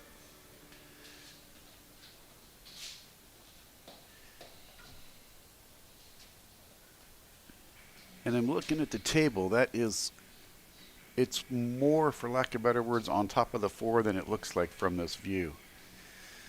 So, probably try and come off the left-hand side of it and come around, but it might free the 4 up more than you think. We're at about 60 live viewers right now. If you guys can share the stream, well, I much know appreciated. we're reaching to Germany, right? Yeah, we were. I don't know if the Germans are still watching. They probably had to go to work. You know, they started watching at 3 o'clock in the morning. It's Sunday, though.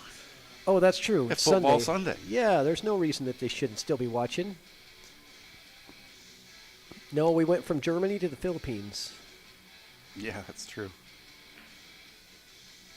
So I was joking. I said this match is the Philippines versus North Bend. Is there anybody out there from Bo's family in the Philippines watching? Give us a shout. Oh, Philippines. Oh, there is we go, watching, right there. Philippines watching Singapore 9-ball open. Oh, okay. Oh, yeah, we got competition. We got trumped. Well, you know, there's always competition with pool to watch out there. There's always so much good pool. I don't mind. As long as you're watching quality. Oh. As long as you're watching quality productions, that's the important thing. Good play. It's getting a little bit more, I shouldn't say, it's getting more popularity and thought of better, you know. Yeah. Benny Campbell shouting out from Snoqualmie. Snoqualmie, there you go. I can remember years ago, you know, they used to think us pool players were just like heathens, and, you know, they'd put everything for bowling tournaments in the newspaper and everything else. And I think people are trying to get a different thought of what pool players are now. Yeah, oh, nice shot there from Bo. Is he going to hold that 4? And he does.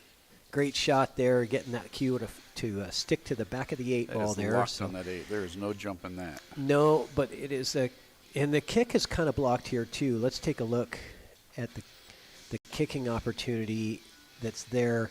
You know, I mean, he might be able to kick around this to get to that 4, but it looks like he's going to have to put a little spin. I don't know if he can avoid it without putting some spin on it, and that just makes it a lot more difficult. He also could elect to kick 2 rails, right, and come underneath it. And that's you're risking hitting the 6 ball, but you're going to get a better outcome potentially popping that 4 ball up table. So either way. That's more Oh, he's going that 2 rails. Oh, and he got the good hit. But that's more kicking math than I can do. Yeah, I guess there's more than one way to do it. That's the way he saw it, was kicking the side-to-side rail. You know the old expression, more than one way to skin a cat. Oh, we got Bo's wife in the chat. Hello, Rainbow.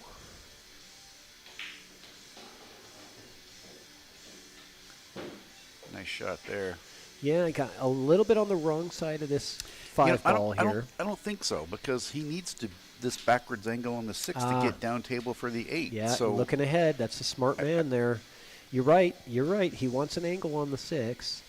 I almost think if he could, like, put the cue about the same depth away from the rail that the 5 is right now, like just pocket the rail and drift over and come back out just a little bit. Yep.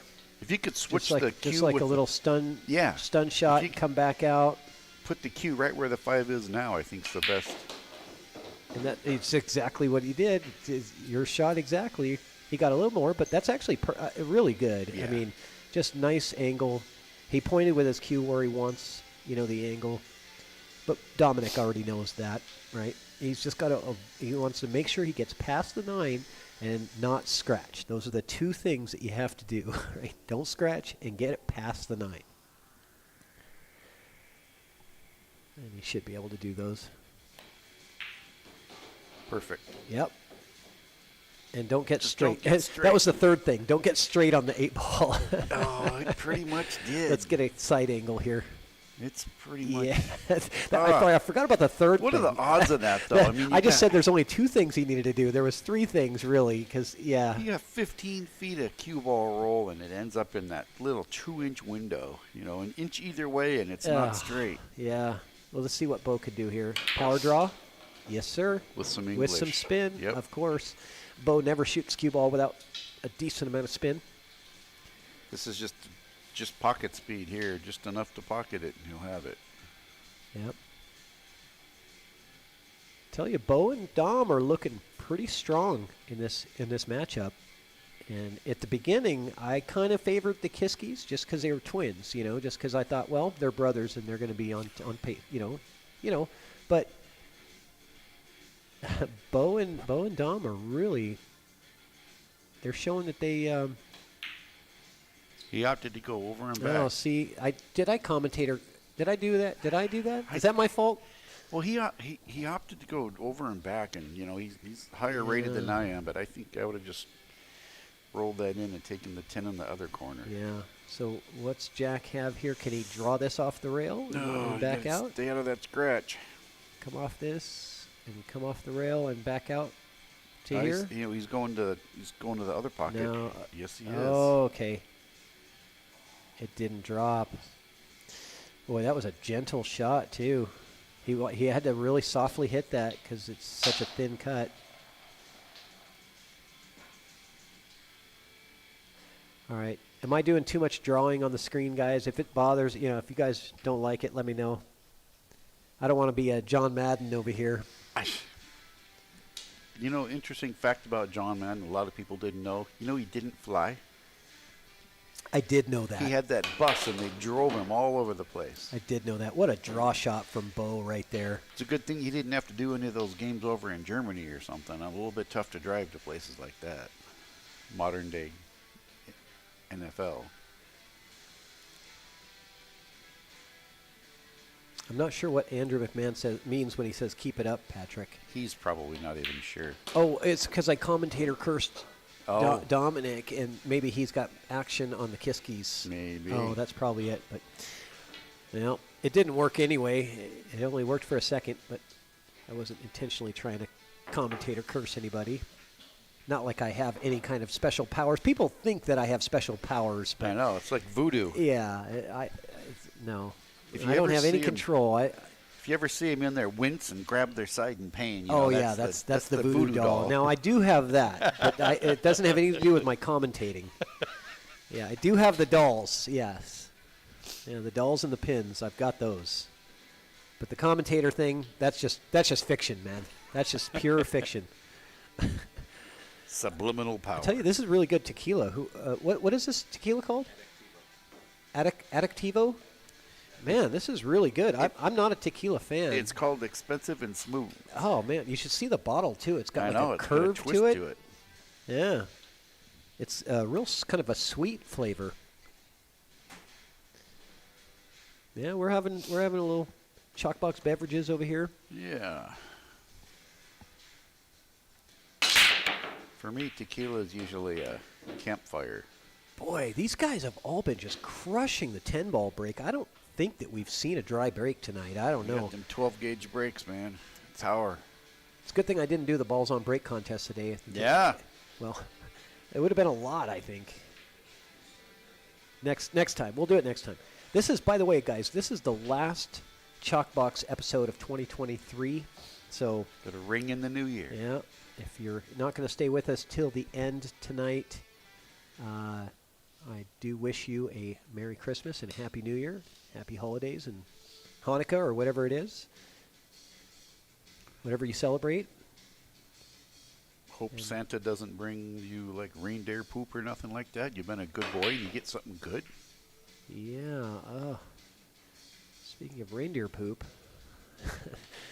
that was not a fun shot. He definitely got good on that too, but hammered that one ball almost to the back of the pocket and back out, it seemed like. But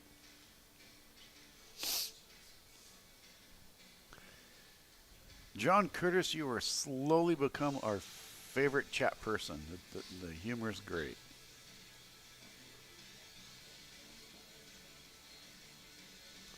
So I think he's going to try and get this cue back over by the other side.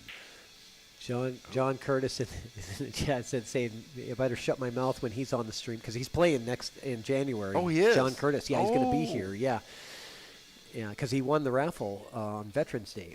Oh, nice. Yeah, so, well, I do take tips, for not cursing the players if they want to, just go ahead, or maybe I'll commentate or curse the other player for a little extra cash. You better start crocheting that voodoo doll now.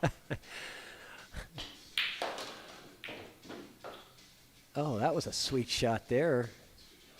It just kind of unfortunate that he came full in the face to that 7 ball. But Dominick just stroked that like a beast. I like watching these guys play. I like the way Dominick and Bo, both of them, I really like watching their game.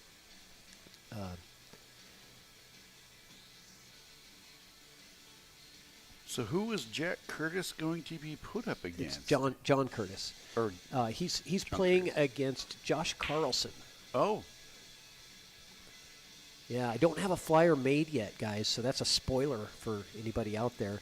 And then the next matchup is going to be the winner of the Roomba raffle tonight versus somebody of equal or similar skill that we pull from our list of interested players. So,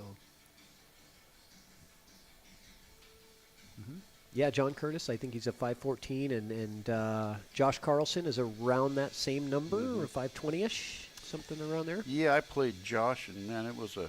Yeah, you played against Josh Carlson, it was didn't you? It was a struggle that night. I couldn't get anything going. Yeah, you could beat Andrew McMahon, well, out of his money anyway. He's a 5'70", but... Yeah. Yeah, you struggled against, that day, Josh Carlson, 5'15". Yeah, it's very similar skill as far as the Fargo goes. Pretty coin flip match there. And both great supporters of the show and the raffles, so I'm always happy to... I always tell people, you know, even if you don't win the raffle, people that enter the raffle have a much better shot at getting on the show because, you know, I want to help out the people that support the show. So... But more than anything, I want good sportsmanship and good play and good matchups. Completely. You know, any bantering we do, it's all in good humor. And there's huge respect. Yeah, I want respectful players that really love the game and want to come out and compete. That's what I'm really looking for, you know. My dad always used to have a saying, you know, if you can't laugh at yourself, who can you laugh at, you know? Well, you can laugh at yourself, I'm sure. I'm you got easy. lots to laugh I'm about. easy. Shit, just look in the mirror. I got one of those faces made for radio, you know. Yeah, and not to mention all the back hair. I know. All right. People make fun of my bald spot. I make fun of your body hair. You know, it's all fun and games. You know. Andrew, you're not even. Speaking of making fun of people, where is Scott O'Quinn tonight? I saw him in the chat earlier. Yeah, he's usually in the chat lighting it up. Andrew's all worried that I'm going to knock down his Fargo. You might go down 2 points, if that. 1 point, Andrew.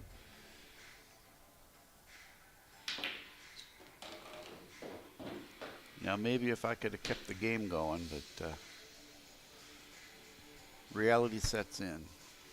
Let's see. Does that 3 does play on the side, which is why Dom played that shot. And Bo's going to have to try to hold this and get him He's going to have a 4-ball to the corner, which should lead nicely to the 5. I mean, I think just a slow roll here if you can. I mean, if it goes, sure it does. Slow roll here, just bump the 6. But you don't want Dominick shooting over the top of the 6-ball. You don't want him tree-topped, right? I think that's what he's concerned with. You don't want him tree-topped on that 6. Okay, so he played the safe. Maybe I wasn't assuming that it didn't go just because the way Dom left it. Yeah. That made me assume that it had the pocket there. But now the Kiske's back at the table. Let's see if we can get a good look at that. And let's see the other angle. Boy. He's looking at safe. Oh, he's looking at banking it. I don't think he can. Yeah, Jack Kiske's banking. See a part of it, yeah. Yeah, Jack's banking this thing. He's attempting to bank. This is a tough one. That was a beautiful shot. Holy smokes. What? Oh, no. Oh, no reward. Oh, no. That was the best shot of the night. That is with the best shot of the night, and it ends up in a scratch. Without that scratch, yeah, that's... You know, how does he miss the 9-ball? Oh, he just barely misses the 9. Ugh, brutal. That's how it goes sometimes. You know, it seems like when you're down in a race, that's when stuff like that happens to you. Or when you're up in a race, you seem to get the rolls. I don't know. It just feels that way, but... Yeah, Triple G, he definitely played down to my level today. But we had fun. Who played down? Oh, McMahon? Yeah, Triple G said he played down to my level.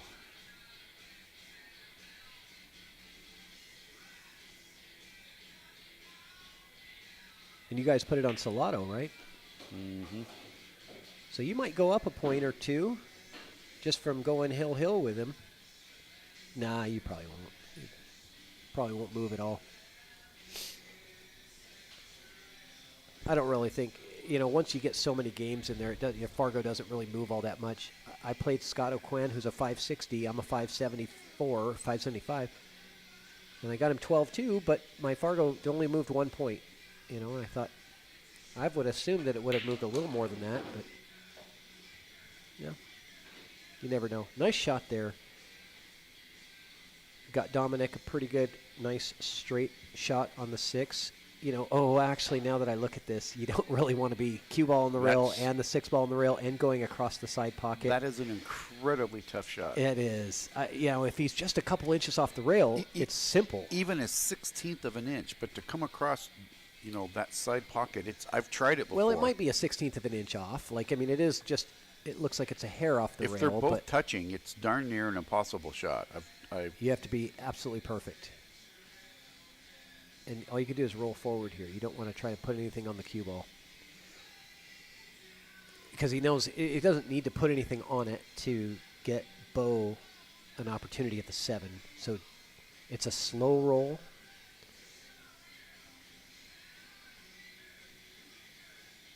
I almost think he's shooting safe. He's not trying to make this. Look where he's hitting. No. He was trying to draw. He was trying outside to slide it over. I was thinking he was going to try and send the cue, but he was just shooting outside. I mean, I don't want to be critical, but I think that shot just has to be slow rolled to increase the percentage, the odds of making it. The downside of slow rolling it is that you absolutely will sell out if you miss, right? If you hammer it, you might get lucky. You might end up in a bad spot.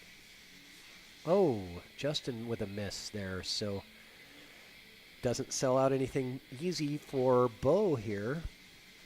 This is a combo at best, but I'm not taking on that combo shot. Not with any level of confidence that I'm going to make it anyway. Way too much distance. I think I would roll the 6 underneath the 7, try and get the cue down to the rail, and then let the 6 drift back up into along the rail. Show me. With this little guy? Yeah. How do we do this? Okay, maiden voyage. I would try and send the 6 this way, and then get the cue down in a straight line. Is the cue going to make an S? Yeah. Maiden voyage with the mouse. I just wanted to let you test it out. Sorry, folks. Look at that shot. Oh, you didn't see that one. I did not see that one. John Madden over here did not draw that one up. Wow, that was a heck of a shot. That was. Holy smokes. That was not part of your game plan. That was probably easier than that S shot that I drew, though. But that shot's easier than that. Oh, my God. Where is my replay? I've got to get that replay up. Holy smokes. There it is. We're gonna see that one. We're gonna see that one again.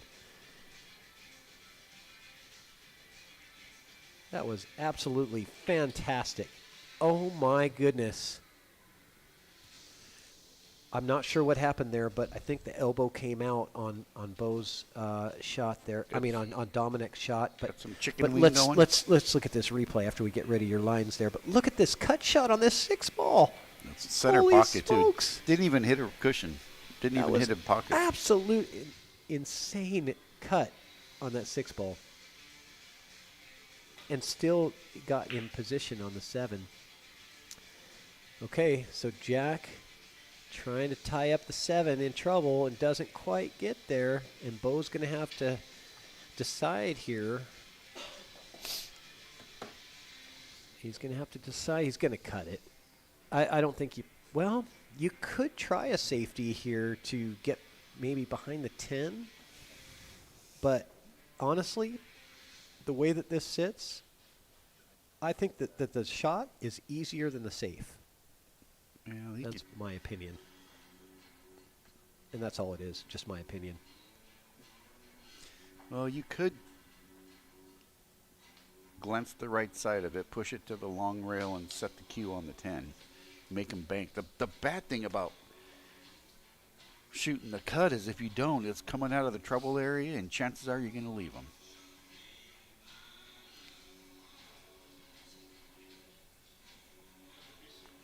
See, that's what they're looking at right there, is can he use that 10 for a break on the cue ball.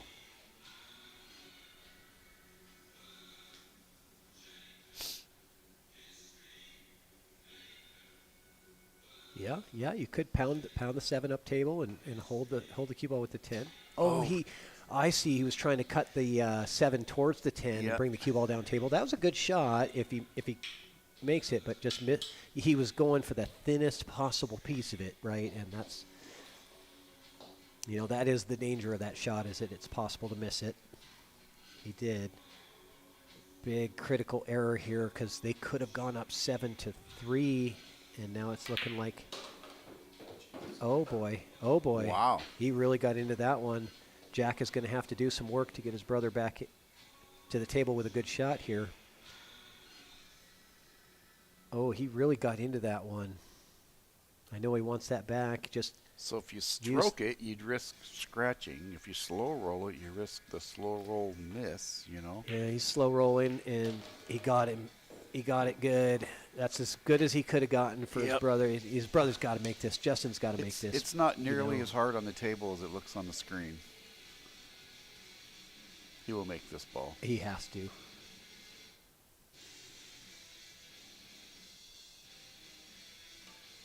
Got it. No, Nope, he didn't. He did not.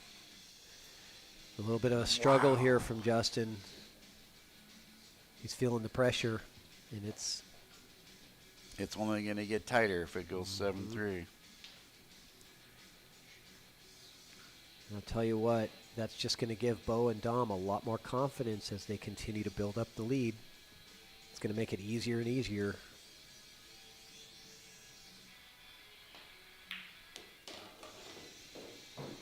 And the lead continues to climb for Bo and Dom. Team Philippines making a statement tonight. Yes, sir. I like it. No, like I was saying, I really like the style of play from both Bo and Dominick. They got the island groove. Yeah, well, I just think, you know, I just like how they move that cue. They move the cue ball. They're not afraid to take that extra rail and move the cue ball around the table. And when you're playing on a 9-foot diamond, that's a good way to be. You know what I mean? You're not dinking. You're not doing little dinky shots. You're moving that cue, and you're not afraid to stroke it. And you got to trust your stroke. And the scoreboard certainly helps you trust your stroke more when you've got a 4-game lead. Well, confidence is an incredible thing. It is. It certainly helps you let that stroke out and be a lot more comfortable with it. So here we go. It is 7-3 in favor of Bo Belonia and Dom Orejudos.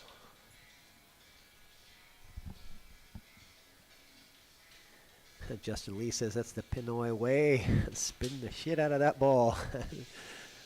It is, you know, I guess that is like Filipino style, they say. Oh, yeah. You know, I don't want to pigeonhole or stereotype, Yeah, you know, Filipino, because not all of them play that way, but Yeah. you know, it is common with a lot of Filipino players to use a lot of spin. I was going to say that earlier and didn't want to get taken wrong, but they're big on spin, big on stroke, and they don't jump that much. Yeah. And that's not anything to be, you know. It's not a stereotype, but it's not all, but it's just many of them do have that style, right? And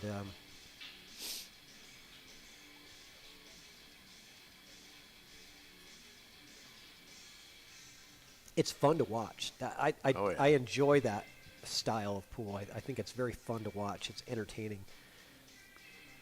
And spin is so incredible. I was playing a match earlier today, and I made a couple of great breakouts with spin where you hit the balls just perfect, and the English just transferred, and instead of the balls spreading, the cue just sat there and spun like a top. And I'm like, you're kidding me, you know, let this action go. And when they use it, it just works great for them.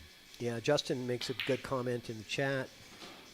I know those of you on Facebook probably can't see the YouTube chat, which is where this is coming in, but he says that Filipino players, many of them are comfortable with the 9-footers, and they're used to slower, humid cloth. Oh. So they get used to playing, you know, that speedy or a stroke with spin. Yeah, they probably take spin a lot better than draw or jumping.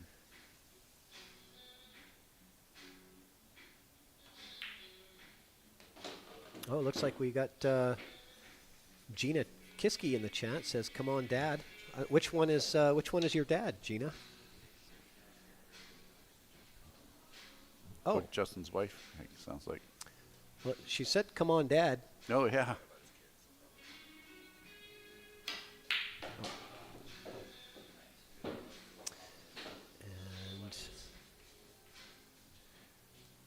Kiske's look like they're fighting now.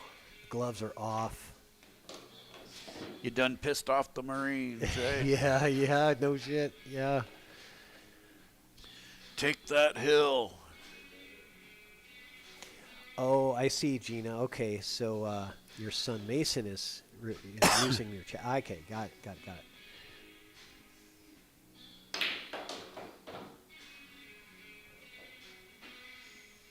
And come off the rail, and it does. And Jack's he's going to draw this to the inside here. He wants to bring that cue ball in this direction. And he does, just perfect, Nice right on shot. that line. Excellent shot from Jack Kiske right there. Quality stroke. Pull it back or go forward? I think he goes forward with outside. Well, if you do that, you have to come. Ooh. He did it, but Yeah, because forgot the it first puts, part. the outside puts the 10 in play, right? I don't mind that shot, but the 10 ball's in play when you're using the outside there. You come off the wrong side or bump into it the wrong way, kind of get funny. But you got to make the shot. No matter which spin you use or which direction you go, you got to make that ball. First part of the shot. Now, he's got a look at the 8, but I don't think he can hit the full center of the 8 ball. Maybe he can. I think he's going to shoot the right side of it, withdraw, and then come back. Yeah, this is not easy. I mean, it's so deep in the pocket that it's really tough to. I think he's going to come out just fine. Yeah, nice draw shot there. Great stroke from Bo. Oh, man. I'm telling you, the Kiskes need to step it up if they want to stay in this contest.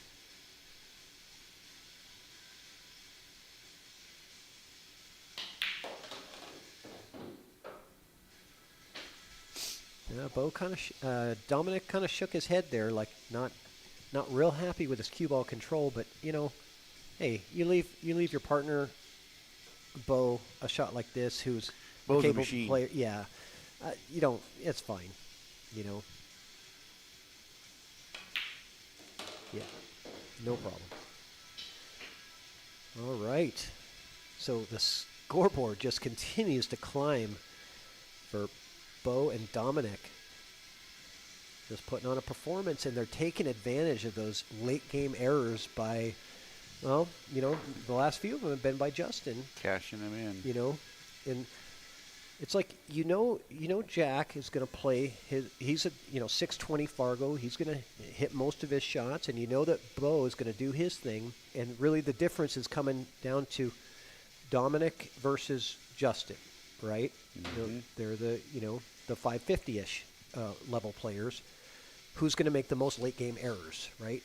And now I'm not saying that the other guys can't make errors. They do, and it's coming down to Dominick is playing much better than Justin right now. And I think that's the major difference in the scoreboard that we're seeing so far tonight.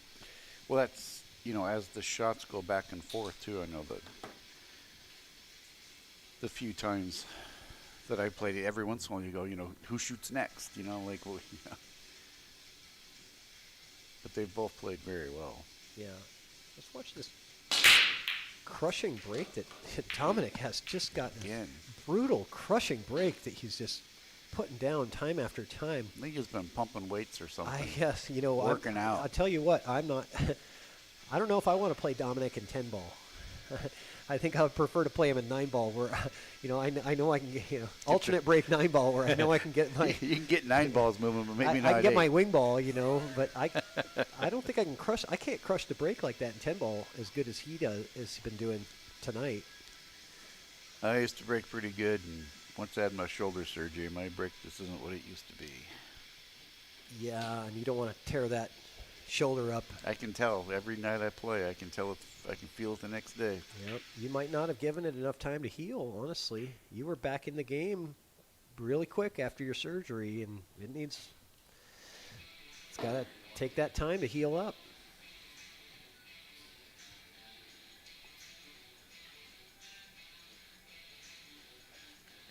All right, I have been neglecting the chat here, guys. Sorry, I'm just getting caught up. John Curtis slowed down. He kept us going for a while there. So what to do with this deuce here? There's just not a lot of choices. I'm not sure he can actually get a real clean hit at it. The 9. Well, he's jumping. Yeah, I was going to say, I don't know if it's the camera or if he's really blocked. It is really blocked.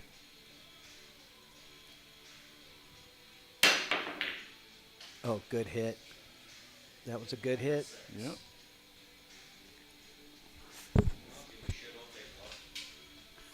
He said, shit, I'll take luck. he says, I don't give a shit, I'll take luck. Yeah.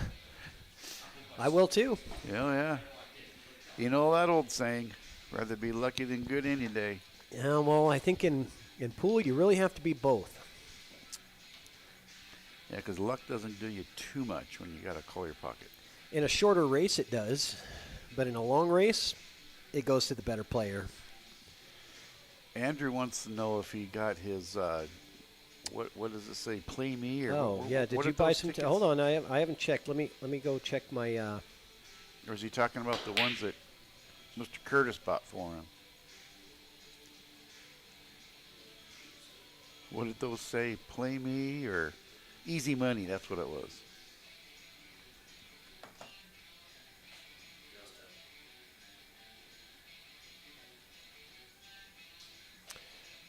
Andrew McMahon, I got the tickets that John Curtis bought for you that say Easy Money on them, but I didn't see any payment come through for any additional tickets for you yet.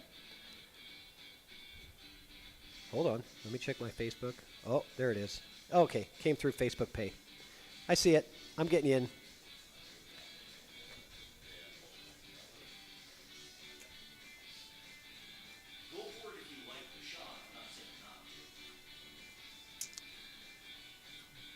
Long shot here. If he can just drift straight down, he'll have a cut on the 3. Oh, I don't know if that was. I don't know if he opted to shoot safe and ended up there, or he just missed that shot that badly.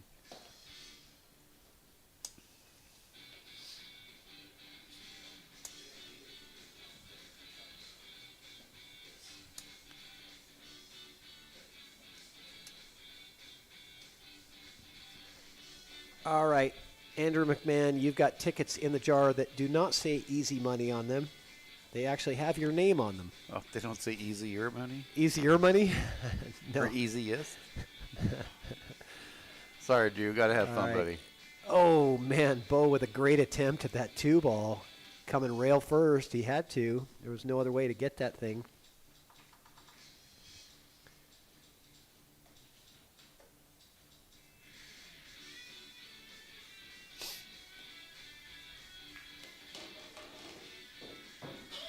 This is not an easy 4-ball. Whole bunch of inside. Try and spin up and clip that 10.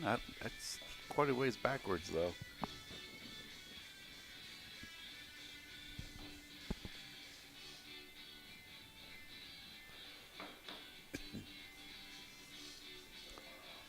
Or do you just pocket the 3, shoot safe, and bump the 4 out of there? I'm guessing that's what they're going to do.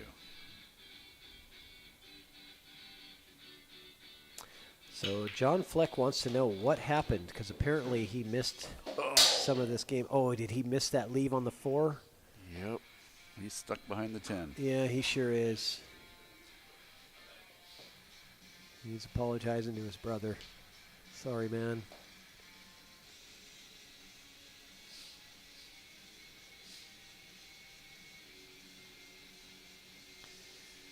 He'll come to the rail and spin into it. Probably roll the 4 right up to the 10. Well, he's got a hit on it. Oh. Yeah, he's going to get safe.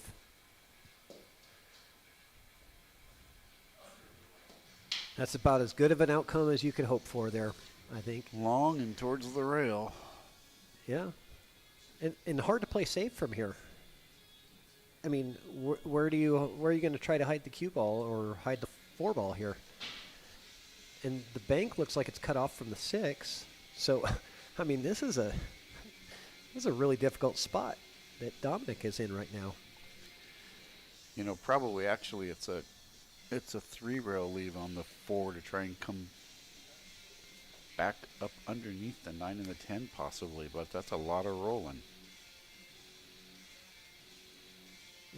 He's trying to thin this ball and bring the cue ball, I think, around back to the other side of the table. I think. Yep, that is what he's doing. And a nice shot. Yep. He did leave a look at it, but he left a lot of distance and a tough cut. So that's all he could really hope for there. That was the right, correct shot from Bo to maximize his odds. I can't tell from the screen. I'm not even sure if he can even make that cut. Yeah, he could have. Yeah, it was just tough. So great shot from Dominick there in a bad spot. You know, he didn't really have an easy safe to play. He just played the percentage and said, I'm going to leave you 9 feet away and see what you can do, you know. There's no bad balls now. Drift this cue ball right back to center table. No, yeah, you're right. I mean, I think it's from the 7 to the 8 is the difficult transition now. It's all about the 7 to the 8 here.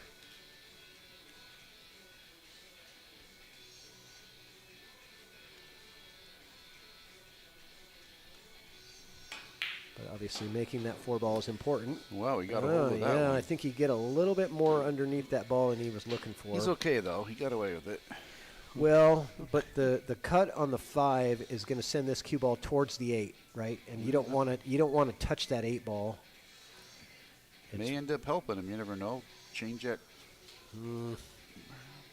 I mean, because if you bump into the 8, you're going to leave your partner a really long 6 ball. I think you really want to avoid the 8 if you can. Which means you might have to overcut this a little bit. I think you'll hit it so thin that it won't stop that cue that much. Yeah. Okay, he missed the 8. Good shot there. Yeah, Dominick is playing really solid pool right now. Yeah, Dominick is shooting good.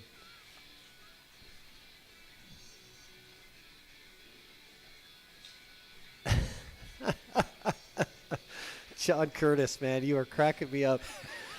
We got to meet you. Yeah, well, you'll be here. Oh. You'll be here on January 6th. Bo missed the. Oh, but he gets fortunate. Completely gets away with it. He definitely got a roll there, and I'll tell you what. You know, that's the thing. It's like when you're crushing the scoreboard, you get the rolls too. It's weird how that works. I'm not saying they're winning because of the rolls. They're winning because they're playing really good. They're playing better than their opponents, but they're also getting some rolls here and there, and it's like, man, that's got to be so frustrating for the Kiskes. It's like, just want to catch a break, you know? Well, yeah, sooner or later, frustration might set in. Because honestly, the last win that the Kiskes had was that missed 10 ball from, I think it was Bo who missed a pretty basic 10 ball and just hung it in the pocket. That was the last win that they had. Nice hit it right wasn't there. really, is it going to keep going? It's not. Wanted it to just roll another 4 or 5 inches and get cover there. Didn't quite make it.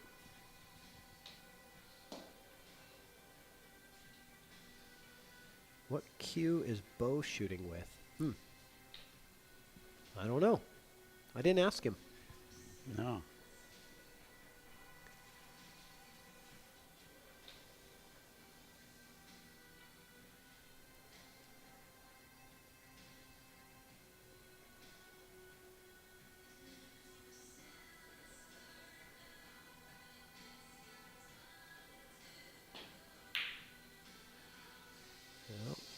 That's just a tough shot right there. There's a lot of stroke. Oh, nope, it just came past.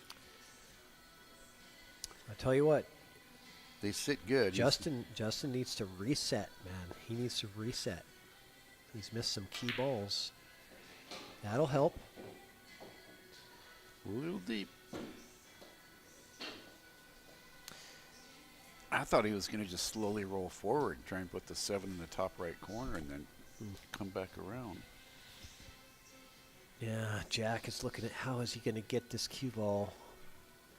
So How's he- 7 in the side. He's looking at what the 3-rail position looks like. That's Yeah. what he's looking at. The Yeah, hard I part's mean, getting that cue ball to settle down, slow down, you know? yeah, he's looking at, you know, like how do you miss the 9 and the 10 here? What if you back cut it to the corner? Well, that's So going to there's be an option. I don't think they're going to get it back, though. No. What's up? Baby Cakes is in the chat. Welcome. Players are tired, V says. Well, there's been some tequila flowing on the Kiske side.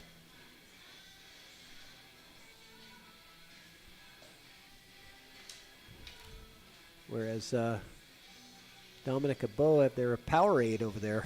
Yeah, so they got- maybe that's the difference. they got Tequila versus Powerade. Powerade and Red Bull and all kinds of here we stuff, go. probably. Here we Uh-oh, go. There's a hanger. Okay, opportunity is now for the Kiskes to mount some type of a response here to this onslaught of what has it been 5? Look at this. Or- It doesn't get far enough. I think it might have been 6 in a row that Bo and Dominick have won. Yeah, I don't know. I'd have to look back and see.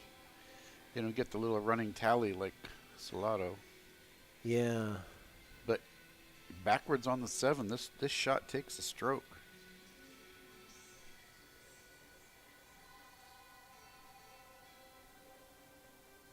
That takes a stroke. The break and run there. Sorry. Mhm. Fault.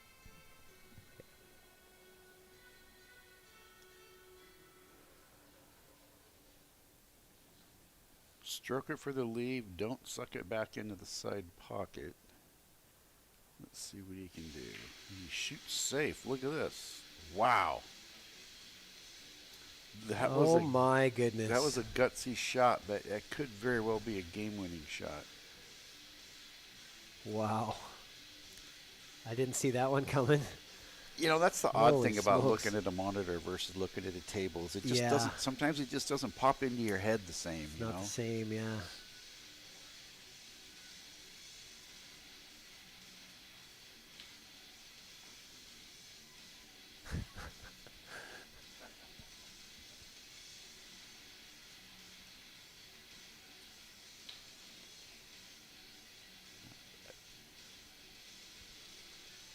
He does have a clean kick angle.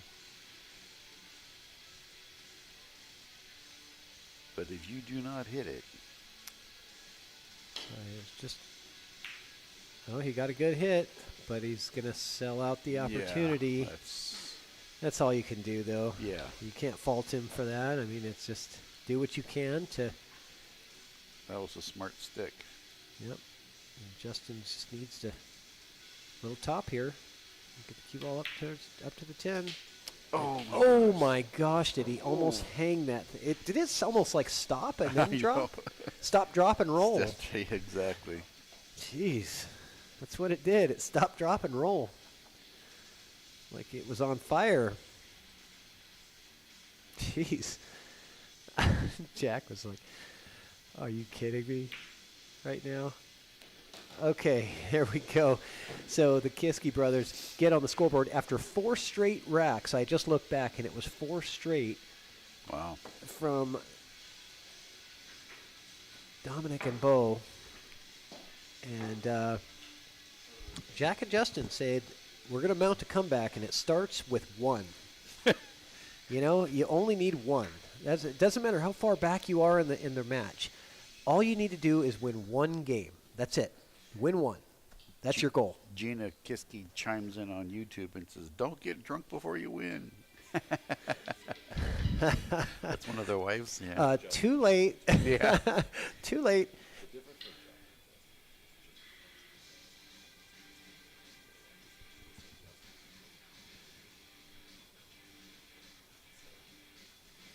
So 8-4.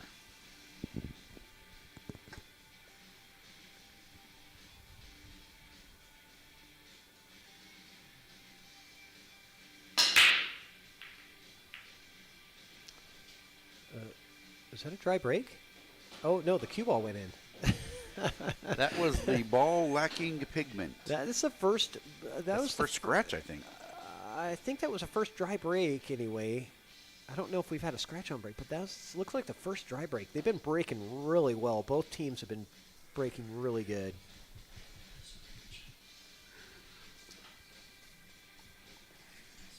Brian Cutler says drinking is the win. Okay. Yeah. Well, it is really good tequila. I'll give them that. They're not drinking shit. Oh, it's no, good sir. stuff. It's not the cheap stuff. Addictivo. That's the same one, Taryn. Yeah.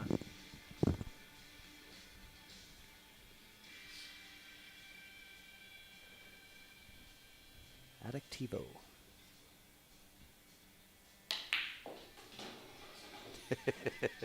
I feel like having another one, but I don't know if I'm going to be getting a little bit too loose on the commentator mic if I have any more tequila. I got your back, and you have a short drive home. Hey, you have a very short drive. That is true. That is true. But I might start forgetting what I'm doing with technology. You know, you'll have to drive the ship, man. I won't pick up that. I can talk, but no. You'll have to drive the technology, Rich. No. Patrick passed out. What are we gonna do?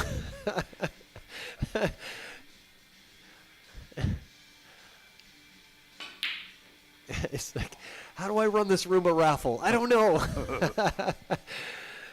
Okay. All right. What do we got? What do we got here? What do we got here? Jack Kiske coming to the table. Let's just keep pushing buttons until we get a good view here. Drew tells Color, go have another White Claw.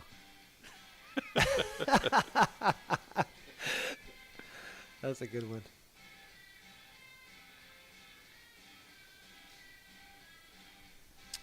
This is a tough line table. All right, Taryn, maybe I will take another little, just a smidgen.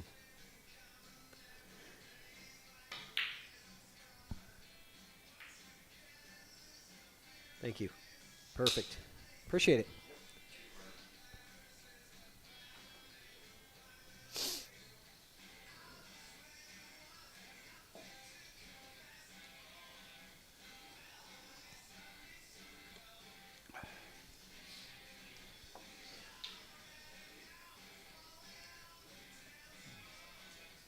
John Flex has 500 on the line. He's as sober as a church mouse.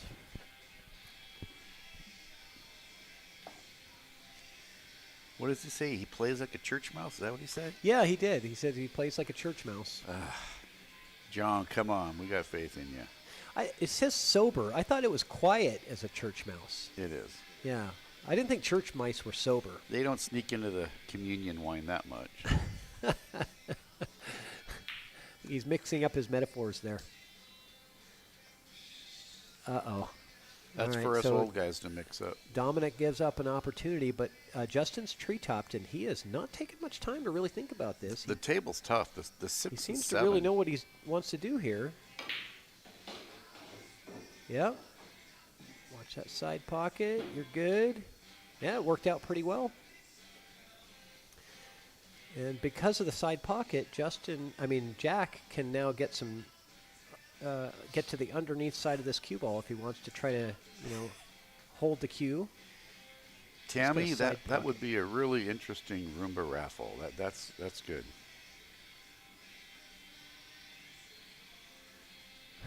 Hood mice. She's just chasing the ball around with a hand vacuum instead of the Roomba. Oh yeah, that could happen. You never know. She ran out of juice once, remember? But you had a backup. Yeah, we always have a backup Roomba ready to go, just in case she dies. You just don't want anything to happen with the Roomba raffle. Went on strike. That's the most important part of the show. They don't come to watch the pool. They.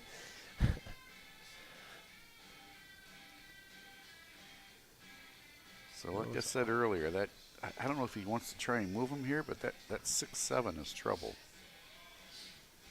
But if you try and move him here, you might not get on the 4 there. Yeah, I like that shot because he had the bottom of the cue ball available to him because of where it was next to the side pocket. He was able to access the very bottom of the ball and hold that. You know, I mean, I don't want to be critical, but I feel like Justin can just take a smidge more time, just a little bit more time on each of his opportunities at the table.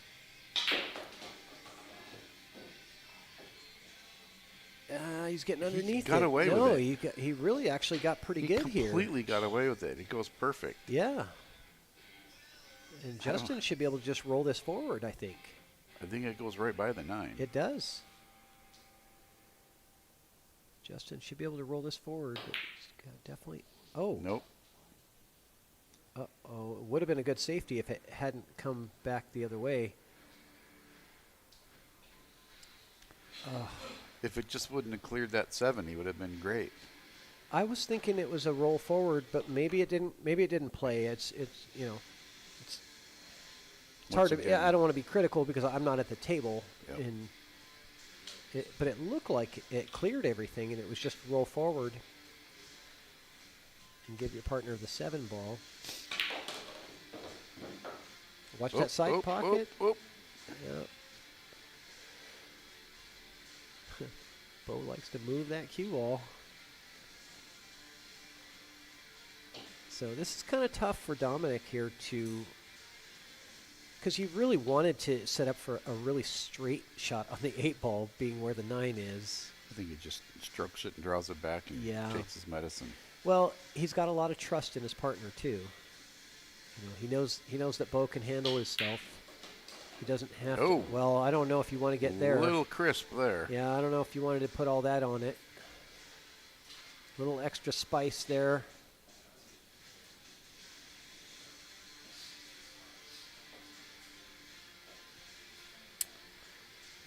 He really got into that ball. And maybe that's what he was trying to go, is 3 rails around with the cue ball. I would have pulled it back 2 feet or so. Give your partner a cut on the 8 and then go over and back. I mean, honestly, to his defense, I think he was trying to get his partner a much better opportunity, but being of, knowing what I know about Bo's skill level, trust your partner. Leave him a little bit more difficult and make it, you know what I mean? Like, give your partner the opportunity to make it, get you back in shape again. Have a good night, V-Man. Go catch a fish tomorrow or something. Fish or a crab or something. He's always getting something. So Jack Kiske, a chance here to get 2 in a row for his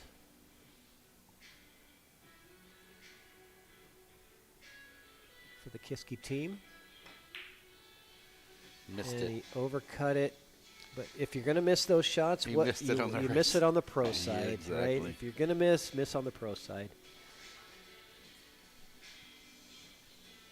But Bo is coming to the table here, and I think he's going to have to fire at this. I don't think it's a safety. I think this is go for it time, honestly. I mean, it's a lot of distance. That's a pedal to the metal shot. Got to take the win there. Oh, it's tough, man. It looks steeper at the table, yeah. I know on the overhead, too, it looks like so far, like it's easy to miss. If you really look at it, if you really look at it, look at the diamonds. There's only like a diamond and a half in difference. If you go for it, steep cut. If you go for it and miss, you're probably going to lose the game. Mm-hmm. So that is, it's not easy. Really taking his time here.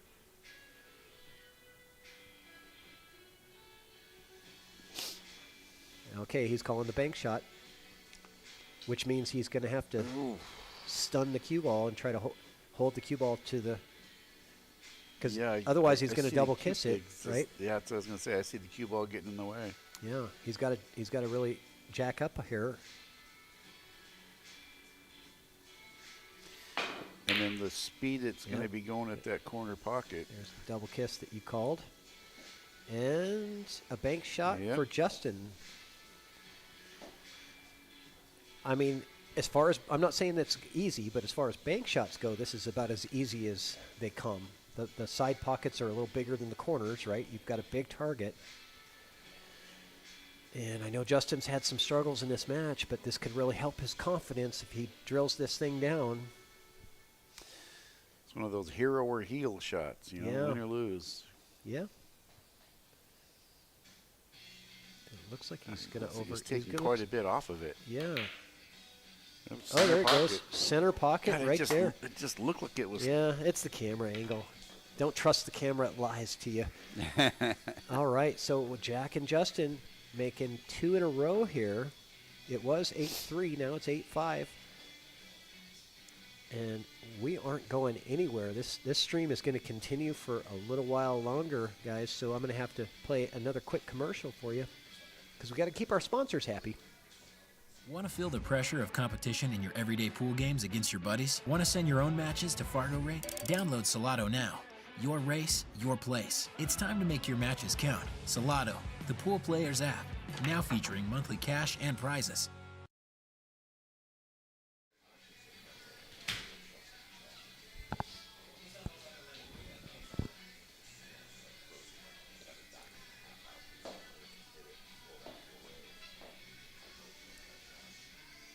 Yeah, the live stream changes stuff. People that say it doesn't haven't played it. All right, is this another dry break? We saw 2 in a row dry breaks after I was just commentator cursing the breaks earlier and saying we haven't seen a dry break. We get 2 in a row. Yeah. So apparently my commentator cursing skills are still in full effect, even on the break. Well, I know that whammy you put on me on the break that one time we were playing. I sure did. Holy cow. I made a ball on like 6 or 7 consecutive breaks, and you put that curse on me, and I went dry the rest of the day. And you didn't even know it. I know. It's like, you didn't know it until you watched it back and heard it. I You're didn't like, even feel that voodoo doll. It's like, Yeah, that's sneaky, man.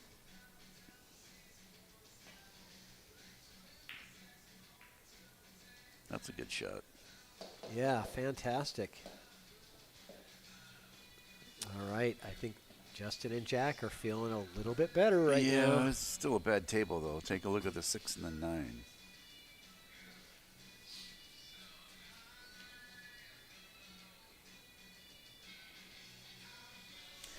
I've been where Dom and Bo are, where you feel your opponent, just happened to me today, you feel your opponent like climbing back into it, and it's like, God, you just can't stop it, you know?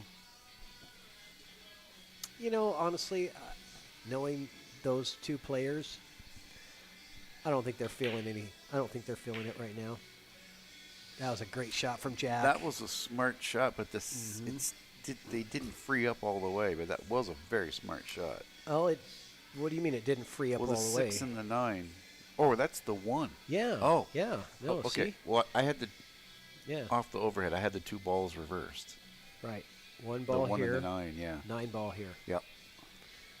Just in case you're still confused about Yeah, it. no. I have my annotating tool that Yeah. I can help you out with. Nice job, John.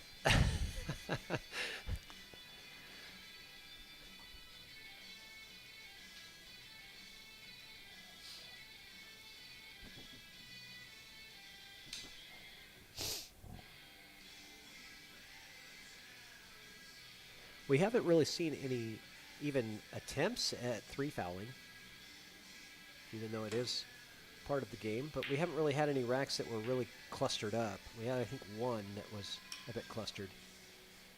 So a ball in hand here. Does he want to go for a second ball in hand?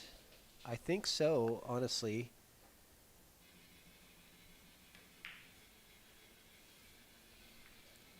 That's a lock-up safe right there. Look at how he got him completely in jail.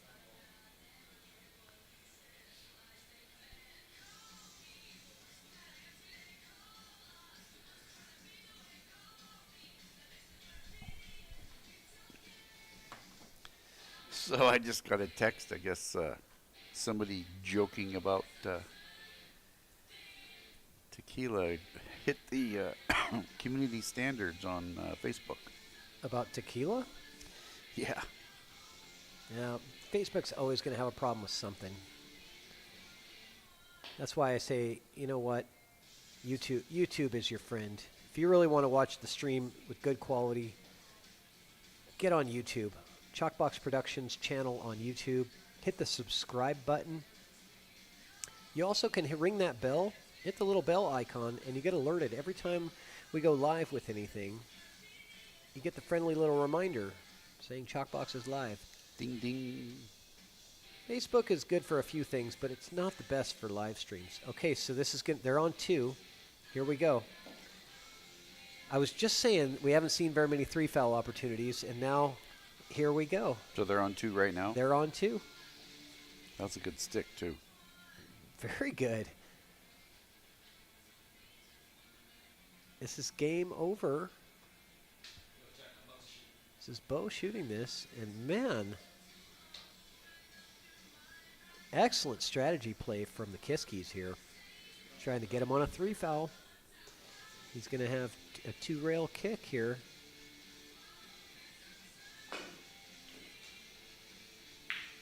Oh, it's a good attempt, but that's the game right there. And that's going to go to... They're calling it a good hit? No. No, that's game.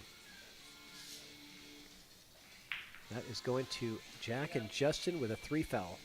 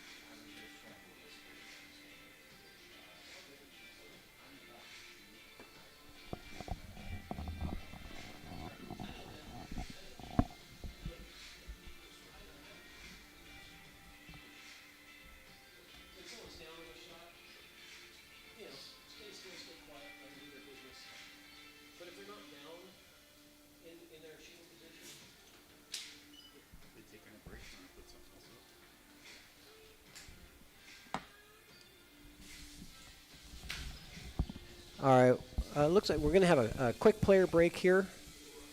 Hang out with us. We'll be back in just a moment.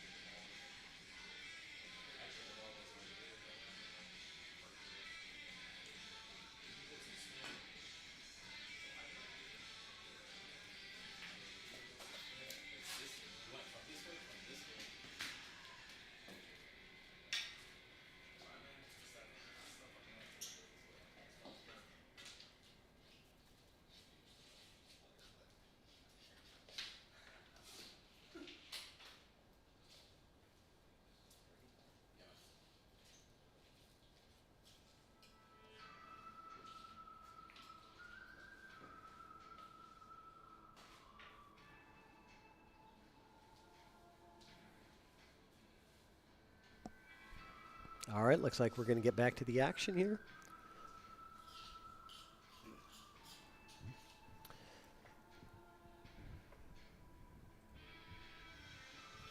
And a 3 foul from the Kiskes to make it 3 in a row.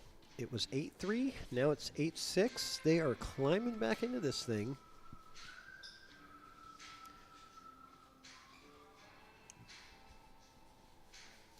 Momentum's a big thing, whether it's up or down. Well, and the momentum is on the Kiskes right now, for sure.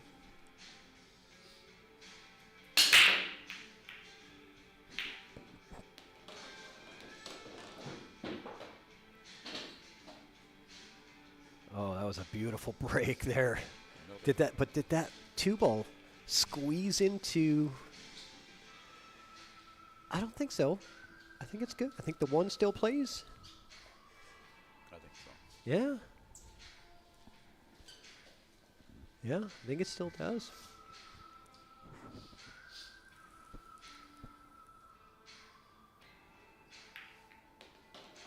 Yeah, it had to. Yeah, it rubbed a 2, and that really impacted the leave there. So Jack might be looking for a safety here.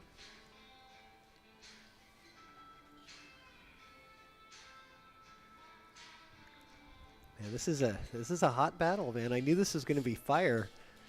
You know, these guys are all competitors. That's exactly right, and there's nothing wrong with that. You know, that's what we want: good competition, good sportsmanship. They all want to win.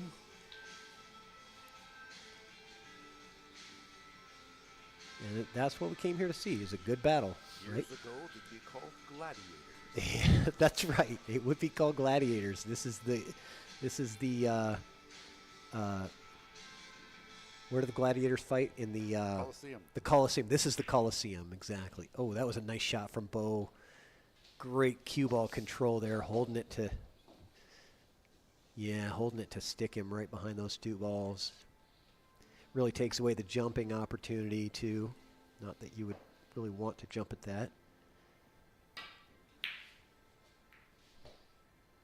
Good hit from Justin. Leaving Dominick a difficult 2-ball here.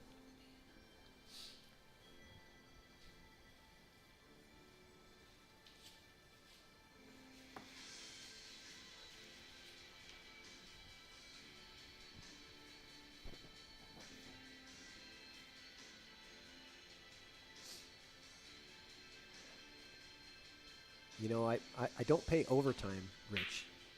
I know this this match is going a little long, but we don't pay overtime here. I thought that was in my union agreement. It's not. No, yeah. That's it. I'm going on strike. Yeah. Okay. There's the picket line is out there by the driveway.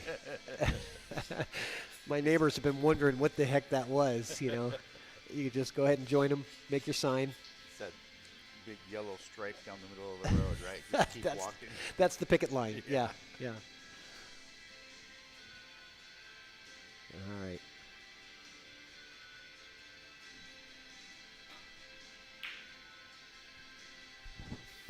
It's a good shot right there. Oh, I think it got deep enough.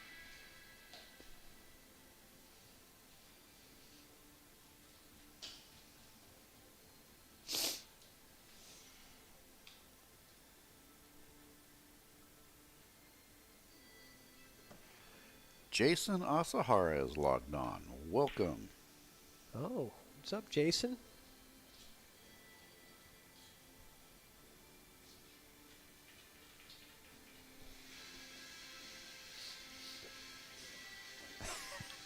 Andrew, you're killing me.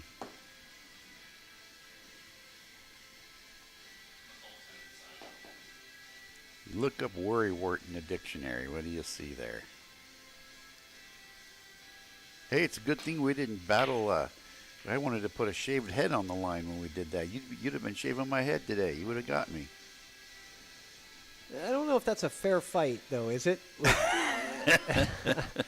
What are you saying? Drew's got an ugly head? Oh, he's got a, well, maybe. I don't know. He could probably pull off the skinhead look. Yeah. Get him some Doc Martens, you know? Yeah.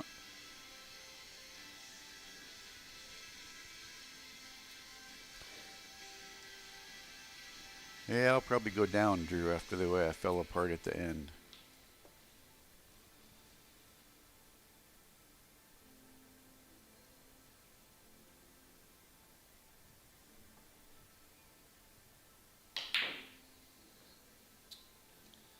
Oh, that's going to sell out an opportunity. It's going to come up steep. Well, it's I'm makeable. I'm pretty sure that Jack knows what to do here.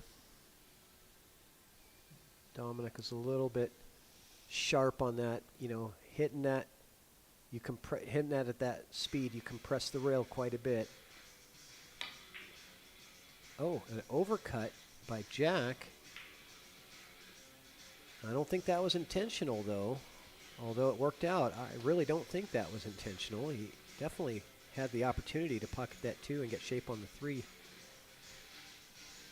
But worked out for him, but I think Bo is going to be putting this cue ball. I'm looking at going, let's see here, where's my commentator tool? Yeah, that's exactly where I'm going with the cue ball. That's in jail. Just right there. Yep.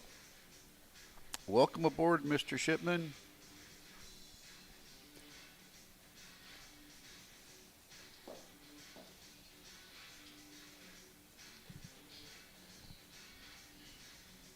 Where is Rob Shipman? I don't see him in the chat. Not in the chat, but I just got the notice that he is watching. He's invisible until he gets in the chat, in my opinion. In my book. Don't be shy. Get in there, Rob. You're not here unless you're in the chat. I hear you. And you're not part of the group. I always log on and say, hey, there Pool Peeps, there he is. You got a thumbs up. Yeah, give me a thumbs up. All right. So, John, Rob Shipman, by the way, he's the one that donated that growler keg that he donated that into the Veterans Day raffle as a donation, which was very appreciated. Thank you very much, Rob Shipman, for that donation. Looks like Mr. John Curtis will be at the toy drive, and he wants to meet us all. I'll be the short little guy with the beer belly, John. Just look for me. Probably be the only one there. Yeah, you'll be the only short guy with a beer belly, exactly. I'm sure. There's no other pool players that fit that description.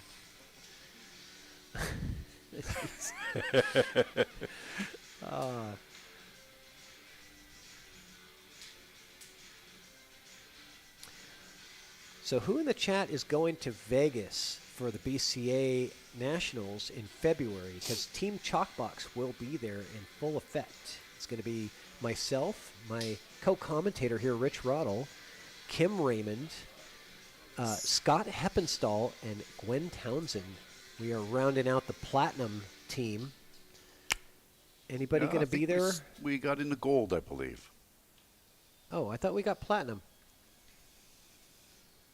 We'll have to look. You sure? Gold? Vegas has... yeah, they have different caps. Now I can't remember. Well, you would know. You're the Fargo captain. Oh, that 2-ball just barely found gravity. And there's not many balls left, being that you're going from the 3 to the 5 to the 7 here, and then the 8, 9, 10. And I think the 8 does play by the 9.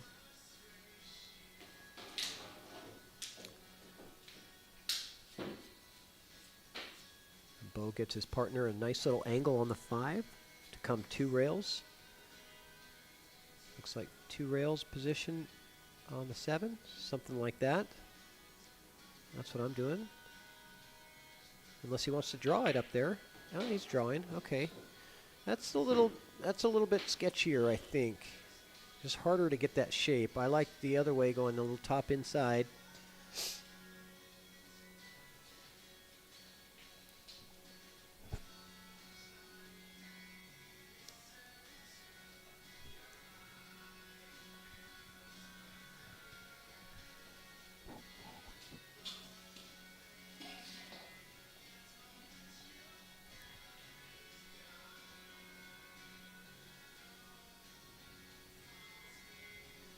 Are you looking to see if we were in gold or platinum? I thought it was platinum. But I am. They also have a diamond tier.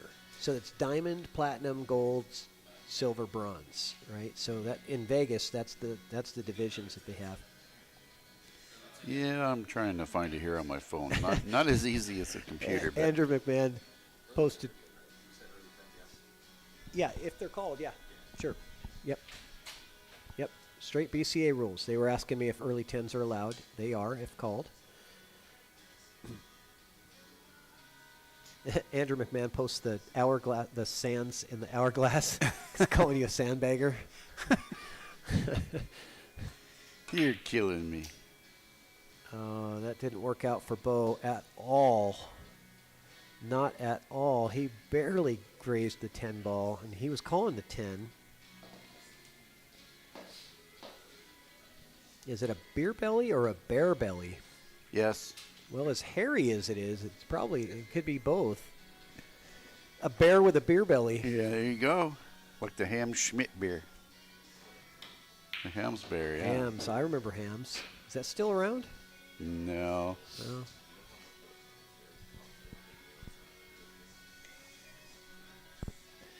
Well, I can't find it here. I have it at home, but That's all right. I'm almost positive that we are in goal. I would believe you. Justin just clipped that 9 ball with the 8, and what's he going to leave? Oh, my goodness. A golden opportunity for Dominick here.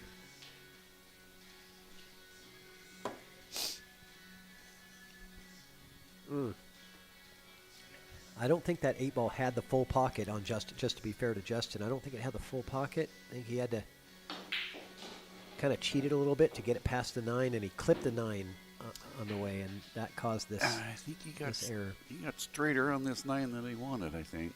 Yeah, but Bo likes to move the cue ball, so he's going to put that power draw stroke here down. Gonna miss the side pocket, and he does. He's Yep. good. That was the only danger there, was the side pocket. But he puts down a nice draw shot. Get his partner off the rail a bit too. Get some. Yeah, I won't say nothing yet.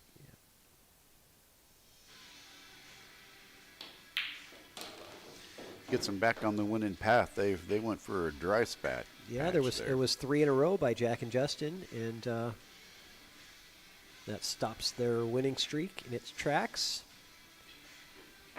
And yeah, so we're going to talk just a little bit more about Evo Sports, because we are trying to promote this platform. The Evo Sports system, if you haven't heard yet, is going to be coming to many venues that promote pool, so pool halls and bars that are mainly known for pool. You will start seeing the Evo Sports system, and if you don't see it at your favorite pool establishment where you play, ask the owner, tournament director, general manager to get Evo Sports so that you can stream your matches. It's gonna take off. We're gonna have lots of different ways where you can actually do contests in-house and other stuff that's gonna be pretty cool. So, player run live stream without setting up a phone, without setting up a tripod. I mean, the days of setting up your phone and a tripod in a bar are going to be over. I hope. I never want to see another stream where somebody has their phone and a tripod and there's no scoreboard and there's no commentating. It's just, you don't even know who's playing. You don't know what the score is. Don't do that, guys. And the table with the tripod on it gets bumped and it gets Yeah, jiggled. And yeah. Evo Sports is the way to do it. 20th century there. Cutting edge technology. 21st century. 21st, there you go. You are from the 20th century. We are now in the 21st century. In fact, we have been for 23 years. One of those darn baby boomers, you know. We've been in the 21st century for 23 years, Rich. It's not a new thing. Oh, well. Yeah, Kim chimed in there. So Kim, we are in the gold division, 2750. Yeah, because we're right under that. We are at 2745 this morning. 2745.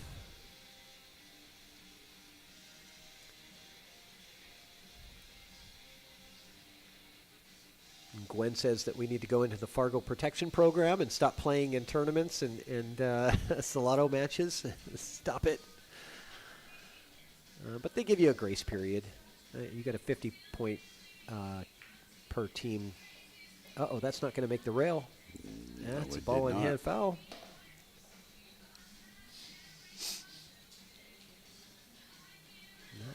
No rail.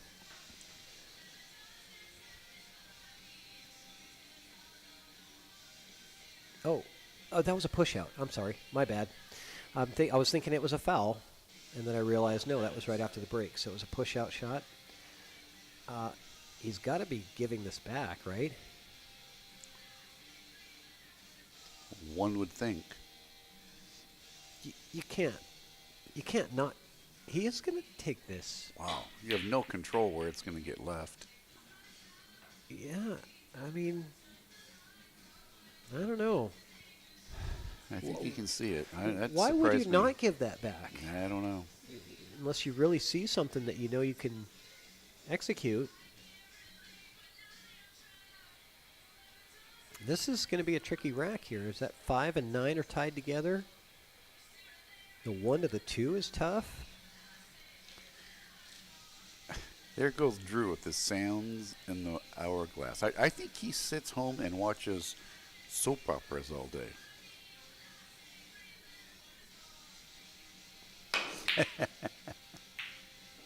Oh. Okay. Well, maybe Jack Kiske knew something that we didn't know, because he did not give the push out back, and he ends up getting his brother ball in hand. What are you doing here with ball in hand, Rich? Well, he's one to the side, a little bit of draw, slides back over for the deuce. I think he's shooting a combo. Well, I don't mind. Oh, it's like second time it around? reversed, yeah. I don't mind shooting the combo Early there. on with yeah, that. just because the way the 5 is Exactly. sitting, your chances of running out the rack are pretty slim. I almost think going for another foul there might have been the better option than going for the 10 ball, but either one or the other was way to go. I don't think pocketing it and trying to get shape on the 2 is really that rewarding.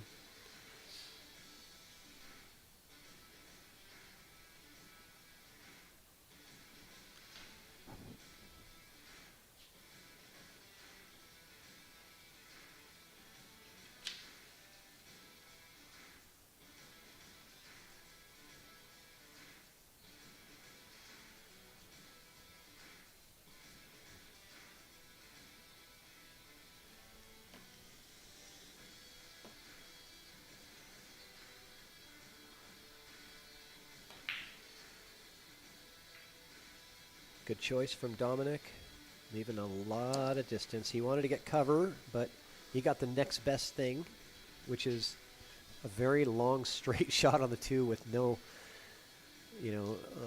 possibility of on the 1 with no possibility of getting on the 2. So it's going to be I would assume, a safety from Jack.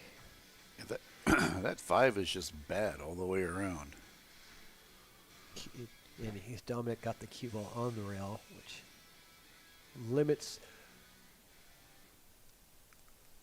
really limits the options here for Jack. He's looking at where he can play safe. Yep.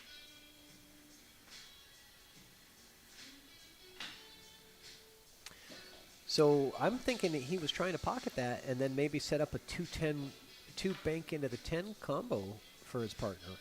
Or a 2 and ditch the cue behind the 7. In fact, this might be what Bo and Dominick do. If Bo just draws this cue ball back, he can set up the bank for Dominick to bank the 2 into the 10. Yeah, I mean, look, when the 5 is tied up as bad as it is, what's the risk? Nope, he's going for shape on the 2 in the corner. Fell a little short.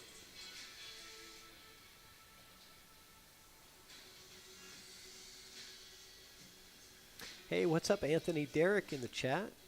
Welcome. Rooting for Dominick. Says him and Dom go way back. Gambling in Lincoln City since 2017. Okay.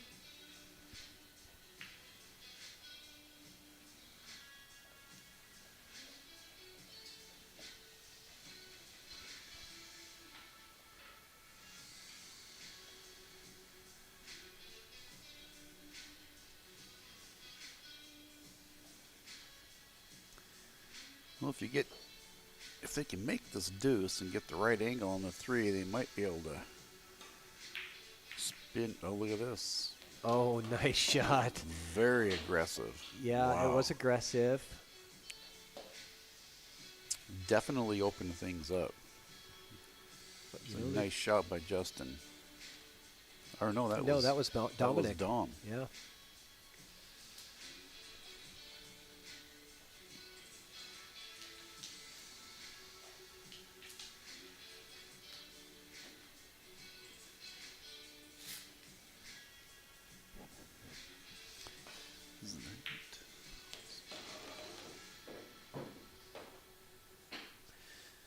Shoot the combo here. I don't see this 4 sliding past.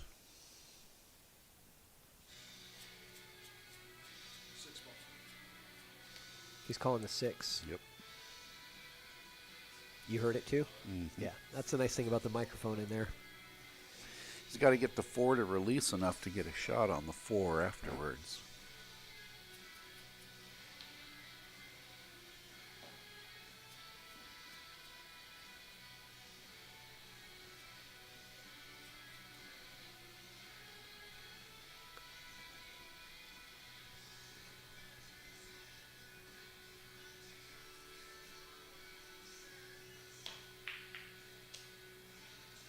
Oh. Okay, so giving an opportunity to Jack, who's going to have to reach here. This is a big stretch. You're going to have to use the bridge here. He didn't before in a shot similar, but I don't think he's gonna. I don't think he can really stretch that far. He's looking at what angle he has to hit It's it. He thin. has to use the bridge here. It's very thin. He really does not like use the bridge. He stretches like Gumby. I mean, he doesn't look like a super flexible, No. stretchy, Gumby kind of guy. So I think he's yeah. going for a bridge now. Yeah, he's got to.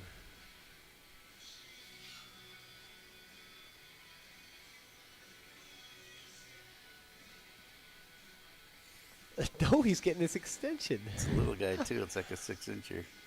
How is he still? He can't make this even with the extension, can he?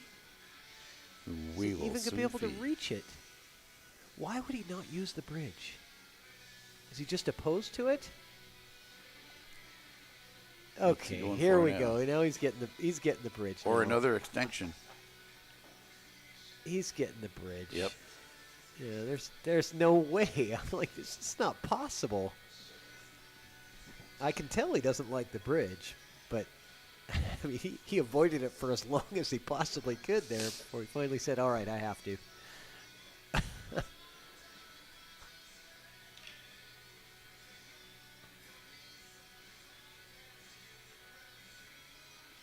That's a big bridge. Look how long he's there you go. It's like he Did you heard see that? It's like, wow.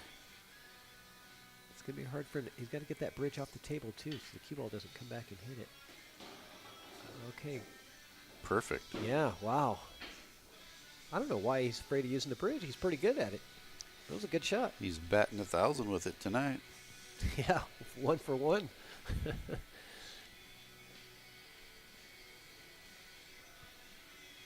The paces seem to slow down, I think, on both ends. I'm seeing both Jack and Justin taking a little bit more time. Well, there might be some, like V-Man said, it's like, I don't remember what time they started, but they could be getting tired. Fatigue is definitely a factor when it comes to pool. The players who win tournaments and win, long races are the ones that have the stamina Mental to strength. stay mentally sharp the whole time. Those are the guys that win. You could be the same skill level but have better stamina and win. Because you got to grind, man. You just got to grind it out. And it's not easy. As soon as you lose that edge just a little bit. Wow, that surprised me. Yeah, I thought he was coming all the way around. I thought he was going to roll up slow and just take the 7 in the top right corner versus to try and. I was looking at that pattern there, but I thought he was going to hit it about 3 feet, 4 feet further. I just saw a slow roll and take the 7 straight down the rail. Takes you right to the 8. But what's this going to be? Not bad. Not bad. Yep. I like it. Good shot from Justin to keep that distance going, keep the pressure on. Yeah, Brian, I think the Roomba might be working the graveyard shift. He says the Roomba might be done by 3. Yeah, well, at 1:45 a.m., we're going to have to restart the Facebook stream if it goes that long, because that'll be the 8-hour mark. I get shift differential? Yeah, oh yeah, you get time and a half. Okay, I yeah. forgot, you get time and a half. Right on. There right, you go. yeah, I forgot about that.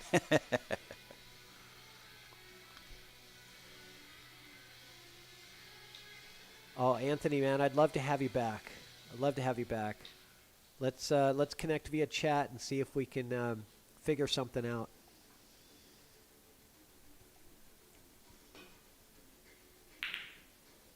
Uh-oh. The old dreaded double kiss. All right. You cutting this or are you playing safe? Cutting it. Me too. All day long. Because the cue ball is natural. He's playing safe, though. Is that right? And he gave it up. Oh, boy. I didn't think the cut was too difficult, and the cue ball was natural position for the 8 because it rolls straight up table and straight back down. I liked that position. You didn't have to do anything to get position, so that's why I like the cut shot there. Very conservative shot from Jack. Jennifer Posey says, you got to get tough. It's already 2 o'clock in the morning here. Oh, wow. In Texas. No, they're 2 hours ahead, not 2. Oh, yeah, it is 2 a.m. Yeah, yeah. It's already midnight? Yeah. Wow. I better have more tequila. There you go. So you going for the 10 ball here? Or are you going? No, Nope. I'm gonna put the 7 to the corner. Although I think he is shooting the 10 ball. I think so too.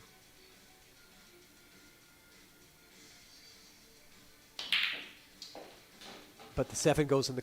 Oh, the 7 went in the corner, like you said. Did he call it though? He must have. No, no, he was going for the 10, the whole 10 in the side. Yeah. I don't know. I kind of see that as a sellout. I mean, I like the shot. It didn't look. The 10 in the side looked easier than the 7 in the corner.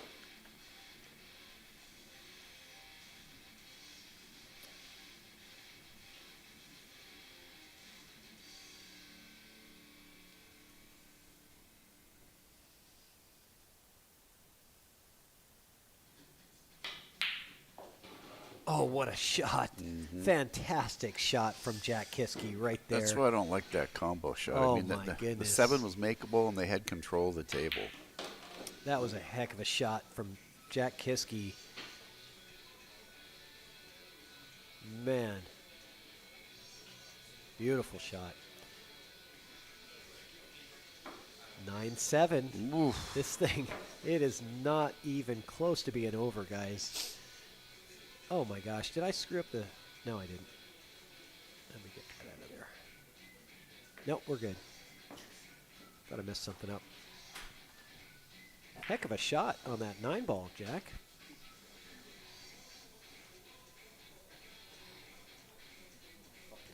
Jack's coming back here to get some another bowl of chili. Reload another glass of tequila and another bowl of chili. Keep you going for another few racks. Yeah. Yeah, you got to win 5 more racks. You're going to need your energy.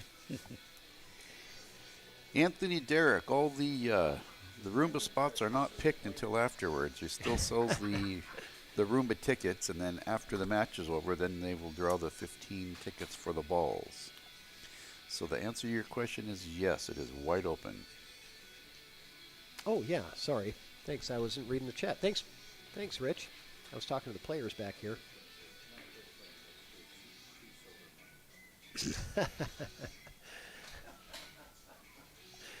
Jack says it's not fair playing against two sober guys.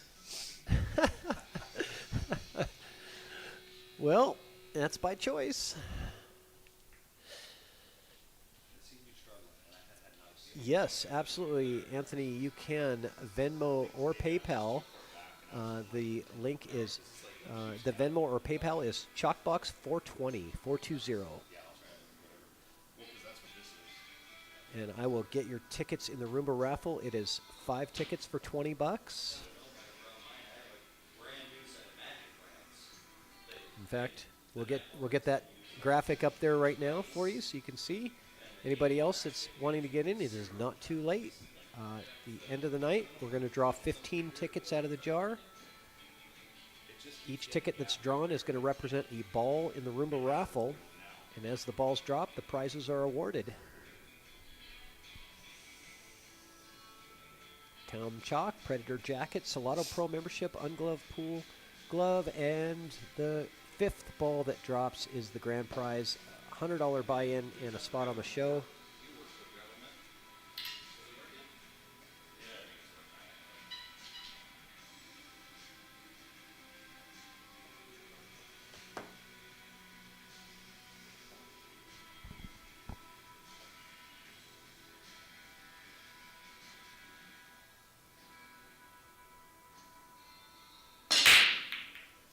Another crushing break. There's a 10 ball. Did they... Oh, 10 and a scratch.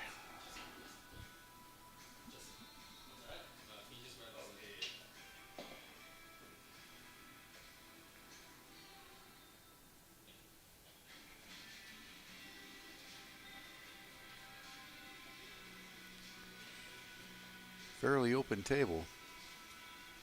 No trouble balls.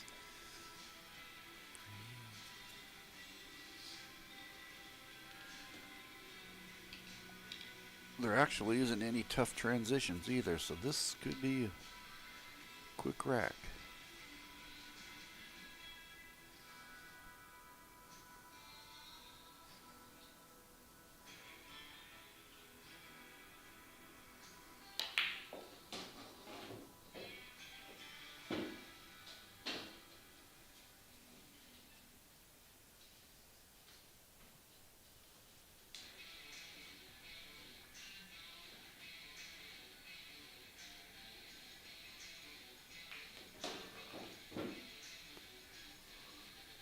They're all there. It's just connect the dots at this point. It really is.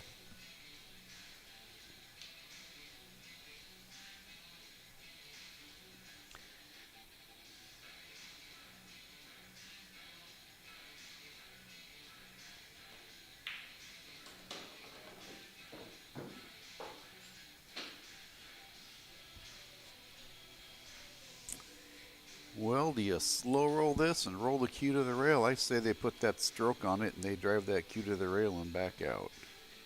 I just haven't seen them slow roll anything today. No, I'm not slow rolling it. I'm doing like you said. I'm stroking it. And I know that's what Bo likes to do as well. Ooh, but He's he got good. himself in trouble. No, he's not. He's good. The 5 ball's next. Yep, I know. I guess it goes. Got drive a truck through there. Even my squiggly line made it through there.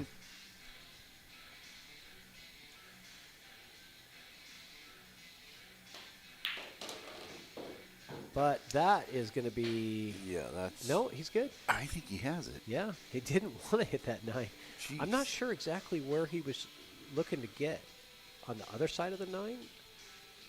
That was risky because... But now Bo is on the wrong side of the 6 ball here.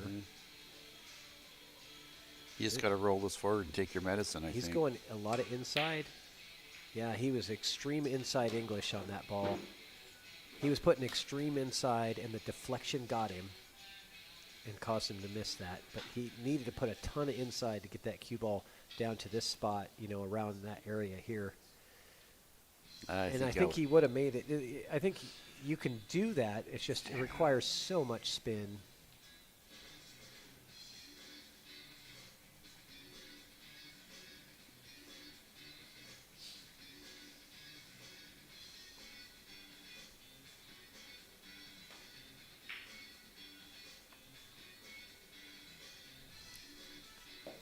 All right, Josh Carlson. I'm getting your tickets in. Thank you very much, sir.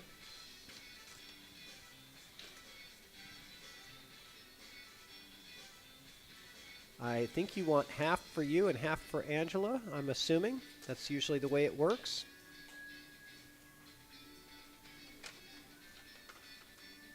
I know how you guys operate.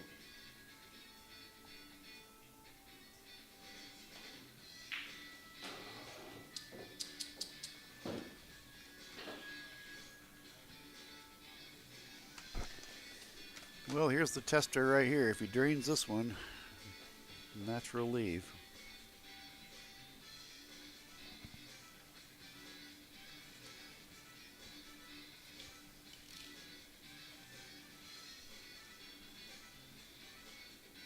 All right, Josh, I got your tickets split. I did half for you and half for Angela. Only because Nice that's how I shot, know Bo. you guys. That's how you guys roll. So, all right, what am I missing out here? Doing Roomba Raffle. Okay, I'm getting caught up here. I'm getting you, Anthony. Bear with me.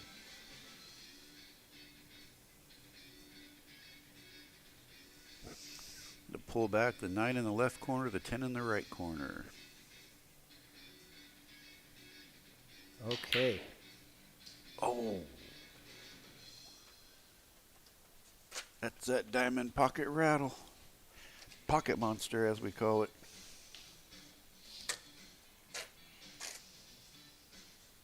You're going to have to commentate for me while I fill out raffle tickets, please. Not a problem, boss. Thank you.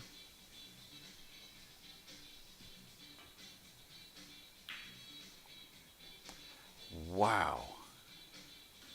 Pocket monster attacks the Kiskes also. Oh, man. They really? both rattled it. Dom rattled it, and then Justin rattled it. Wow. So I think Bo plays this nice and soft, and the 10 goes in the side. Just like that.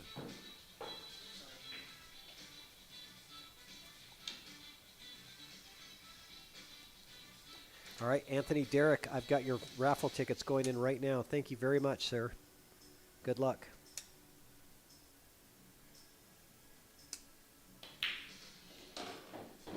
Uh-oh, uh-oh, uh-oh. Oh, boy. Okay, so Dominic and Bo got that one. All right, they reached double digits first.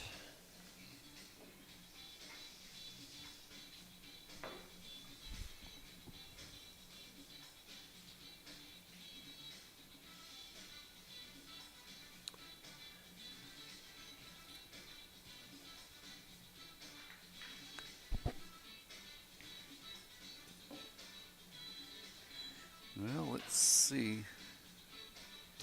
See if they can both keep the steam rolling here.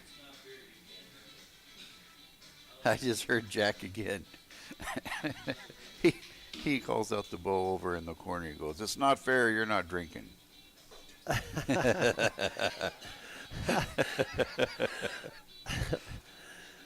He's having a good time in there. Win or lose, They're still laughing. That's what counts, Jack right? Kiske has a good time. He's always.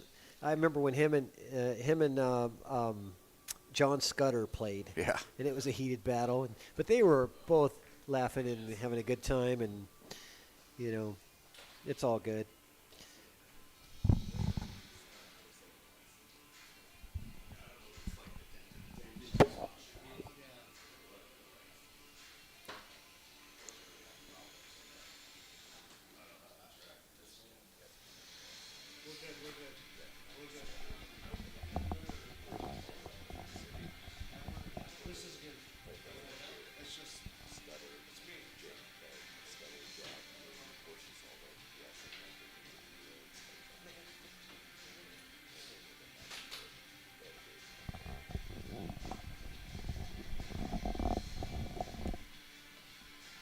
All right.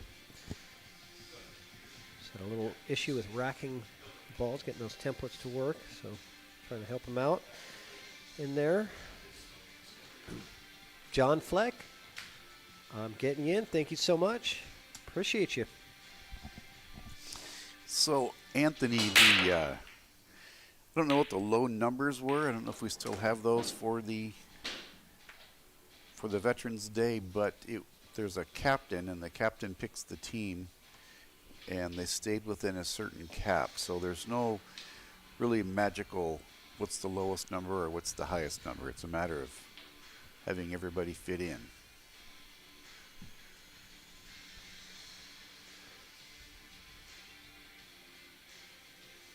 The lowest Fargo on the Navy team, well, Steve Ells is 460 something. 464, I think. Yeah. And Jim Roberts is right around that mid 400s. It was somewhere in the mid 400s, I think. Next year, I think we are going to bump up the caps, I believe, for Veterans Day next year.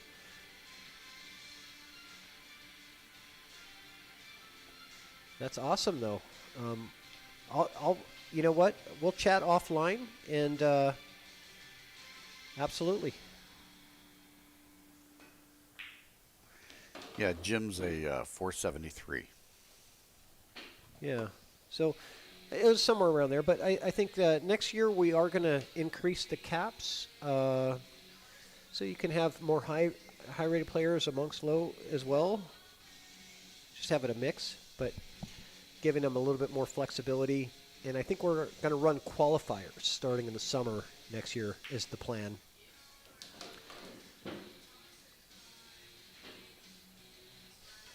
Okay, John, I'm getting caught up. I'm checking my messages now.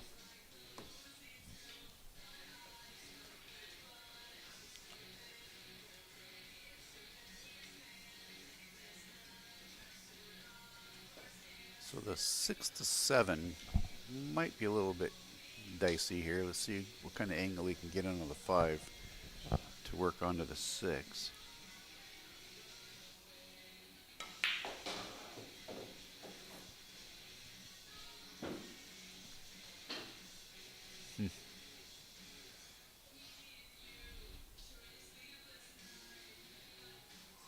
I think they're definitely going for it, though. They're not pulling the foot off the pedal. I'm going to try and come down low here.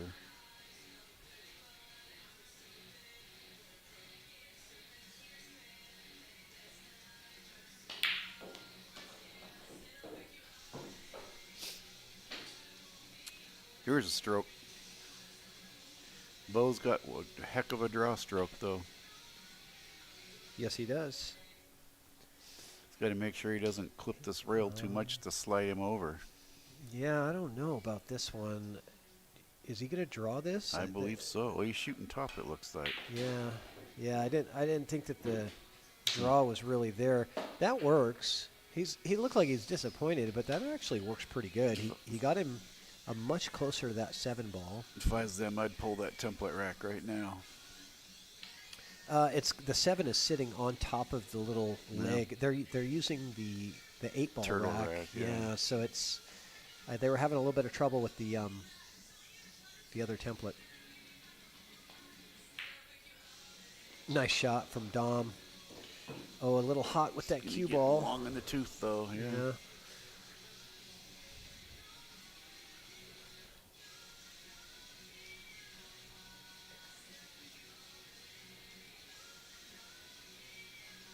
Oh, man. Thanks, Anthony Derek. I really appreciate the kind words.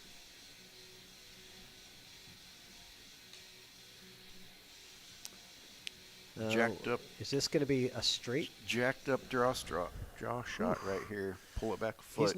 He's not jacking up.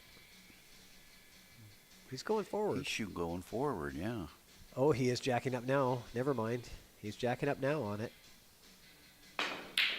Yeah, that is as tough as they get, man. To jack up, being that close to the rail and that far of a distance. Mm-hmm. Ooh, maybe it'll look like it hit something on the, like they've been getting chalk on the table. There's a lot of chalk on the table. Those guys Roomba will be putting in for overtime. Man, I went in there and I'm like, where did all this chalk come from on the table? I'm going to have to go in there and probably should have cleaned it off halfway through, but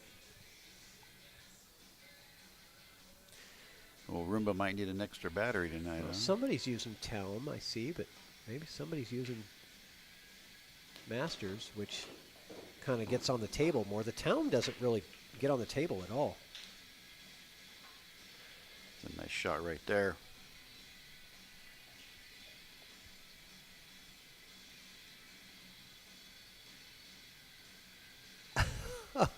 I see. Okay. Oh man, big there we game. go. Okay, so the Kiskes making it 10-8 now. Here we go. All right, so John Curtis says if anyone in the chat hashtags Andrew McMahon sucks, he'll double their raffle ticket buy-in. So anybody who hashtags, that's what he wrote in here. Andrew, what did you do to this gentleman? Anybody who hashtags Andrew McMahon sucks, he will double their. Did I get this right? Did I get that right, John? Am I reading that correctly? If not, please correct me. That's what looks like I'm reading here.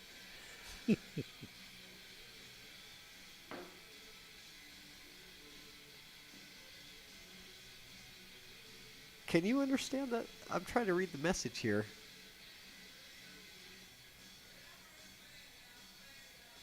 It's the way I see it.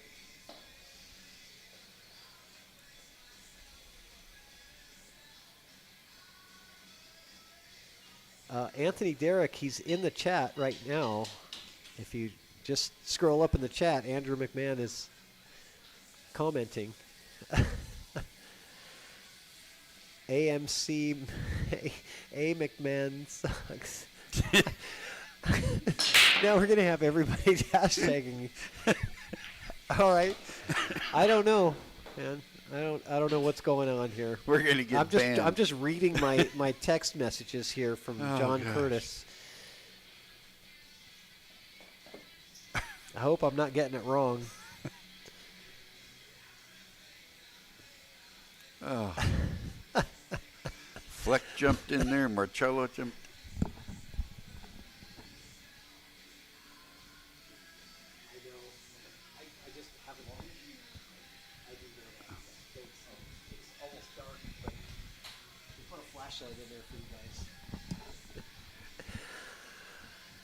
Oh man, we got a burned out bulb in the bathroom, light bulb. Yep. We're having all You kinds can't of. see to pee. You just got to sit down, man. Yeah, I said I'll put a flashlight in there. Come on, guys. You go outside. It's pitch dark out there. Exactly. We got 2.5 acres of forest you can pee in.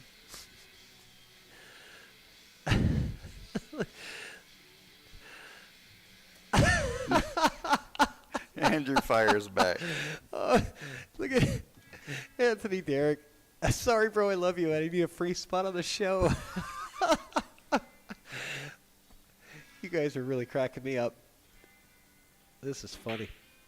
All right. Back to the game. We got to commentate the game here. That was a nice safety by Jack Kiske right there. That was a jail safe right no, there. not really, though. He's leaving a one rail here. He's leaving a one rail kick at this.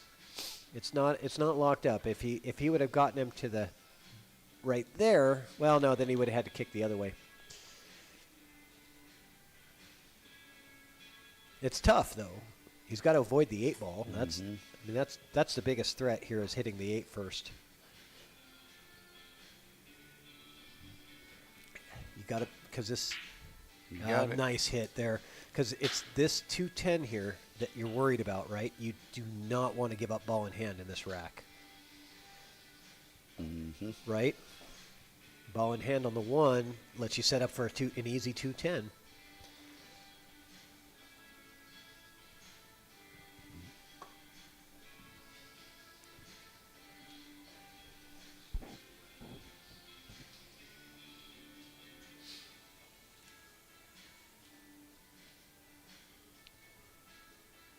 Oh, Anthony Derrick, are you a one pocket player? You play one pocket? We were just having that conversation earlier about who might want to play or watch one pocket. I really enjoy it and like it. So there is a possibility of it coming back. We had a one pocket match between Mike D and Ed Hobbs not too long ago, a few months ago, and That was a good match. it was a great match. And then we had a Hill one pocket rack, just one rack of one pocket between Marcello and Justin Lee. That was exciting to watch. They played 10 ball, race to 10, and if it went Hill, they would play the Hill match as a one pocket rack. That was a pretty cool twist. Oh, nice hit. Oh, and that takes away the 2-10 combo. So that's out of play now. That changes the whole game now. Yep, it's a longer game now. He would have rather, hid the cue ball and not messed up that combo, but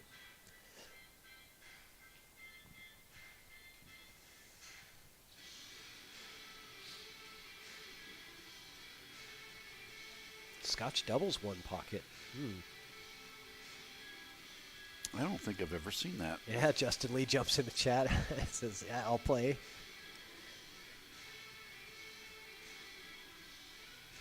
Is there a breeze in here? Are you doing the heavy breathing into the phone like a prank caller? It was a yawn and it just got away from me. I thought it was a prank caller where you're giving me the heavy breathing. Heavy breathing, yeah. Mom used to pull out the whistle and blow it in the phone, Justin, man, you had to be motivated to move from YouTube to Facebook. That takes a lot of motivation just to make that comment.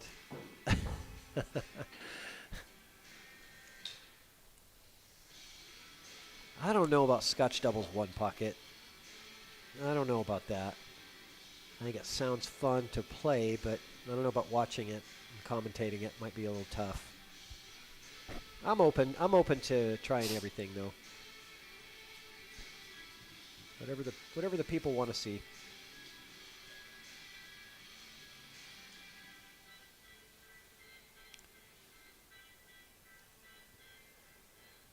All right. What's Dominick doing here on this 4-ball? I believe I thought he was going to slow roll it into the side, but it's a lot steeper than that looked at first.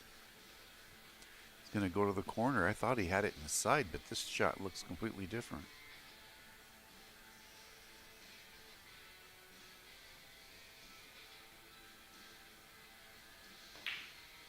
Oh, that was a nice cut. Overcut it though, just a bit, but Moy, he got really good on the 5. If he makes that, that would have been a sweet shot. Would have been. Inside English here. Check it up. Yes, sir. It's an experienced shot there, and let's see if his brother can get the draw shot right here on this one and avoid the scratch in the side. I think he's going to have to. Yeah, he's loading up a draw. He's got to avoid the side pocket. Got to avoid the side pocket. Yeah, he does. Good. That was the biggest risk on that one. It was definitely in play. I don't know about drawing on this one to behind the 8. I think he's going to have to. Up. Yeah. Roll forward and take your medicine. Well, if he's got a little angle, he could use the rails, go top, come around a bit. I don't think he's got much angle. No, he's jacking up on this thing. I don't think he's got any angle. Let's see. Yeah, he's jacking up. He's going to try to draw this on the inside of the 8. Oh, yeah. Nice shot. That's the way to do that. Holy smokes. What a shot. That Jack must be that Kiske tequila power. Yeah, man. He's powered by tequila right now. Wow, that was a heck of a shot. He's fueled.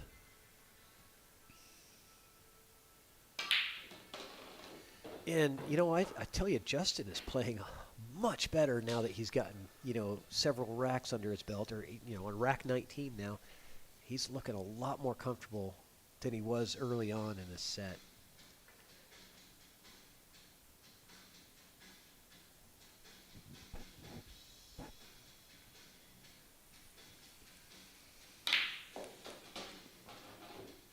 Wow. A little bit short. Can't tell though.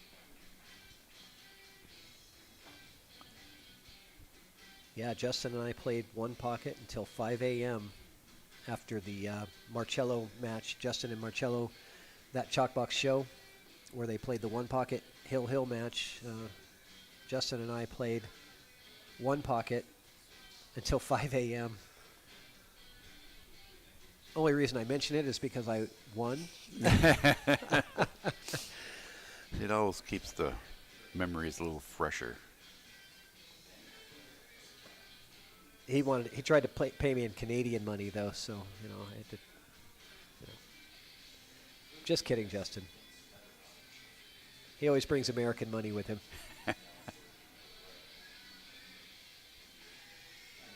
What do you think, your reverse bank? Right back at him? As long as you make sure you don't scratch. As long as you make sure you don't scratch. Whatever you do. Cue ball, center, kind of head spot, and force them to make a good shot or a good save. Trying to turn up the volume in there so you can hear what they're saying. But if you're comfortable with bank, I mean, it'll go.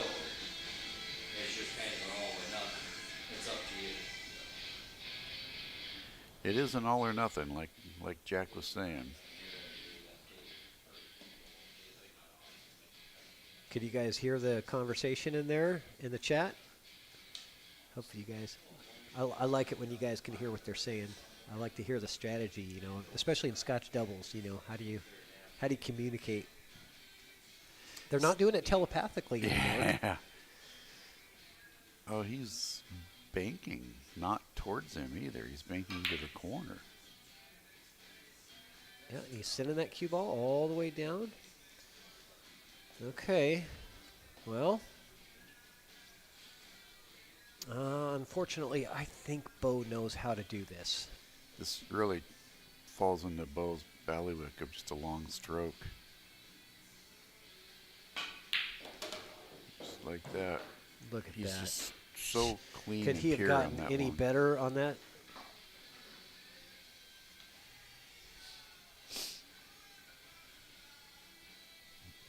I mean, could he have gotten any better shape for his opponent? I mean, for his partner. It was absolutely perfect. Look at this replay, guys. That's a heck of a shot right there. Look at that. Just perfect. All right. So, Bo and Dom go to 11.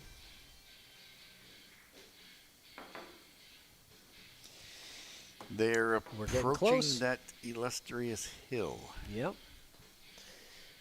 He who gets on the hill first usually wins. I suffered that today. Did you get on the hill first?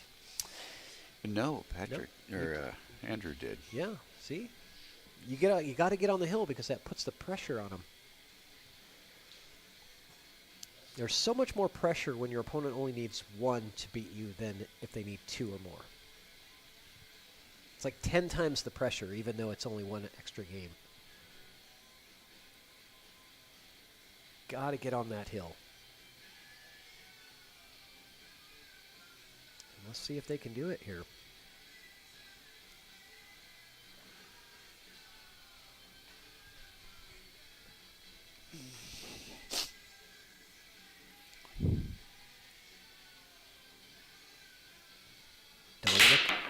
Dominick with another thunderous break, pocketing a ball, losing the cue ball there, got kicked around a little bit. No one ball. Nope. I'm going to have to take a quick break. I'll be right back. I'll let you man the ship here for a minute.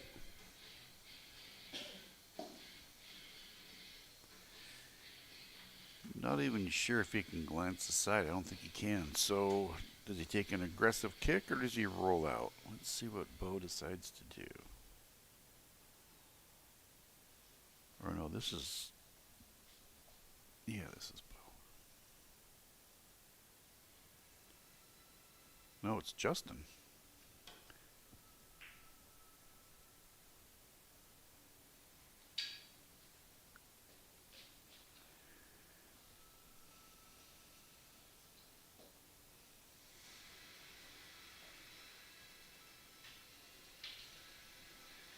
So Bo and Dom need 2. Jack and Justin need 5.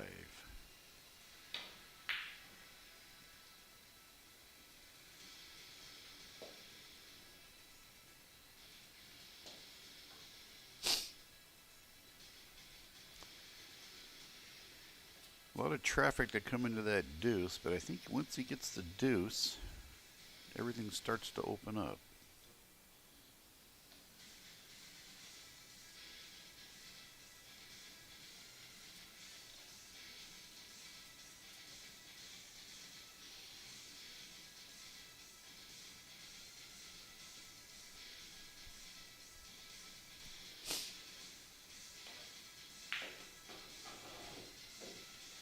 Nice shot right there.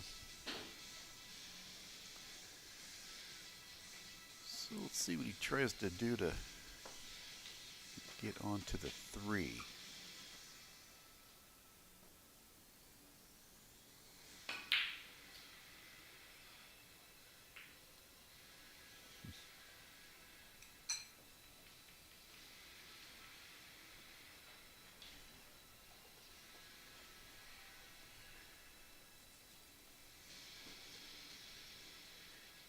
Gotta think they're gonna go for it here.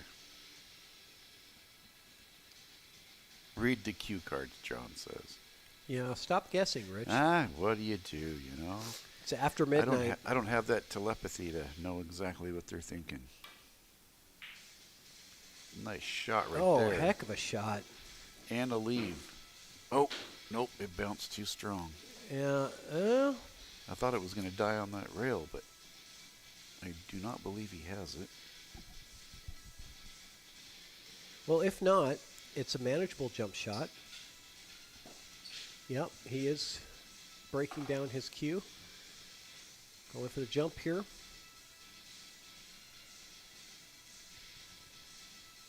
Yeah, that was a great shot.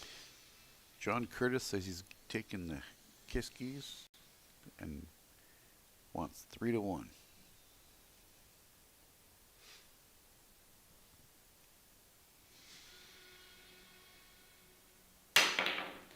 Wow, Nice two shot. great shots in a row. Beautiful shot. Let's take a look at that shot from his brother, though, to set up that jump.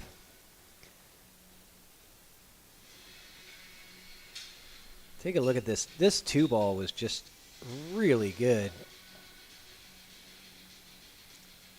And he got a little bit of inside. You see how that line just checked up with the inside? Fantastic shot.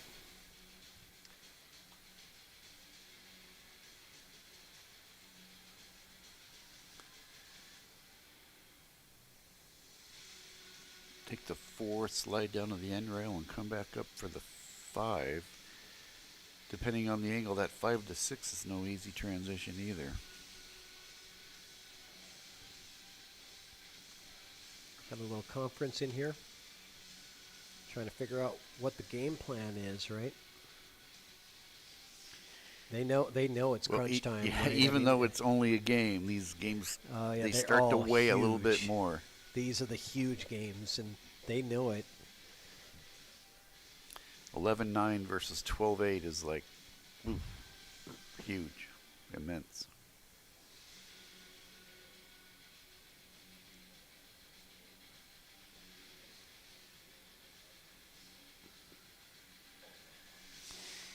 You know, now that I see that view, I thought the 4 went into the side, but it's too far down table. Yeah, I think so. Safety? Did they call that?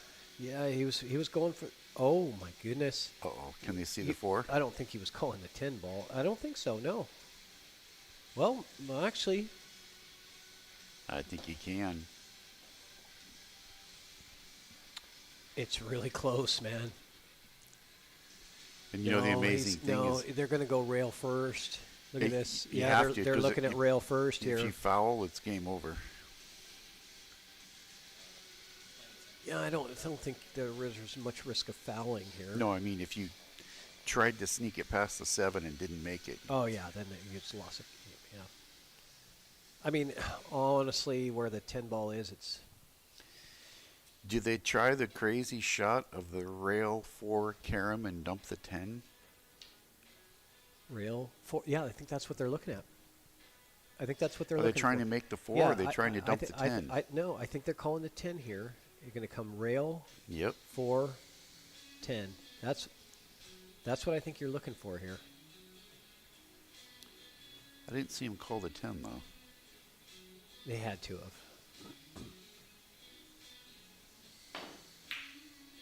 There it is. And he made the 4 as well. Did he? Wow. Yeah, Yep. they must have called it. Yeah, he called the 10, so they're on the hill. What a shot from Dominick. Fantastic play. That's how you get on the hill.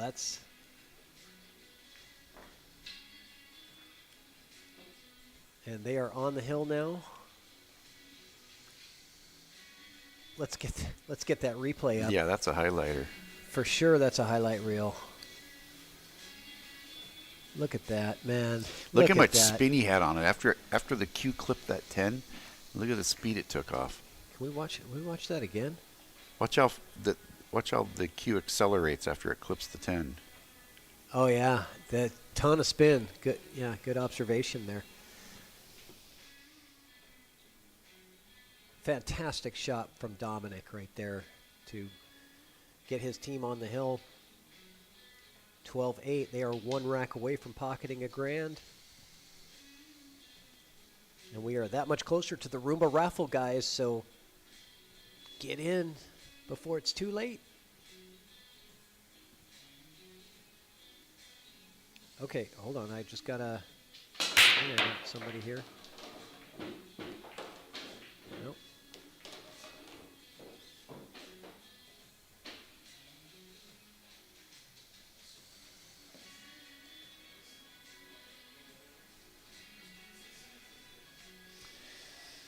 Mr. Lee Baldwin is back in the house.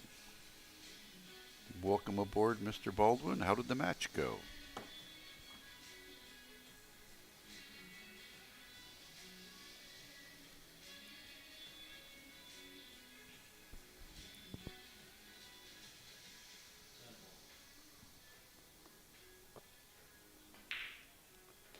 There was a quick one. That was quick, yeah. I was looking at that, but I didn't want to say anything. I don't want to jinx it. But Jack and Justin inch a little closer, stay alive for another rack. That was the fastest rack we've had tonight. Mm-hmm. Maybe a minute or two.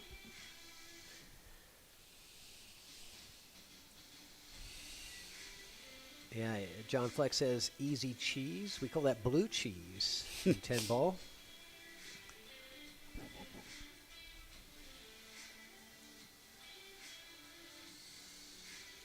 Baldwin taking care of business, 13-5 over Aaron Moss tonight, top of the Olympics. And Baldwin has been moving up rapidly through the ranks. If any of you guys are watching that don't know what top of the Olympics is, it's a singles ladder style league that we have out here in Kitsap County. Super cool. A lot of fun.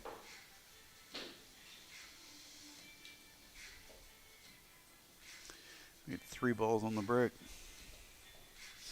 Yeah, Lee and I have a match on Wednesday evening. Oh. Well, good luck. I'll need it. Are you going to be brave enough to play him on his own table? No, actually, he's coming over to my house to play on my table. Okay, that's good. He's good like that. He's good like that. He doesn't. Yeah, your table has kind of buckets, though, doesn't it? Compared to a diamond. They're a little bigger, but they are shim. They're not. They won't take 2 balls. All right. I've only played at your house once, and I remember it being pretty easy. But maybe it's just because it's a little smaller. Yeah, it's an 8-footer. It's got the really big side pockets, right? They're sizable, yeah. Yeah, yeah.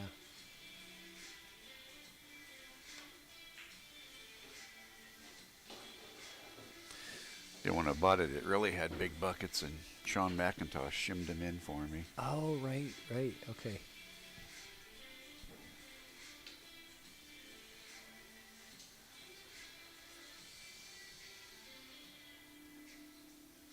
John Flex says Rich has a nice table. That's a nice room. Yeah, you got a nice room in your house set up. Good practice pad.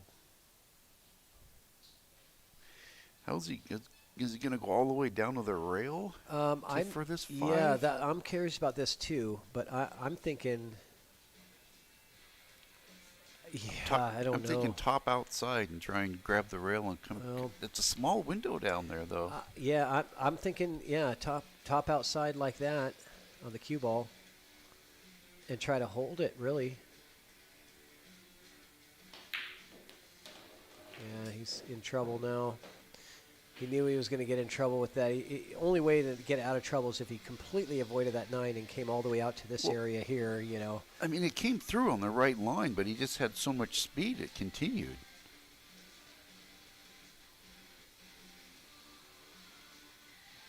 Okay, he's doing He's just going to beat it out of there now, mirror I think. system, yep. Come off where his finger is. So, but that sends the cue ball kind of up in that direction. It doesn't really give you, you know, if you make the shot, it's sending the cue ball in this direction, right? Yep.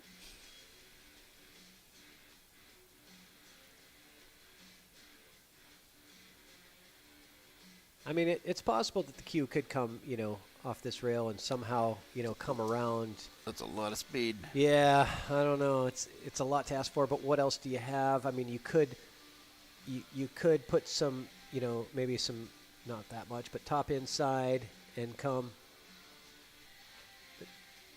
one rail into it like this and try to do the old kick and stick, right? Mm-hmm. I don't know. I mean, you don't really have a lot of good options here. Yeah, I think that's what... I think coming in that way is better than the other way. I think that's what Bo's looking at right there. Yeah, he's looking at the kick and stick. Because actually, you don't have to hit this very hard. As long as you hit that 5 full in the face. Yeah, you didn't hit it full in the face. He came off the side of it. You need a little more spin on that ball. Because if you hit that 5 full in the face at a slow speed, you're gonna stuck behind the 6, and the 5's gonna go. Or you're gonna be stuck. Yeah, and the 6 will be your blocker. Tough shot. It wasn't easy to execute. Let's see if they can capitalize on this.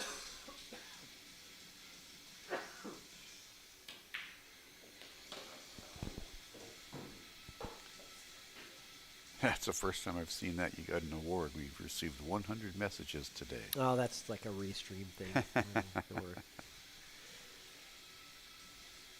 think we've gotten much more than 100 messages.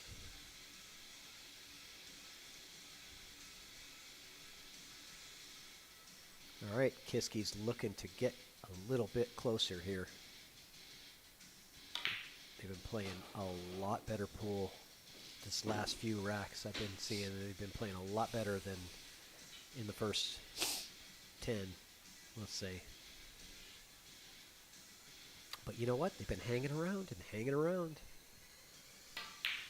And I still, honestly, would not be surprised to see the Kiskes and both of these and Bo teams and Dom hill. Capable of it, yeah. I think that this is still very likely to go hill.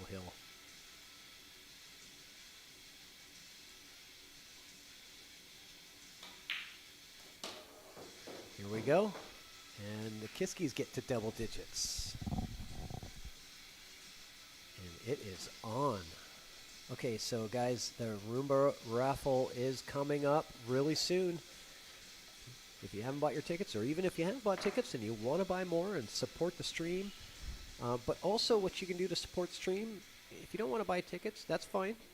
But also, buy some products from all of these great sponsors: Unglove, Salado, Moonlighting Billiards, Town, Chalk. Support the sponsors that support ChalkBox. And I'll tell you, Moonlighting Billiards and the Drill Partner is a fantastic Christmas gift. So make sure to support those guys. They've been sponsoring the stream and being really good for us. I don't know if they're still watching because they're on the East Coast and it's 4 a.m. now. They probably have gone to bed now by now. Okay, let me check, Brian. Let me look at my chat. I thought I got you in. Yeah, I got you in earlier, Cutler.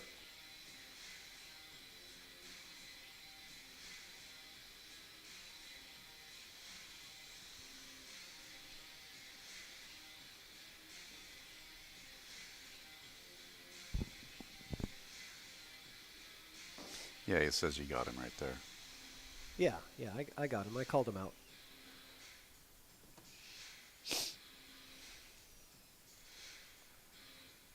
Man, this is a battle.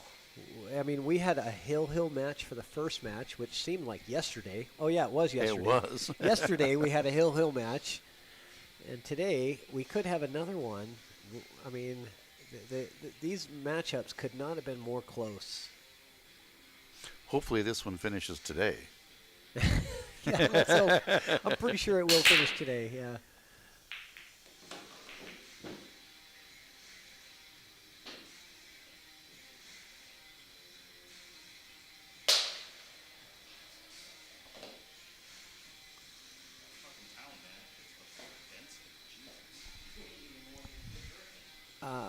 Magic racks. We have the. Oh, you mean like not the turtle racks, but the magic rack? I don't know.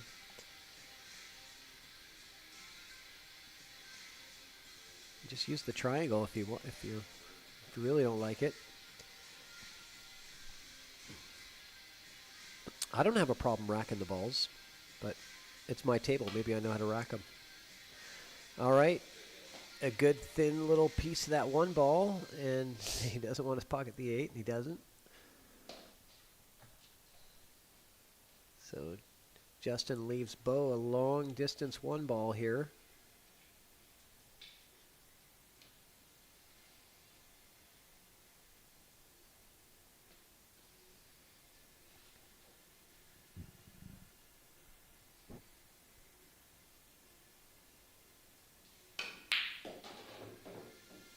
Oh, that was close.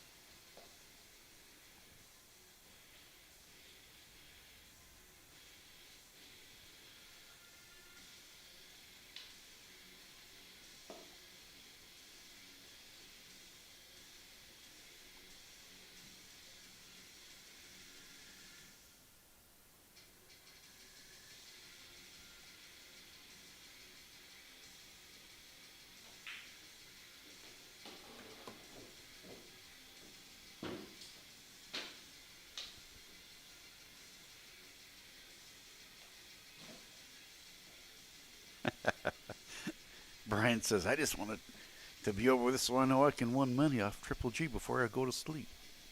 Oh man, did he get stuck on this 9 ball here? He sure did.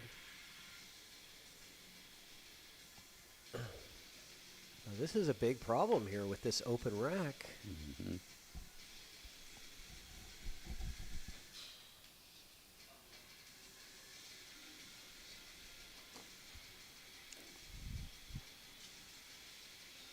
This is a big, big problem. Gonna go 2 rails and try to. Yeah, he missed it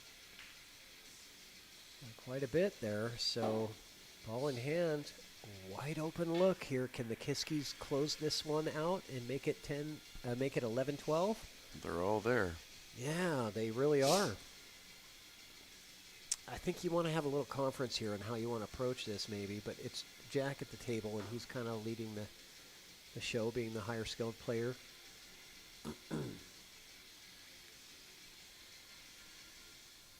How does he want to set up his brother? You know, you want to make sure you're setting him up for a really easy opportunity so that you can stay in line the whole time.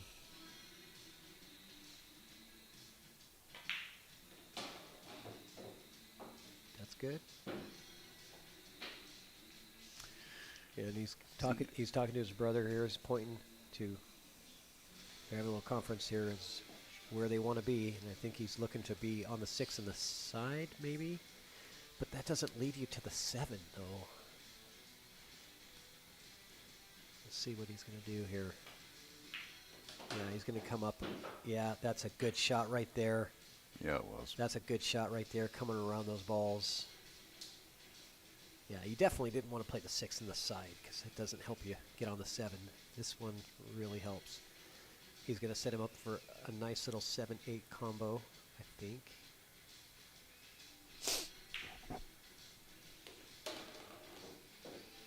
But the 8 is a little bit off. No, it's not. That's pretty good. That's pretty center hanging pocket. in there pretty good. Yeah, you can just touch it. You don't want to hit the other side of the 8 and send the cue ball, send the 7 up table. Like, okay, that's it's good. okay if the cue ball comes up table, I guess. And here we go. This right here, if Jack leaves his partner, his brother, a really good, easy 9 ball, this rack will be theirs.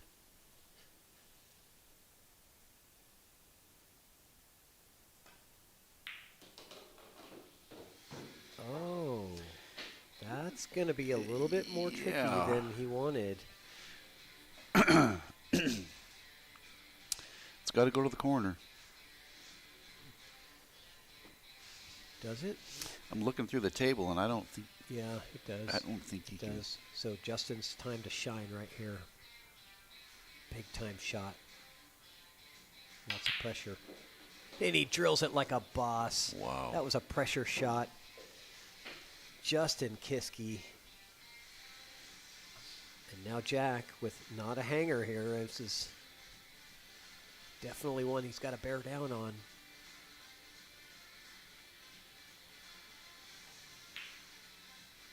Got it. Dead center of the pocket. The Kiskes are not going down without a fight, guys. And we got 11 to 12. Here we go. We have action. Don't count the Kiskes out, man. No way. Are they taking a break? Player break? Yeah, he's going to the drive-thru. So.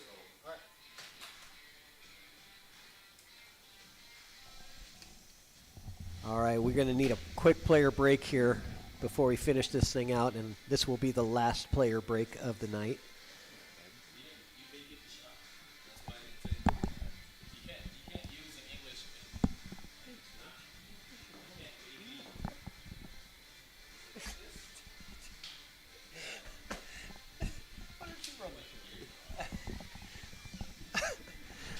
All right, well, we're gonna play a quick message from we're gonna drill partner here, and get this for the Christmas present for your loved ones, guys, because it's a fantastic product. Moonlighting Billiards, the drill partner. Moonlighting Billiards presents the drill partner. Whether you're new to pool and practicing the basics, or a more experienced player performing drills to improve your shot making and positional play, the drill partner is perfect for you. Use the drill partner to set up drills anywhere on the table. The drill partner allows you to set up for drills with balls in a straight line, in an angle, vertically, horizontally, with varied spacing between balls. The drill partner is one partner that will never let you down. If improving your game is important to you, then get the revolutionary new product that guarantees a lightning fast and accurate drill setup every time. The Moonlighting Billiards Drill Partner. Roll him in and begin.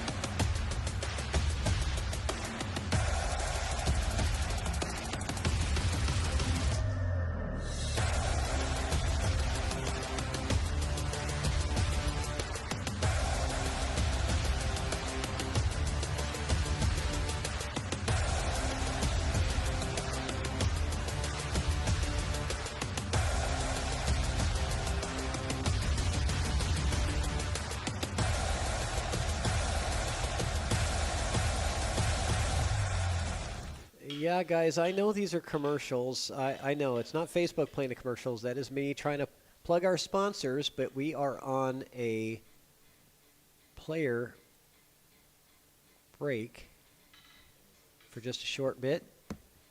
Having a smoke and a bathroom break. They've been going at it pretty hard now for about 5 hours in this set, I think, since 9. So about 4 hours. They started about 9 o'clock. They've been going for 4 hours. Sorry, didn't mean to inundate you guys with commercials, but you got to start buying the products. And I wouldn't have to play so many damn commercials if you guys would buy stuff. The sponsors aren't going to keep sponsoring us if you don't buy the products. So go to Ox Billiards, go to moonlightingbilliards.com and get the drill partner for a Christmas present. Get the Salado membership. Get some Town Chalk.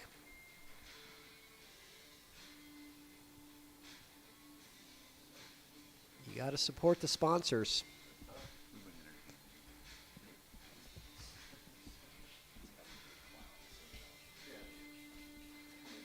All right, this is last call for Roomba Raffle, I think. It's getting close to last call. So Cutler says he's going to buy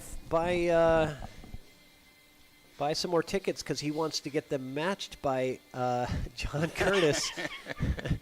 He wants to get them matched by John Curtis because he put the hashtag. Oh, there it is. Brian Cutler just got another $20 worth of tickets in the Roomba Raffle. I'm getting them in there right now.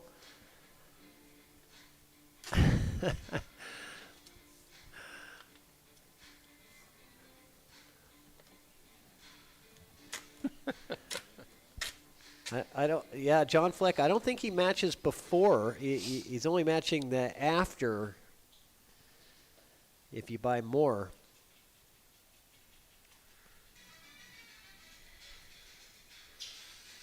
Thank you, Cutler. I'm putting those tickets in right now.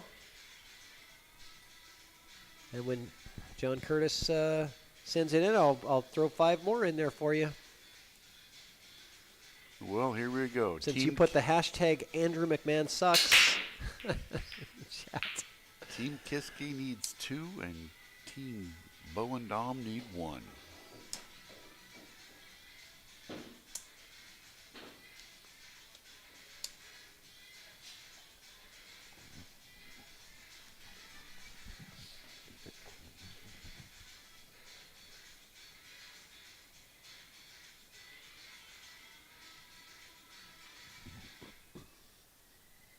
All right. What does he have here? Where's he? He has no one shot. Guessing we're going to see a push out here.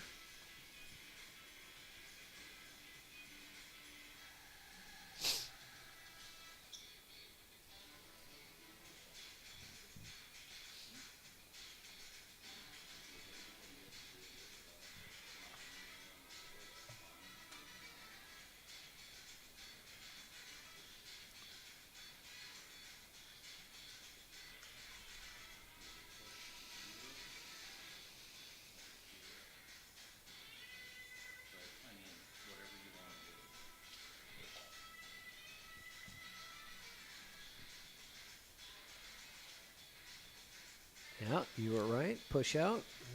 And that's not a bad place to push because it kind of makes it difficult here to play a good safety.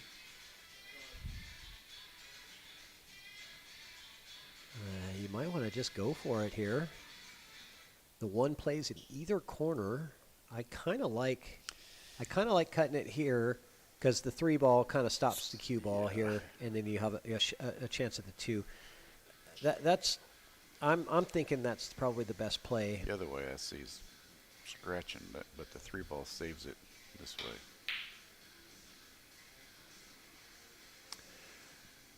Well, John Fleck, I would not want to turn down the music in the room because I don't want them to hear us commentating because we only have a thin layer of glass between us and in the room, so that's why I keep the music going in there.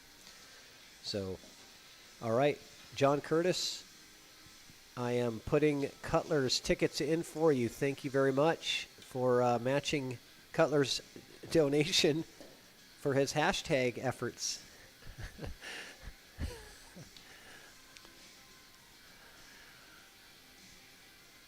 Cutler, you're getting 5 more tickets courtesy of John Curtis.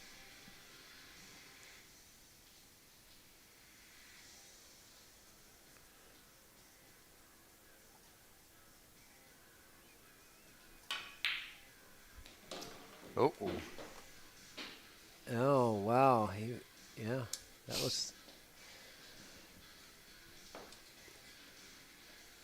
Okay, this is going to be interesting here. So Dominick and Bo on the hill, but they're feeling the pressure now. Even though they're on the hill, the Kiske's got 2 in a row to make this thing close. They do not want to see hill here.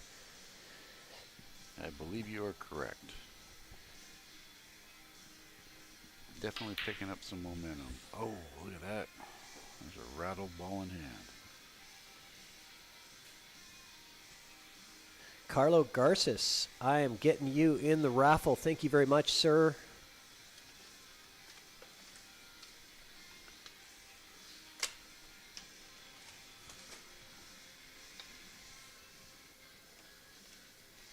Well, let's see if Bo and Dom can take advantage of that ball in hand miss here.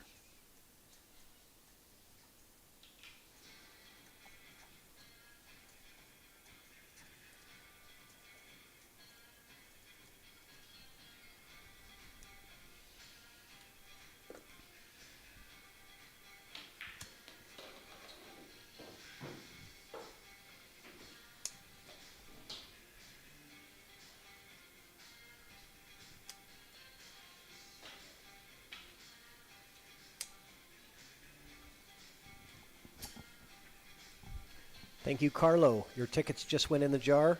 Carlo Garces, you are in. Marcello is getting in. All right. Last minute rush here.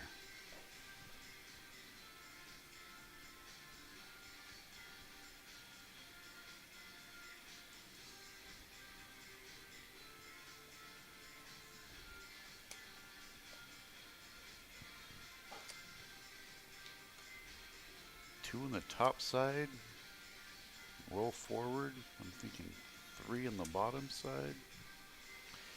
Yeah. Possibly the bottom corner.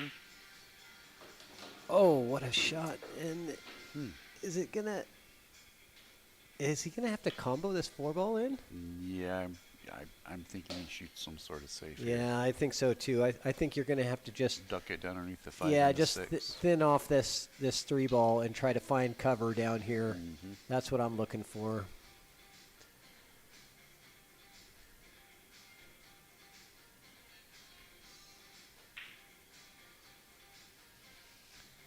Might have came out too.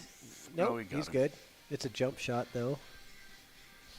It's not as tight as it could have been, but it's pretty good. All right, Marcello, I got your tickets going in. Thank you so much, sir.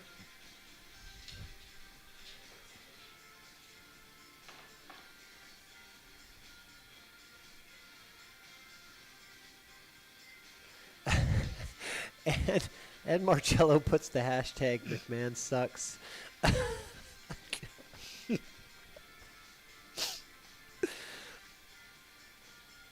Jump shot here from Jack Kiske coming up. Ooh, man, heck of an effort. And does he get? Yeah, it's containing anyway. It's not. He's not selling out anything easy here. He's got to shoot the combo or some sort of save. Yeah, I'm thinking a safety here. If he can somehow, squeeze this cue ball through here, into this area, that's. I think in order to do that, he'd have to put so much speed on the cue that the 3 might come free.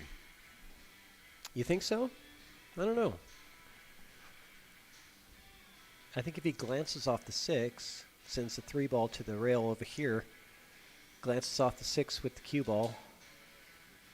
You are kind of coming to the corner pocket, though, with the cue ball, but I don't know. What's the other option? You want to draw it for me? What's your option?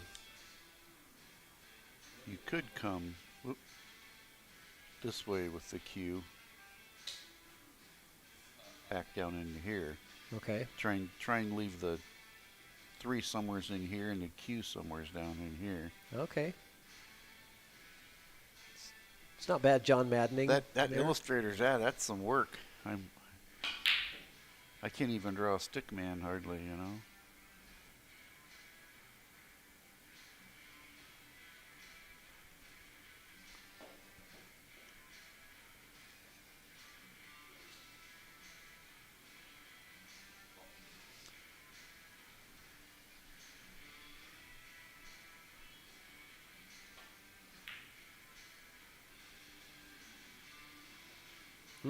Look at this. Look at this. That's kind of tricky. But is the 10 ball in play here? I don't think so. No, I don't think they can get enough speed on the cue ball to drive the 10 that far.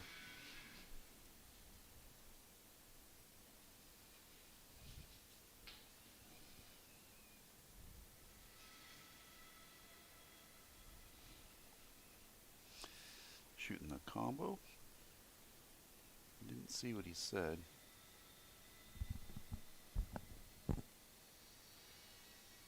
Look at how many people are putting the hashtag Andrew McMahon sucks. This is the funniest shit I've ever seen.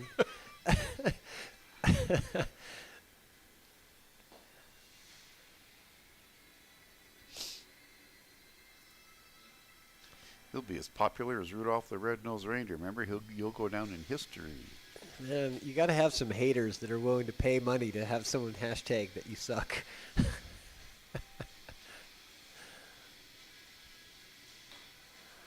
Yeah, drawing Oh, is what not a shot there on that 3 ball from Jack Kiske.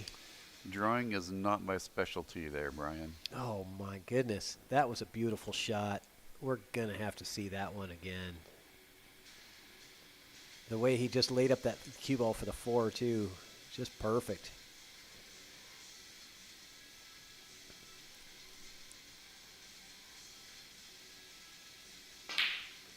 Oh. Where did that come from? I don't know. Missed that one by a couple of diamonds. I don't know. But he lucked out on it. Watch this 3 ball shot though. From Jack Kiske. Beauty. It's just, I mean, you can't ask for any better than that. Didn't quite complete the run out there. Yeah, but they didn't sell out. He doesn't have a shot on his 4, so he's kicking. This is Bo shooting. Mm-hmm. Oof. Ooh. Look at this. He got fortunate there, didn't he? He may have hooked him. Oh, yeah. I'm looking at the table. He's hooked. Okay, John Curtis matches Marcello for his hashtag McMahon sucks. John Curtis is buying Marcello 5 more tickets.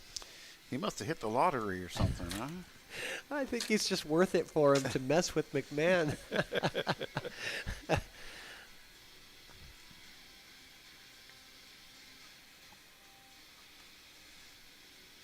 A jump shot here from Kiske. Mm-hmm. From Jack Kiske. And he gets it in the wrong pocket. Oh, it doesn't go in, and it gets blocked.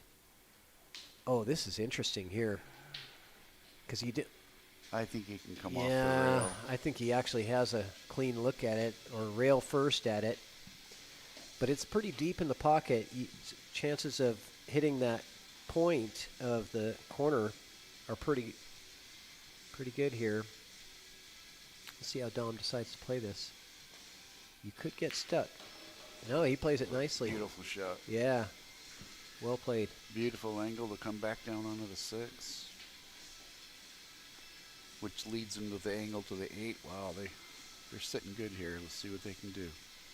All right, Marcello, I got your tickets in from John Curtis. Compliments of John Curtis for the Andrew McMahon sucks hashtag.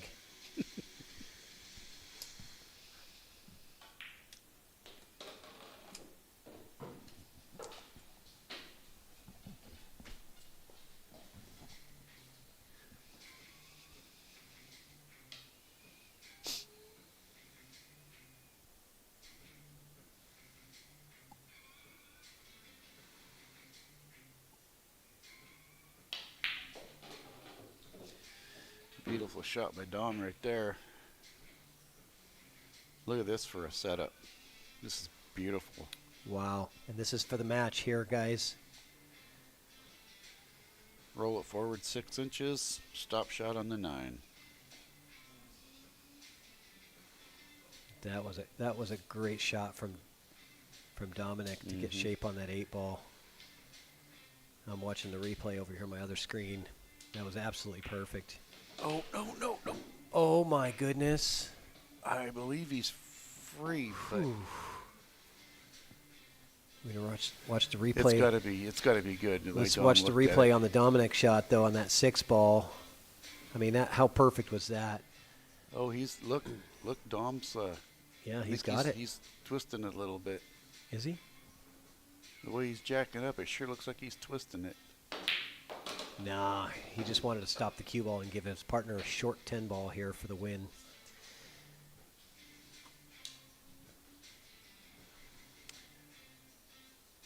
For the money. Wow. And it goes down. Congratulations to Bo Belonia and Dom Orejudos to win this thing 13-12 in a thrilling match. Guys, this couldn't have been more entertaining. I'm telling you. Let me get that score updated. Congratulations. And we are going to go in there and talk with these guys.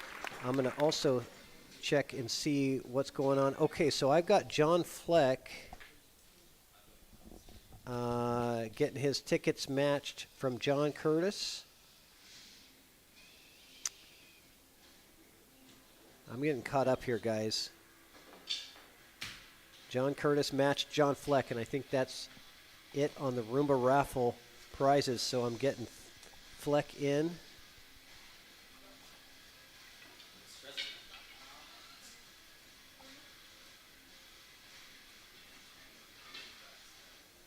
Thank you, John Curtis, for all the matches, and thank you, everyone, for donating and buying into the Roomba Raffle.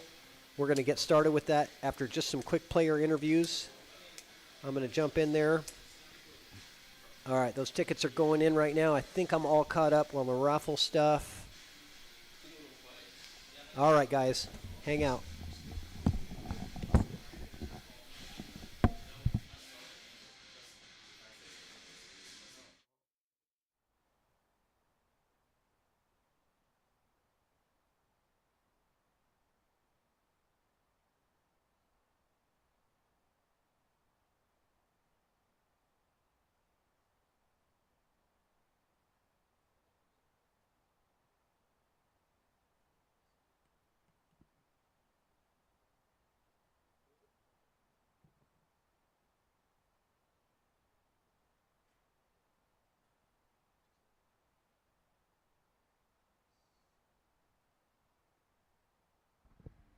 Test. Okay, we got live mics. All right.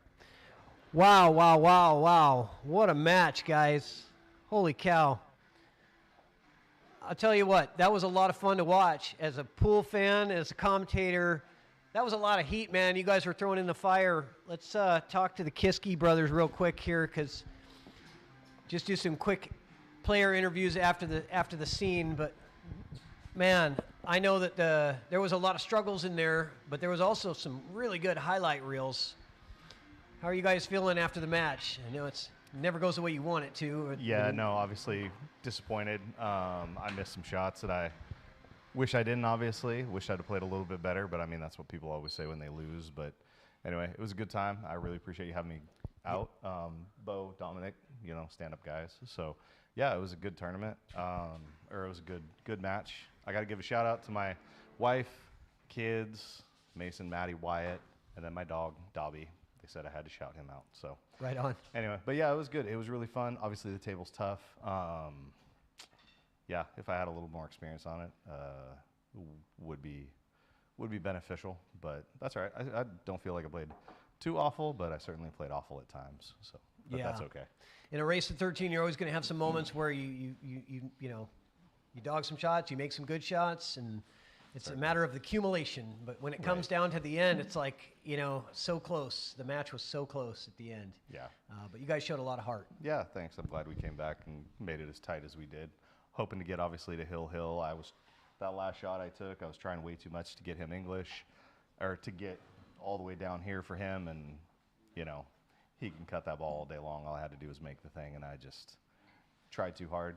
Should have just kept it simple. So. All right. Well, good effort. Good effort, guys. Thanks, appreciate it. Jack, you want to say a couple words?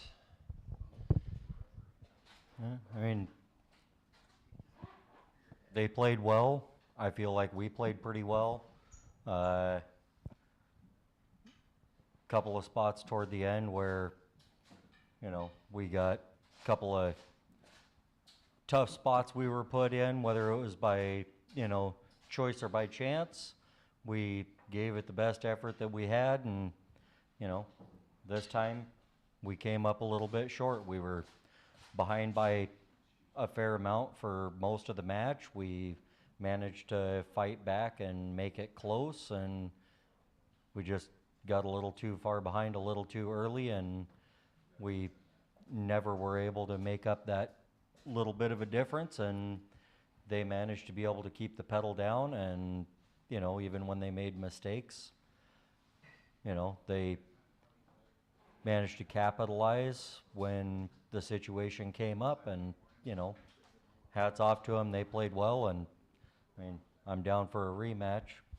Right on. Well, I'm telling you, it was fun to watch, and I know there's always going to be a winner and there's always going to be a loser, and it was as close as you could possibly get, except for Hill. You guys were one rack away from being as close as it could get. We went Hill in the first match and almost Hill again in the second, and it was 1 o'clock in the morning. And but I know the fatigue is probably setting in too for everybody. It's a grind. Getting through a race like that is a grind. So. Oh yeah, I woke up at 4 o'clock this morning because my normal work schedule, and makes for a long day. But I feel like I gave it everything that I had in the tank, and so did they. And they, at the end of the day, came out they just a little bit better. Yep, just edged it out a little bit better. Yep. That's the way it is. Everybody hopes they can win every match, but you're never going to win all of them. But the ones you lose, at least you hope you're close. Yeah. Well, I'm glad you guys came, and I appreciate the effort and the sportsmanship, and it was a well-fought match. So thanks for coming. Well, thank you very much. It's a pleasure to be here, and at least I got the Keg Works thing and a Predator jacket. So, Yeah, that's right. At least I got that to hold over Bo for a while. All right. Well, thanks again, and let's get Bo and Dom over here for a quick word. Come on, guys.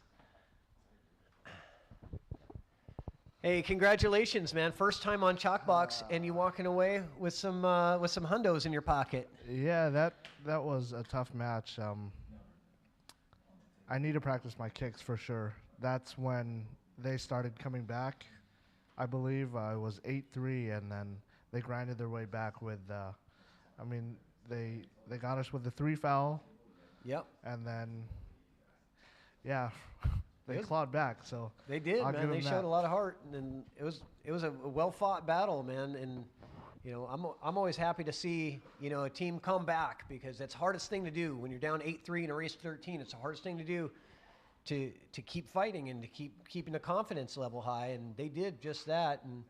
But at the end of the day, that lead was a little bit too much for them to overcome. There was too many early mistakes, and you guys were able to capitalize pretty well on those. And you guys both made some great highlight reel worthy shots, so it was impressive to watch. Thank you. Yeah, I want to give a shout out to my partner Bo. Yeah. Come on over here, Bo. Man. You put pressure on me, man. Man, what a congratulations again, by the way. I'm out of words. I'm tired. I'm full of. Seems like every time I'm talking to you, I'm giving you a congratulations of another win. Oh well, it's a blessing, It's nice to be on top. You're not always gonna win. No, you're so not. It was close. This match could have went either way. Yeah, I knew they were coming back, and I didn't want to tell him that because I didn't want to put because Jack and I played Jack a lot of times, and I know how he plays, and he's very fierce. And that's why I have a lot of respect for him. And Justin, you know, he's gonna feed off his brother. And you saw that too later in the match. And I You was saw getting him frustrated. better. Yeah, because we were making silly mistakes, and I told him, hey, we're gonna go back to the drawing board, and I'm also gonna look back to the match and see what I did wrong. My eyes were getting itchy, dry midway. Yeah. And I had to put some eye drops. I think my eyes are going bad. But anyway, no excuses. Getting old, Bo. Getting old. I know. It was nice. The Scotch is very hard. I don't care what anyone says. Yeah, it is You hard. know, it is hard. You know, especially when the gap. There's a slight gap there. I'm not saying. Yeah, you're not exactly the same, Yeah, right? yeah, Yeah, so- and so you have to know. And, what and you want on the table Yep. you may not get it, so you have to make the proper adjustments. But shout out to to the Kiske brothers. I told Justin, like, hey, on the table I hate you guys. Off the table, you guys are my brothers. Yeah, You know, that's so- good, man. That's the so, way it's supposed to be. Yeah, you know, I it's- have no. when the match yeah. starts, it's war, and I hate afterwards you. we're friends Yeah, again. I hate you. Yeah, I hate you. exactly. Yeah. Well, thanks again, Bo, Thank for you. putting up a good fight and a great match. Congratulations you. on another win on ChalkBox. I know. And we're gonna get started with that Roomba raffle now. So nice. Yeah, Do it's we have to stay? It's getting late. Yeah, we're gonna have you guys draw some tickets out of this jar because we got to draw 15 tickets. We're gonna draw 15 tickets out of the jar, and we're gonna get started with this Roomba raffle. We got a bunch of people in. Nice. Go ahead and draw one at a time for me. And I'm going to call them out. Hey, can I get a volunteer, Rich? Can I get a volunteer, Rich, to write on the whiteboard for me?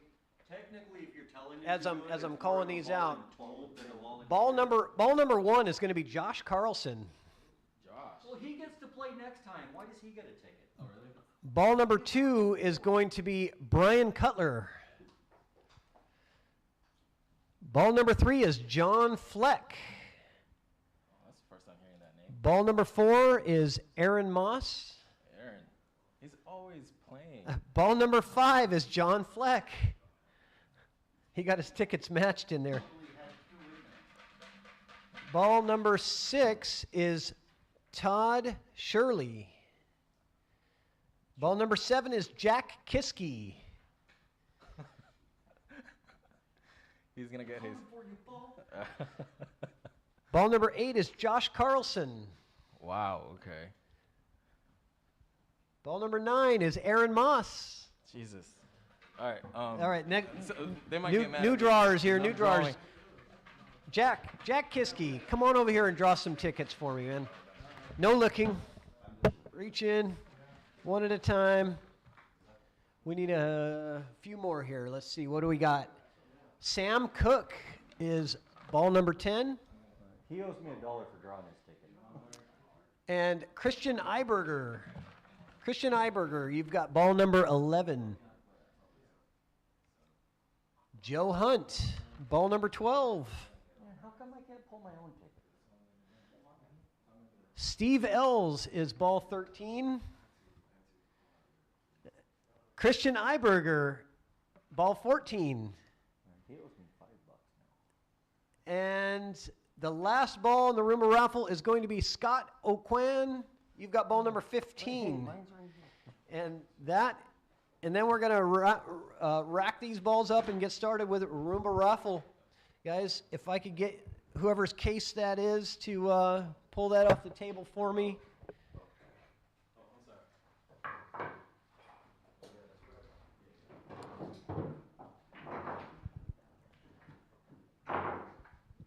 And let me just switch scenes here to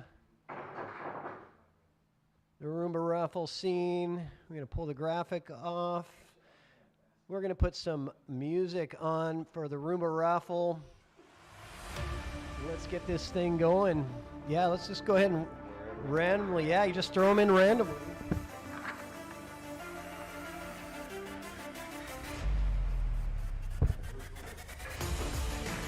And the robot is over there by Bo's feet. Yep.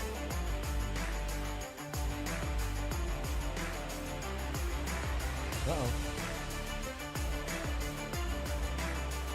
Oh, she's talking to us now. Here we go. Good luck, everybody. So the prizes are awarded. You should see them scrolling across the top of your screen. The first ball that drops gets the ungloved. The second ball that drops gets the Salado Pro membership. Third ball that drops gets the Town Chalk. The fourth ball gets the Predator jacket. And the fifth ball that drops gets the spot on the show and a $100 buy-in paid. So we are off.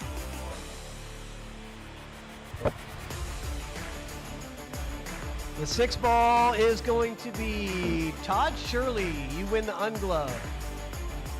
Todd Shirley's got the ungloved.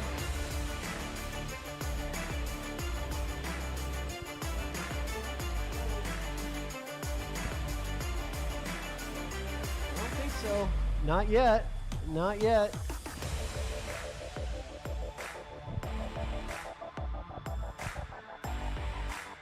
Let's see. The next ball that drops gets the Salado Pro membership. 1 year of Salado Pro. You can host unlimited matches. Let's see. The 4-ball is Aaron Moss. 4-ball's down on an island by itself. We'll see how much attention Aaron's it gets. already won a couple of Salado memberships. He might be set for a couple of years with that one. But it looks like she's trying to get him another one. He should be good for the lifetime membership pretty quick. She's trying to get Aaron Moss another Salado membership, but not yet. She says, no, I'll save that one for the bigger prize. It's Aaron Moss. He needs a bigger prize, right? Yeah. The Mosses.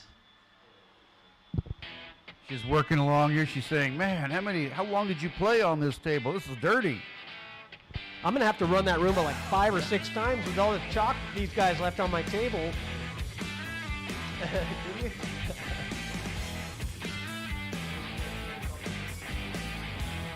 Maybe. It's possible. The third ball that drops gets the Town Chalk pack. You got a ball in there, don't you, Jack? Where's the 7 ball? That can change in a hurry. Yeah, it's not bad. You never know. I'd rather be the 7 than the 8, the 14, or the 5 you want it to be the 5th ball that drops so you can get back on the show again. In fact, with as lucky as you are on the Roomba raffle, it wouldn't surprise me. You're probably the luckiest raffle winner ever on the show. See this? She says, psych. Yeah, too much chalk on the table. She's gotta get it cleaning.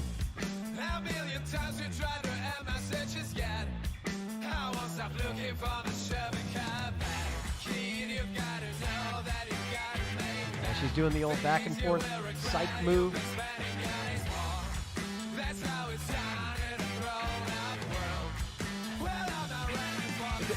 I always say it's like watching a horse race in slow motion.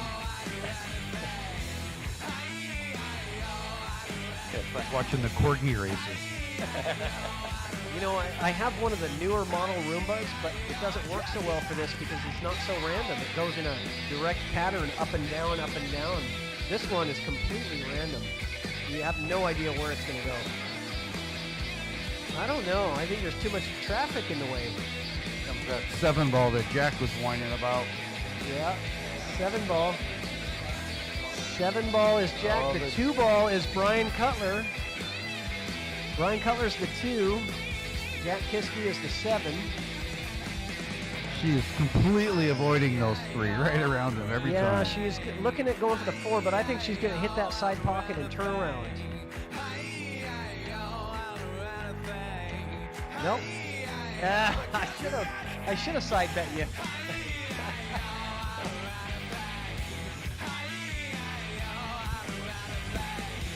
Before I forget, I want to... Oh, where's the camera?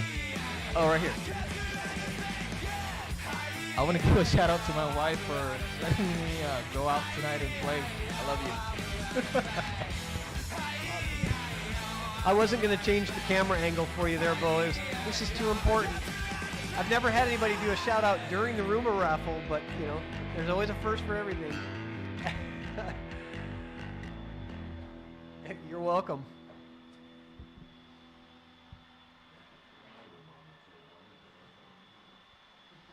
There, she finally got Clean those. pretty good. That little brush gets underneath the rail really good. Yeah.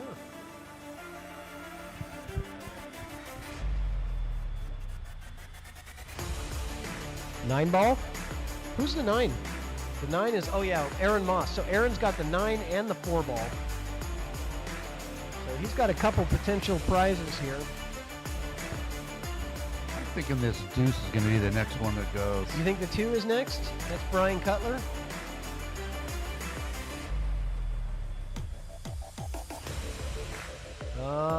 I think the 4 ball is going to be next.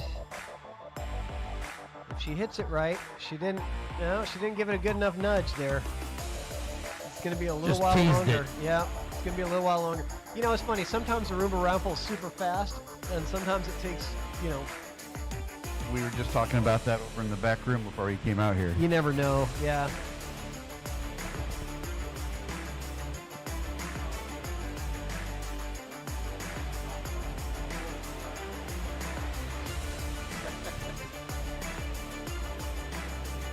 It's the overhead. Rich commentator cursed it. Justin was saying that Rich commentator cursed the Roomba raffle, saying that because it's so late, I hope it's going to be a quick Roomba raffle. You sure did. Guilty as charged. It's a long one here.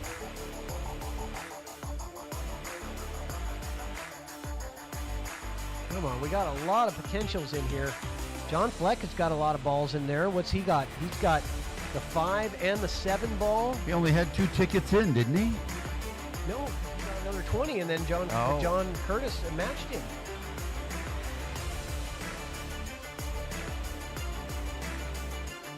And then we've got, let's see here.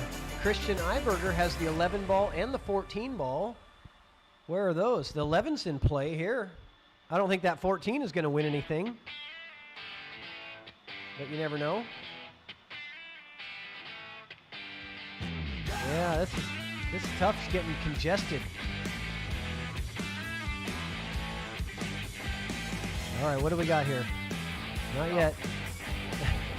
Rich is like, can't I just go home? Yeah. How much overtime do I need to put in here? Oh, I forgot to tell you, you gotta clean all the dishes and the crock pot, the chili crock pot and all that stuff. I'll be back tomorrow for that.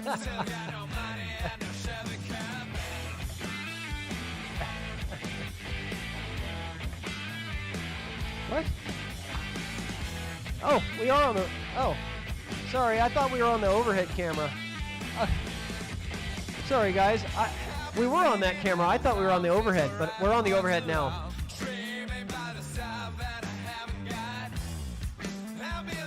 I had the wrong camera on, is what it was. I lied to you. I told you the overhead camera was on.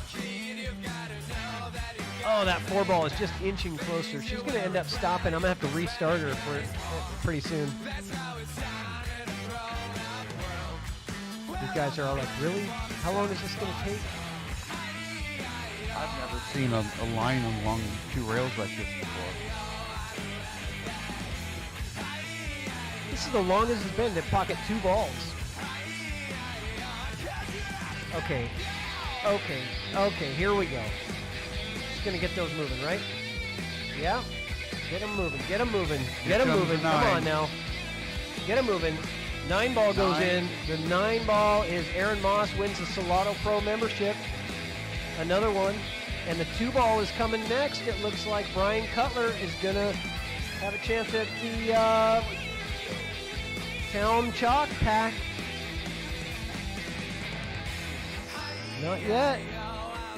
Brian Cutler's got the 2. The 7 is Jack Kiske. The 13 is Steve Ells. Oh, we got a lot of potential balls in play here. That 13 is just hanging on the edge, and so is the 2 ball, and so is the 4 ball. But actually, that 4 ball is kind of dead. I don't think she can reach it. Somebody told me I should put like a cone on the front of her so it can poke those balls into the corners. It would make it a lot faster, that's for sure.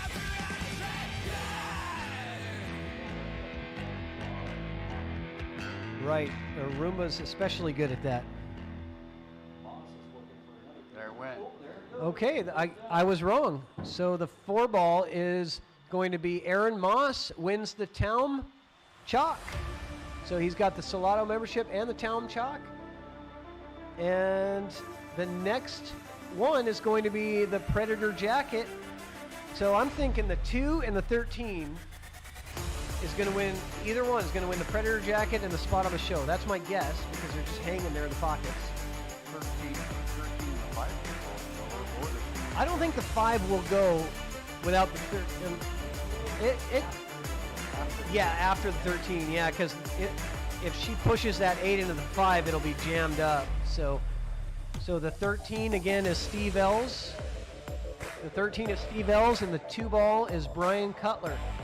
So I think one of those guys is going to be on the show next.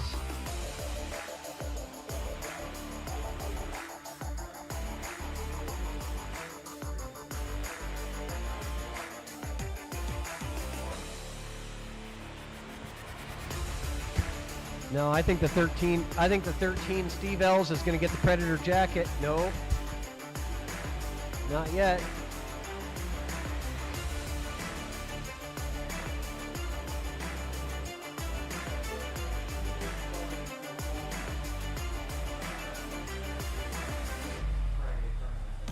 Oh, here we go. 2 ball is Brian Cutler. You win the Predator jacket. Brian Cutler's got the Predator jacket. Congratulations, Brian. And now the spot on the show is going to go either to the 7 ball. The 7 ball is Jack Kiske. 7 ball is Jack Kiske, and the 13 ball is Steve Ells. And now I think one of them is going to win the spot on the show.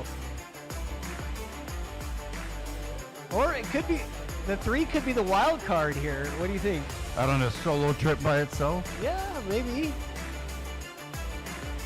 It's hanging out there all by itself. Who's going to win the spot on the show? I can't believe that Jack Kiske is in it for a chance to win another spot on the show. And 13 ball Steve Ells. Steve Ells. They're locked up. Not They're yet. locked up. Man, Steve has had the worst luck on this rumor raffle. Is it? It is going to be. Not yet. Jack Kiske is hanging there with that 7 ball.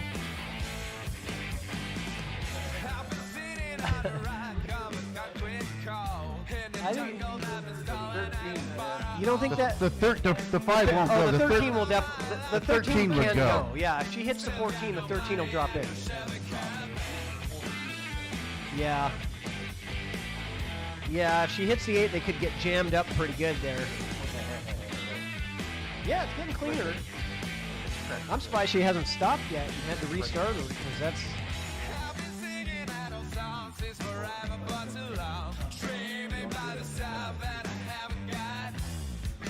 Who is the 3 ball? That's John Fleck has the 3 ball. The next ball that drops wins the spot on the show.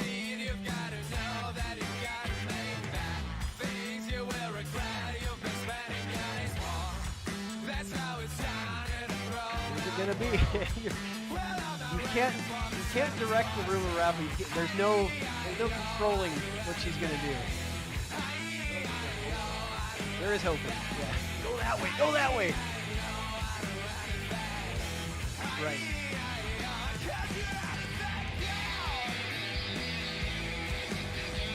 I think this is a record long. This is the record. We got rid of 11 prizes during Veterans Day because we had so many sponsors.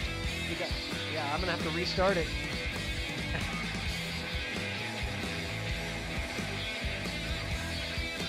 Hey, Justin, I'm just here so I don't get fined. Okay, she's aiming for this 13 now. I think she's got eyes for the 13. The 13. And there it goes.